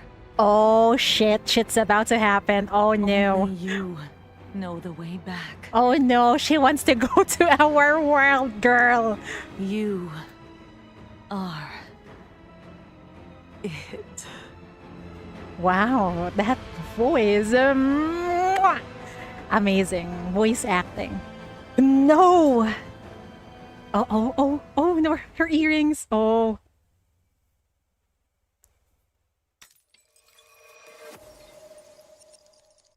You are consumed.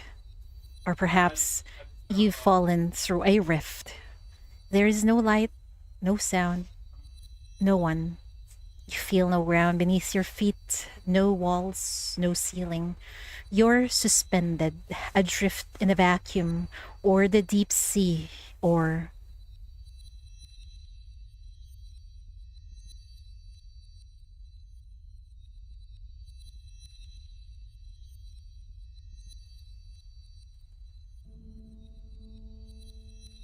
a piano? The notes are pensive and far away, like sigh of a long-lost friend. You pull yourself shakily and follow the sound.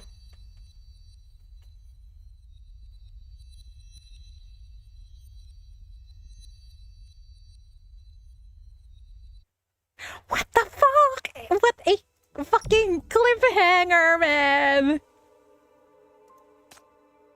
Oh, we don't... maybe we should just leave. I think the rising pressure is inevitable anyway, I think. You bathe in warm white light like an infant adrift in the comfort of amniotic fluid. Then, distant piano notes awaken you.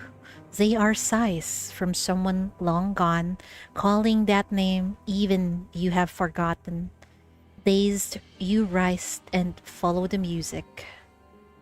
Move forward.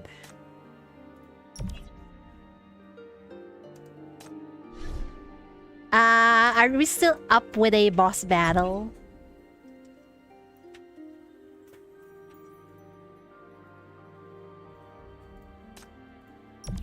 What is this?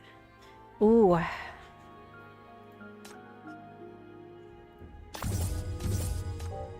What was that?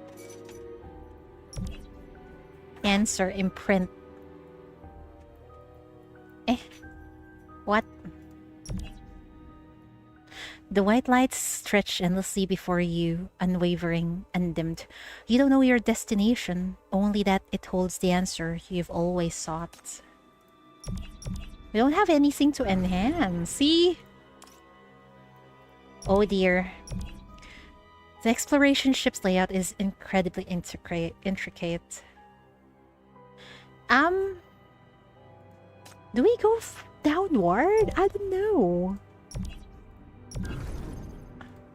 Oh, we also got a passage here, I think.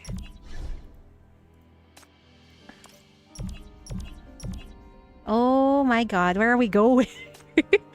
Oh, we went back, bro.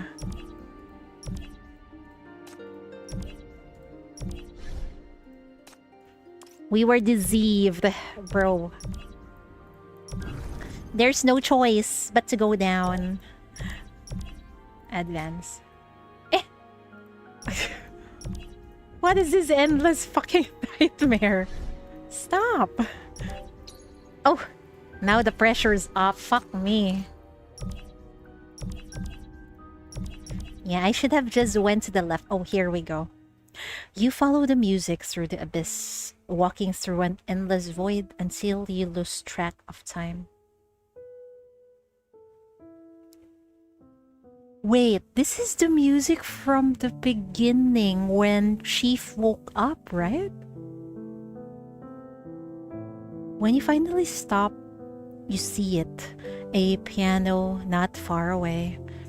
An ordinary piano, the kind you'd imagine when you hear its sound. But the melody, it feels so familiar, so dear. You would never forget the tune, even if your consciousness were reduced to dust.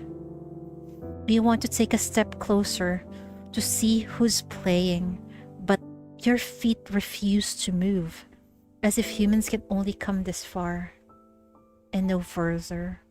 Who is that? The pianist senses your presence.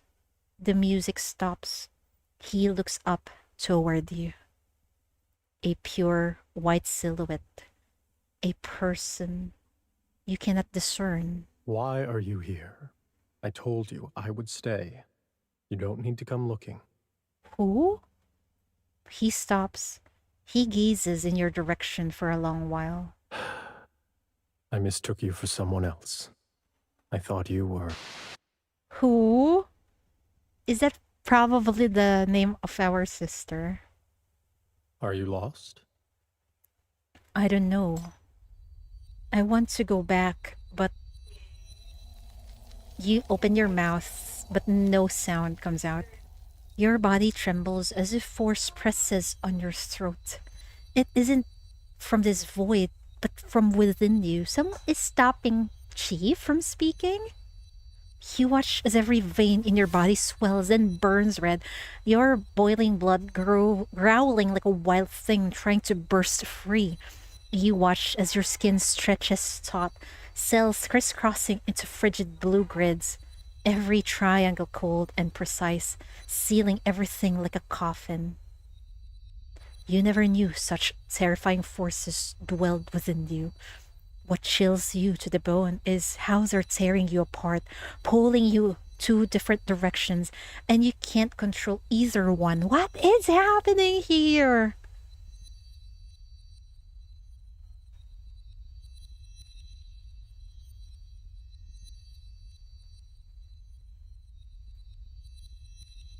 What is happening here with Chief? How do I go back? Back To where? After going back, what will I become? The figure watches you being ripped apart. He says nothing, doesn't move. After a long moment, he turns impassively back to the piano keys, like he's contemplating what to play next. Who knows? That's your problem. What? He raises his hands. You have to find your own answers. Me? He presses a black key. A jolt runs through your body as your heart starts pounding forcefully in your chest, drowning out the roaring in your blood.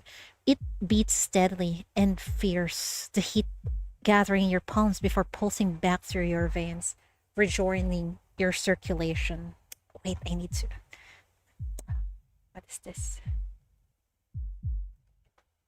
Oh my god, I need to open the gate. Oh, fuck. I'll be right back real quick, man.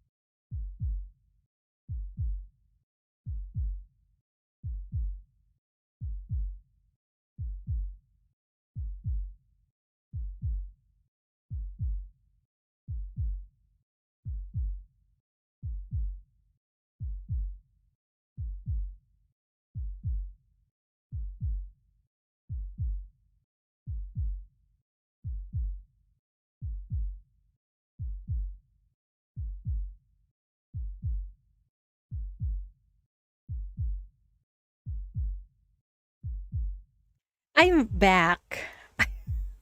Oh my god, where's my phone? Phone fell down. Okay. Where were we? He presses a black key.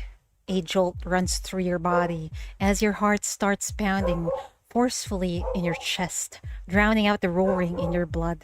It beats steady and fierce, the heat gathering in your palms before pulsing back through your veins, rejoining your circulation. What is happening? Next, he presses a white key. The ice coating your skin melts away, the patterns receding toward your head. The terror subsides, and you realize there's nothing here to fear. Clarity returns to your thoughts, forming your name, coalescing into your swaying earring. You look up at him again. Through his ethereal white glow, you glimpse a smile, strange yet somehow familiar. Don't be afraid. They've always been a part of you. Learn to use them, then find your own way. Find the answers yourself. No one can make your choices for you. Who is this person? His voice doesn't sound familiar at all, so I have no idea who he is.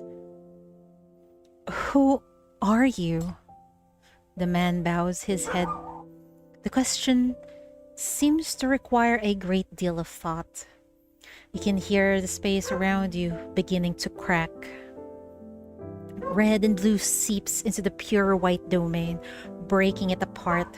The piano and the man, only thing untouched, drift farther away. He seems to give up on his thoughts and smiles at you.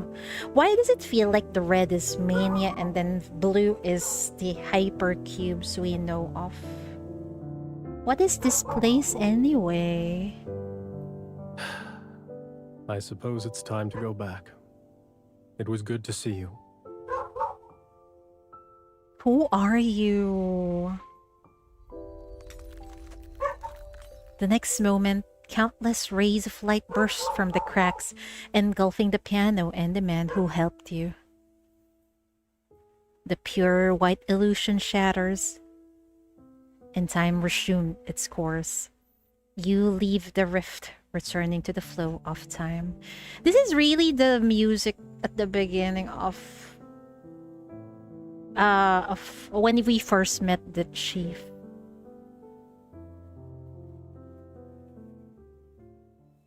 No wonder we recognize it.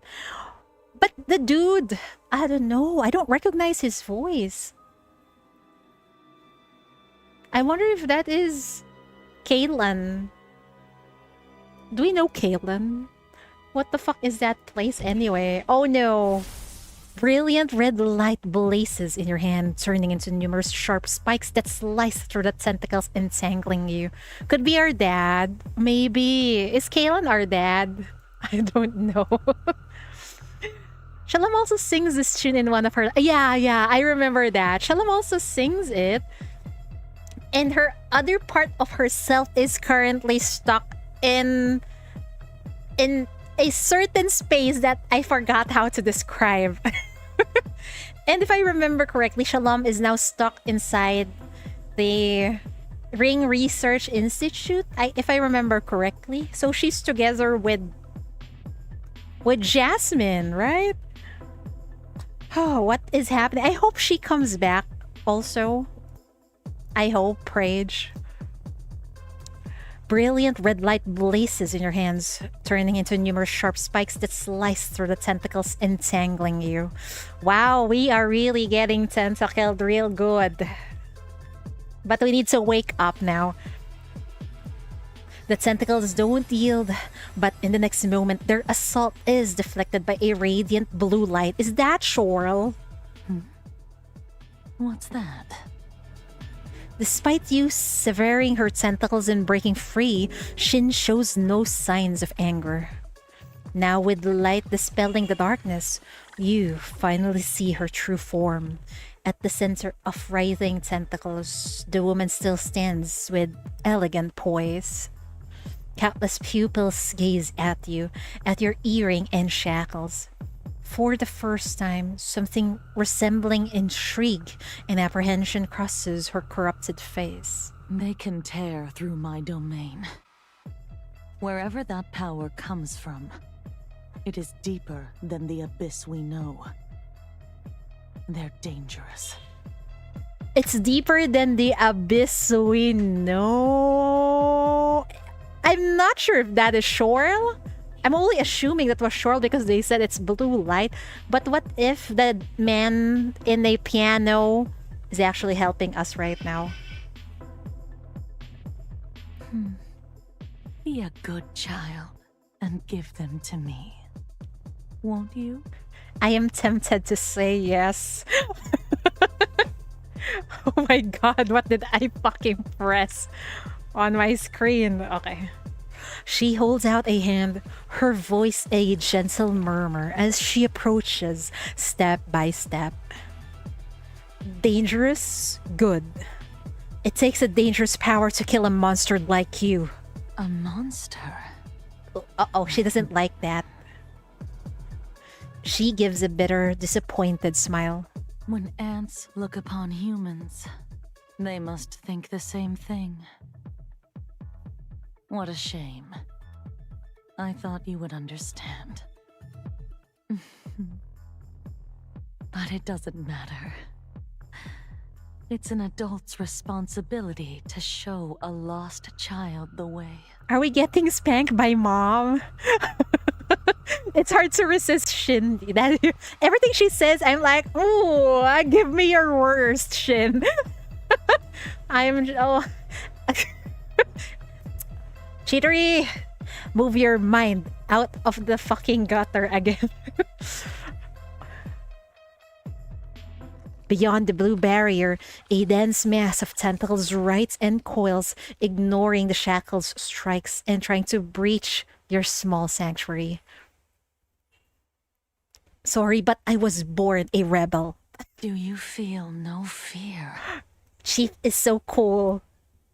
Of course I do, but it's in facing fear that we find courage and the will to fight.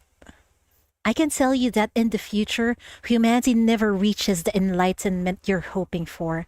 100 years from now, your God hasn't conquered everything as you wished. The way I see it, strength isn't about power or species or form. It's the will to always follow your heart and make your own choice. Just like you choose to betray humanity, I'm choosing to seek the truth with my own eyes and decide where I stand by my own will. Red and blue converge once more, forming a pillar of light that impales the heavens. You know that no matter how far away, your final companion, the one cut off from this darkness, will know where you are. Pylgia! She's here! Let's go! A pale figure descends from the sky, her sharp harpoon ripping through the darkness and severing dozens of tentacles in its wake. Monstrous appendages sprout from her body, her near transparent skin glowing gently in the chaotic darkness. Sorry I'm late. No, you're just right on time.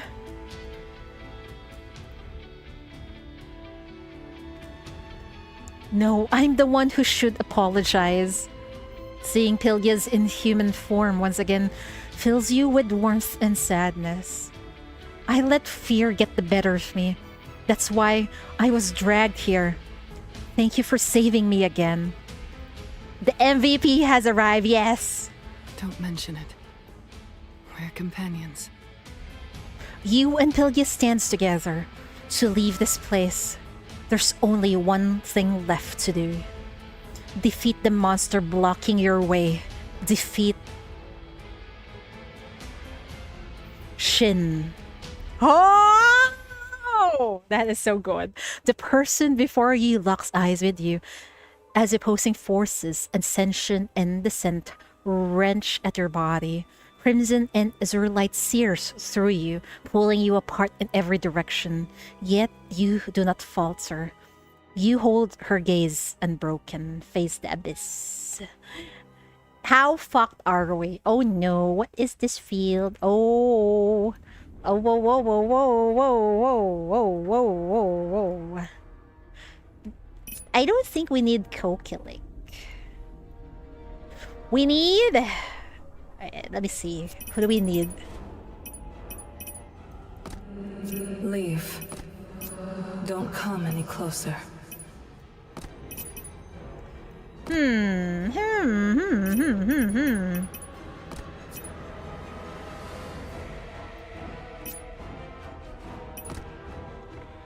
Oh, what the fuck is this map? Confusing as fuck. Let's see. What do we have? You know, let's just go. We're gonna survive this. I believe in my sinners. I will just slow it down.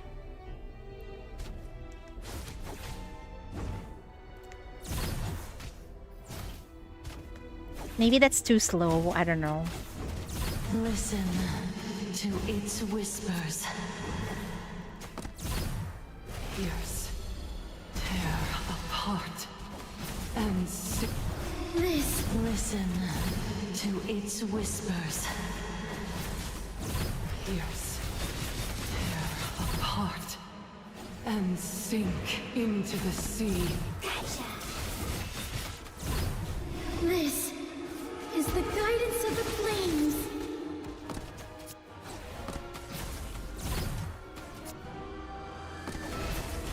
Rob the rich and give to the poor. Listen to its whispers. Does she have a core? I can't remember if she has a core. Oh, wait. Listen. Pierce, tear apart. She has a freaking core, bro. It ends here. But she's dead, so I guess we're fine. Threat eliminated. I can dive deeper now.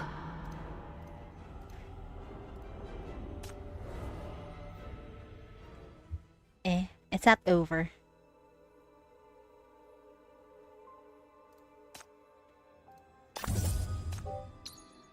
Shin's power is immense, but she isn't the abyss itself. She can't inflict upon you the deepest despair, the kind you've already endured once before. As the red light of your shackles impales her abdomen, through the wound you had bandaged yourself, her body is pinned to the ground, her tentacles thrashing wildly in vain. Looks like humanity won this time.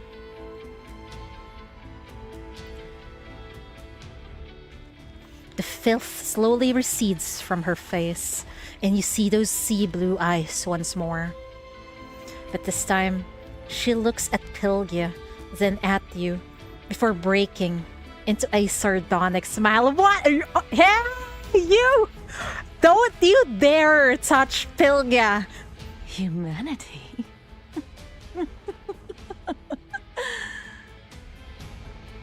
You two. You're perhaps the furthest thing from humans in this world. Oof, she's right. She gazes at the red and blue light around you, laughing derisively. This inconceivable power of yours is proof enough. No. Your denial is swift and resolute. You know power. You've wielded many kinds, some yours, some not. And because of this, you know one thing with perfect clarity. I'm merely using it. I'm not tempted by it. I'll never deny my worth as a human, just for the sake of power. Ooh! Yeah, say that to Shin. Whatever its source, in human hands, power is just a means to achieve our goals. Her tentacle makes the last-ditch attempt to strike, but Pylgia notices and pins them to the ground with her harpoon. In the red light of the shackles, her tentacles continue to dissolve, her body disintegrating. As the tentacles of her god are about to abandon her, she finally shows a rare expression of fear. No. Wait. She reaches desperately for the retreating tentacles, only to watch them melt into black ichor. Wait. Please don't leave me.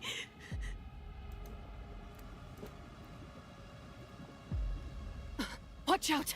Eh? As her plea, you see the crumbling tentacles pause. Then they suddenly reverse course, surging frantically back into her body. What the fuck? It does not know how to fucking give up. If Pylgia hadn't shielded you, you would have been swept up in the retaliating tentacles. But it seems Shin wasn't trying to attack you.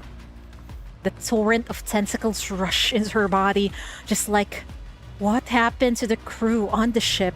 Careful, she's fusing. What the fuck? With the abyss. Is it because I think it's my first time seeing her fear show? Is that why the abyss is now attracted to her? Through the wild thrashing of tentacles, you barely make out Shin's voice.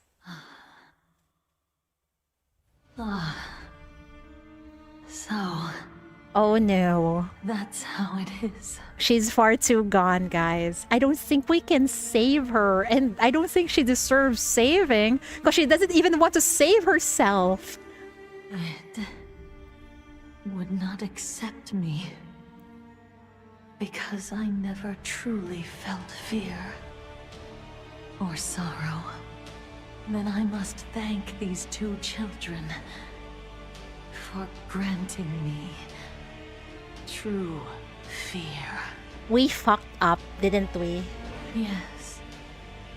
I am afraid. Afraid of living out a human life in mediocrity. Unable to reach my ultimate ideal. Uh-oh. Shin lifts her head. Dark ichor streaks down her face. Although the wounds from your shackles haven't healed, you can sense an unmistakable shift in her. She's completely different from the foe you just fought. From her emanates a pressure that could overwhelm the entire ocean. Just like that monster from the abyss. Thank you, my little guide. Thanks to you, I finally reached. Pylgia decisively steps in front of you. She's fused with that thing. No, we can't beat her. I'll hold her off. You have to get out. No! I don't want to leave Pylgia here. Oh my god. But Shin shakes her head. No need to be alarmed, children. You've helped me. And for that, you have my sincerest shit. gratitude. Now, all I want is to return to its side. Oh, we are fucked. We are fucked. I think the reason you exist is because it, too, wants to touch humanity. It wants to understand. So, you must keep trying. Oh my god. What is the perishing star anyway? It feels like it's a god that descended to Earth from the way she's saying it. Go. Understand. Comprehend. Experience. When the time is right, I will personally return from the abyss to welcome you. Damn, she's going to wait for the chief to get fused to the abyss once again. Oh dear. Her body slowly sinks into the darkness, leaving only a pair of pale blue eyes that watch you with the same gentle warmth as before. When that time comes, I'll defeat you again, no matter how many times it takes. I'll protect everything I love until I've destroyed the source of your existence. And the it you keep speaking of. Is that so? In this moment, something you've never seen before passes over her disappearing face. Confusion and sorrow. I shall be looking forward to that day. With those final words, her eyes dissolves into the wind. Oh my god. She did not even try to save herself. How sweet of her. She's the one caring mother, I guess, who wants to reunite the wayward child. You're pulled out of the water. It takes a long time to readjust after leaving the deep sea. The air is so unfamiliar, it's almost suffocating. Your last remaining companion keeps you afloat. She slowly parts the waters, pulling over some floating debris and pushing you on top of it with her last bit of strength. She cups your face with both hands, keeping you from slipping back under the waves. Hold on tight. Don't let go. It's over now. Why am I imagining the scene in Titanic, man? Don't you dare die. Okay, Pylgia, I beg you. Pylgia tries to give you some warmth, but her skin is as cold as the sea. Her touch is your anchor, connecting you to a world you are sensing anew. The illusory moon is gone. A gray, overcast sky hangs low, pressing down against the leaden sea. Cold, briny, your senses return one by one to the rocking of the waves. The nightmare is over. You have escaped the abyss. Are we back? Yes. We're back. Oh my god, and I'm glad Pylgia is still with us. He grasps your hand and forces a wan smile. Then you hear a distant shout. Hey, can you hear us? A small boat appears on the rolling waves. Someone's waving frantically. You can't make out their face, but you know. It's the expedition team. They found us. We're saved. Pylgia, we can go home together. The hand you're clutching suddenly feels wrong. Cold and soft, almost boneless. This is not the hand of a human. Oh no! At some point, her skin has turned transparent again. Veins visible underneath coral-like tendril branch from her body. Swaying gently with the waves. I think I spoke too soon. I thought we could still bring back Pylgia. Oh no. And below the surface, the dark waters conceal her shifting form. No, it's not supposed to be like this. We both made it back, so why won't she let you go? Is it Shin? Is this her doing again? Pylgia, hold on to me. Don't let go. We escaped the abyss together. It won't control you. You're human. You have friends. They're coming for you now. Don't listen to her. You frantically grab her hand, desperately pulling her close while trying to signal the boat to hurry.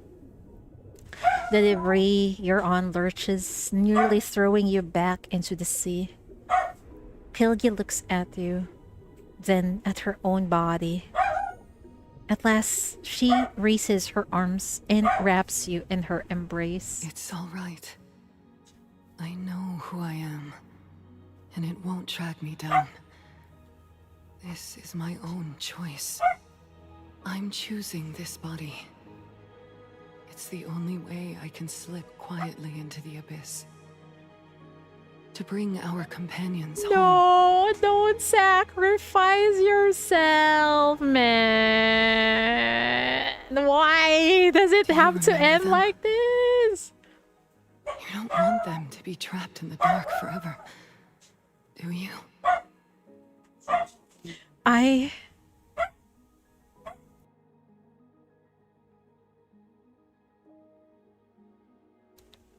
You remember the ones imprisoned in the abyss? Not the fanatic Shin, but the others. The one who, even after endless torment, after losing their bodies, their voices, their dignity and reason, still fought to awaken you from your trance. The ones who exhausted everything they had to give you a ray of light. They boarded that ship of death, setting sail for the abyss to rescue you and Pylgia, lost at sea. They knew nothing of what awaited them, and even if they had, they would never have regretted it. Neither you nor Pylgia could ever abandon them.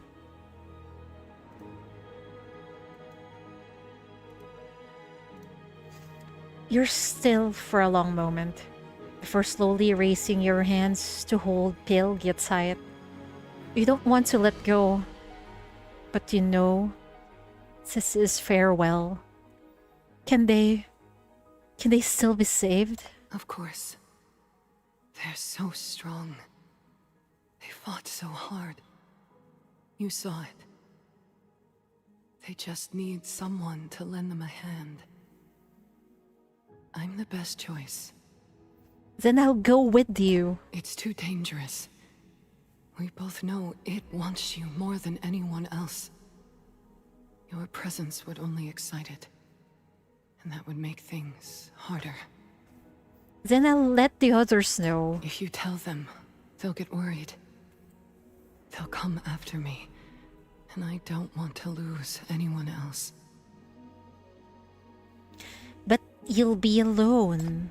Her pale smile becomes infinitely gentle, as if in response to you. Her inhuman skin gains a touch of warmth, like a final comfort, a reluctant farewell. Don't be afraid, my child. This time, no matter what I become, no matter where I'm taken, I'll never forget where I belong. And I won't give up on returning to my companions. Man, after the successful rescue of Pylgia and the previous eternal nightmare, we have to let her go back. Which is tragic, man. Because she's just going...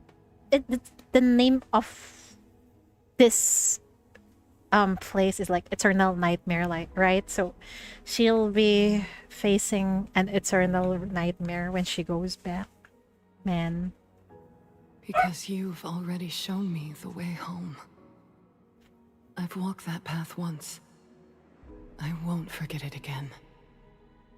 And I'll never be alone. I'll bring them back. Just like you brought me back. When I do, you'll be there to welcome me home. Won't you? Yes, we will. Oh, my brave guide.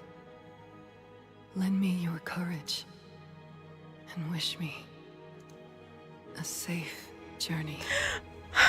This is so fucking painful, man. I'll come for you. Wait for me.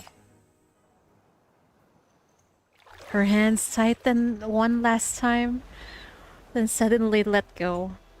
The waves give a gentle push, and you're taken away from her warm embrace. The cold sea wind jolts your eyes open. The dream shatters before you. The surface of the ocean is empty, the waves having erased every trace of hers. The debris carries you on until you fall into the arms of others. Got you. Good heavens, what are you doing out here alone? Don't you know how dangerous this place is? The sea's claimed enough lives. You're our important guide. What if something happened to you? The deep dive unit, they... The rescue team pauses, exchanging glances. Their expressions grow heavy, and they struggle to find their words.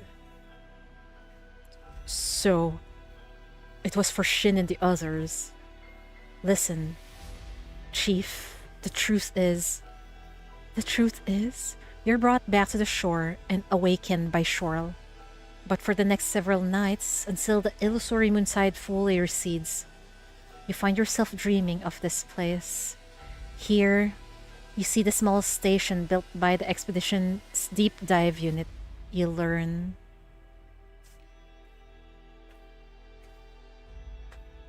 During the third week of an illusory moon cycle, Deep Dive Unit 1 was conducting a routine mission to retrieve equipment when they encountered an accident. 3 divers, Pylgia, Ragnar, and Dale, lost contact. 2 days after the Unit 1 went missing, Deep Dive Unit 2 departed on a rescue mission. 7 days later, their vessel lost contact. The entire crew of 11, including your leader, Professor Shin, never returned. Multiple rescue attempts by other teams were fruitless. 1 month later, all 14 members of the deep dive units were declared dead. We need to rename it Eternal Happiness. That will fix everything. Yeah, we need to rename this fucking event or game mode. The deep dive station, having lost its equipment, vessels, and most importantly, its people, was abandoned. The expedition team erected a memorial beside the station, carving on the tombstone the names of the deep dive unit members. Their sacrifices serves as a warning. The time has not yet come. Do not chase the illusory moon. Do not approach the abyss. Only the young guide refused to accept the truth. She insisted that she could hear the deep dive unit's voices, that Pylgia was still searching for her companions, that they would all come home. Every day, she went to the leaden shores, waiting beside her companions' graves from the departed to return. Man. You keep watch at the station and find that woman's notes. The journal is filled with arcane language and theory, enigmatic models and formulas, too complex for ordinary minds. Perhaps it also hides the madness beyond normal perception. Or perhaps all of this is just a nightmare fabricated by the illusory moon to deceive you. Yeah, I think this is really a nightmare that is based from truth. Perhaps somewhere in your subconscious, we want those days of darkness, that crushing despair, to be nothing but a dream. Something conjured by your proximity to the abyss. Everything before you grows thin. This tide cycle is nearing its end. Next time, you'll awake in another corner of history. Just as you think this, comes device in the small shack crackles to life. Her notes? I'm not sure. Maybe you guys should? Okay then. I'll just grab whatever I find. You guys can figure it out. The voice gets closer. It's not coming from the radio, but...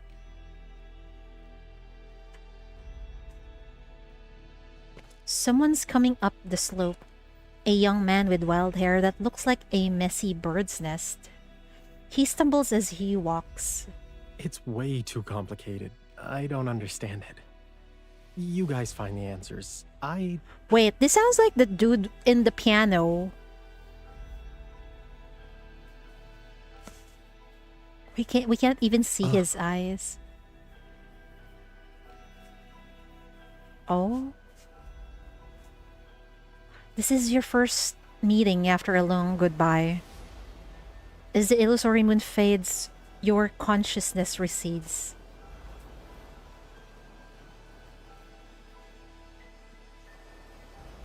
Until the very end, you never get a clear look at his face. Damn it. Oh my god. Oh my god.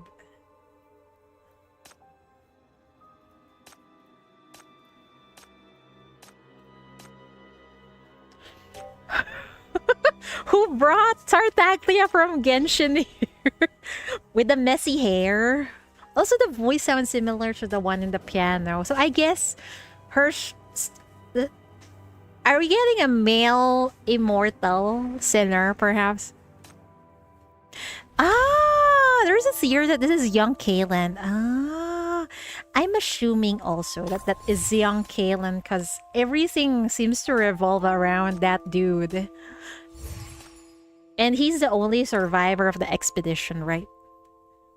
But we still don't know much about him aside from he has a statue. He got the hypercubes, but he eventually died afterwards. Or maybe he was killed. We don't know. Anyway, that was a very... I don't know what to feel about this eternal nightmare, man.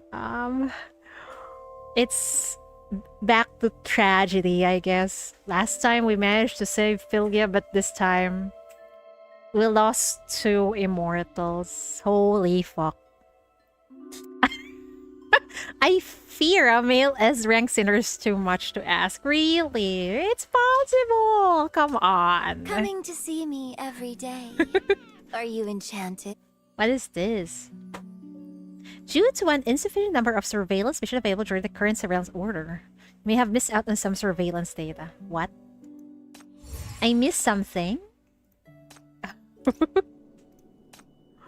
What was that?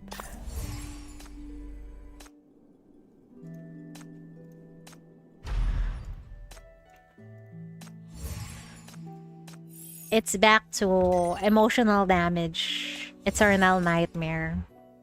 Well, Shin doesn't want to get saved, but at least we... Why do we have to let go of Pylgia, man? It's very nightmare. It is. It is. It's a never-ending nightmare for reals. We're trying to save our immortal sinners, but things just... Maybe the abyss is just getting in our way. It wants to devour Chief. At least we got a confirmation that Chief is actually connected to the abyss, to the perishing star. And it feels like... Do you think Chief is somehow like... Oh, I don't want to say are a you god. here to see me, Chief? But feel free to take the time. we're to going look at in the that supplies, direction. Oh, I want to buy all this. Everything is good. Very, very good. But I'll wait for this to replenish. Or maybe the Chief is like the supposedly new humanity. And it's turning into... Well, if I'm going to base it on a Bible, it feels like Chief is part... Should I say perishing star and human? It feels like it. This is turning out into... The Chief is possibly the Jesus of this story. Does that make sense?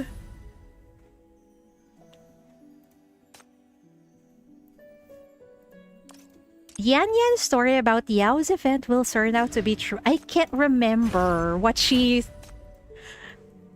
said back then. It's been a while. Oh. What now?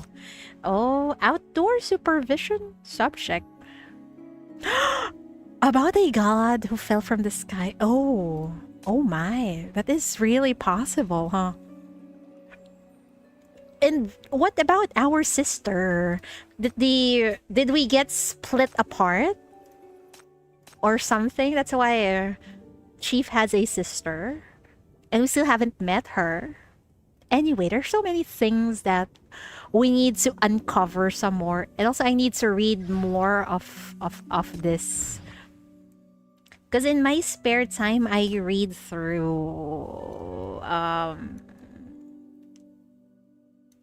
Is it this one? Yeah, sometimes I read through this. Going through one by one. Because it helps in my understanding of the story. Anyway, that's it for today, folks. I hope you enjoy the eternally long nightmare we had. I'll see you all next tomorrow. Yes. Thank you for hanging out. Really. I appreciate it. See you all next time. Bye-bye.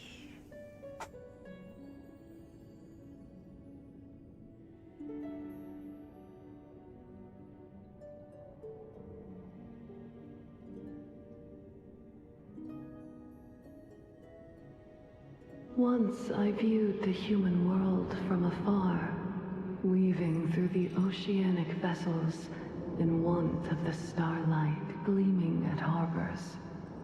Always mesmerized by those things, untouchable yet captivating. Much as now I anticipate the light in your eyes.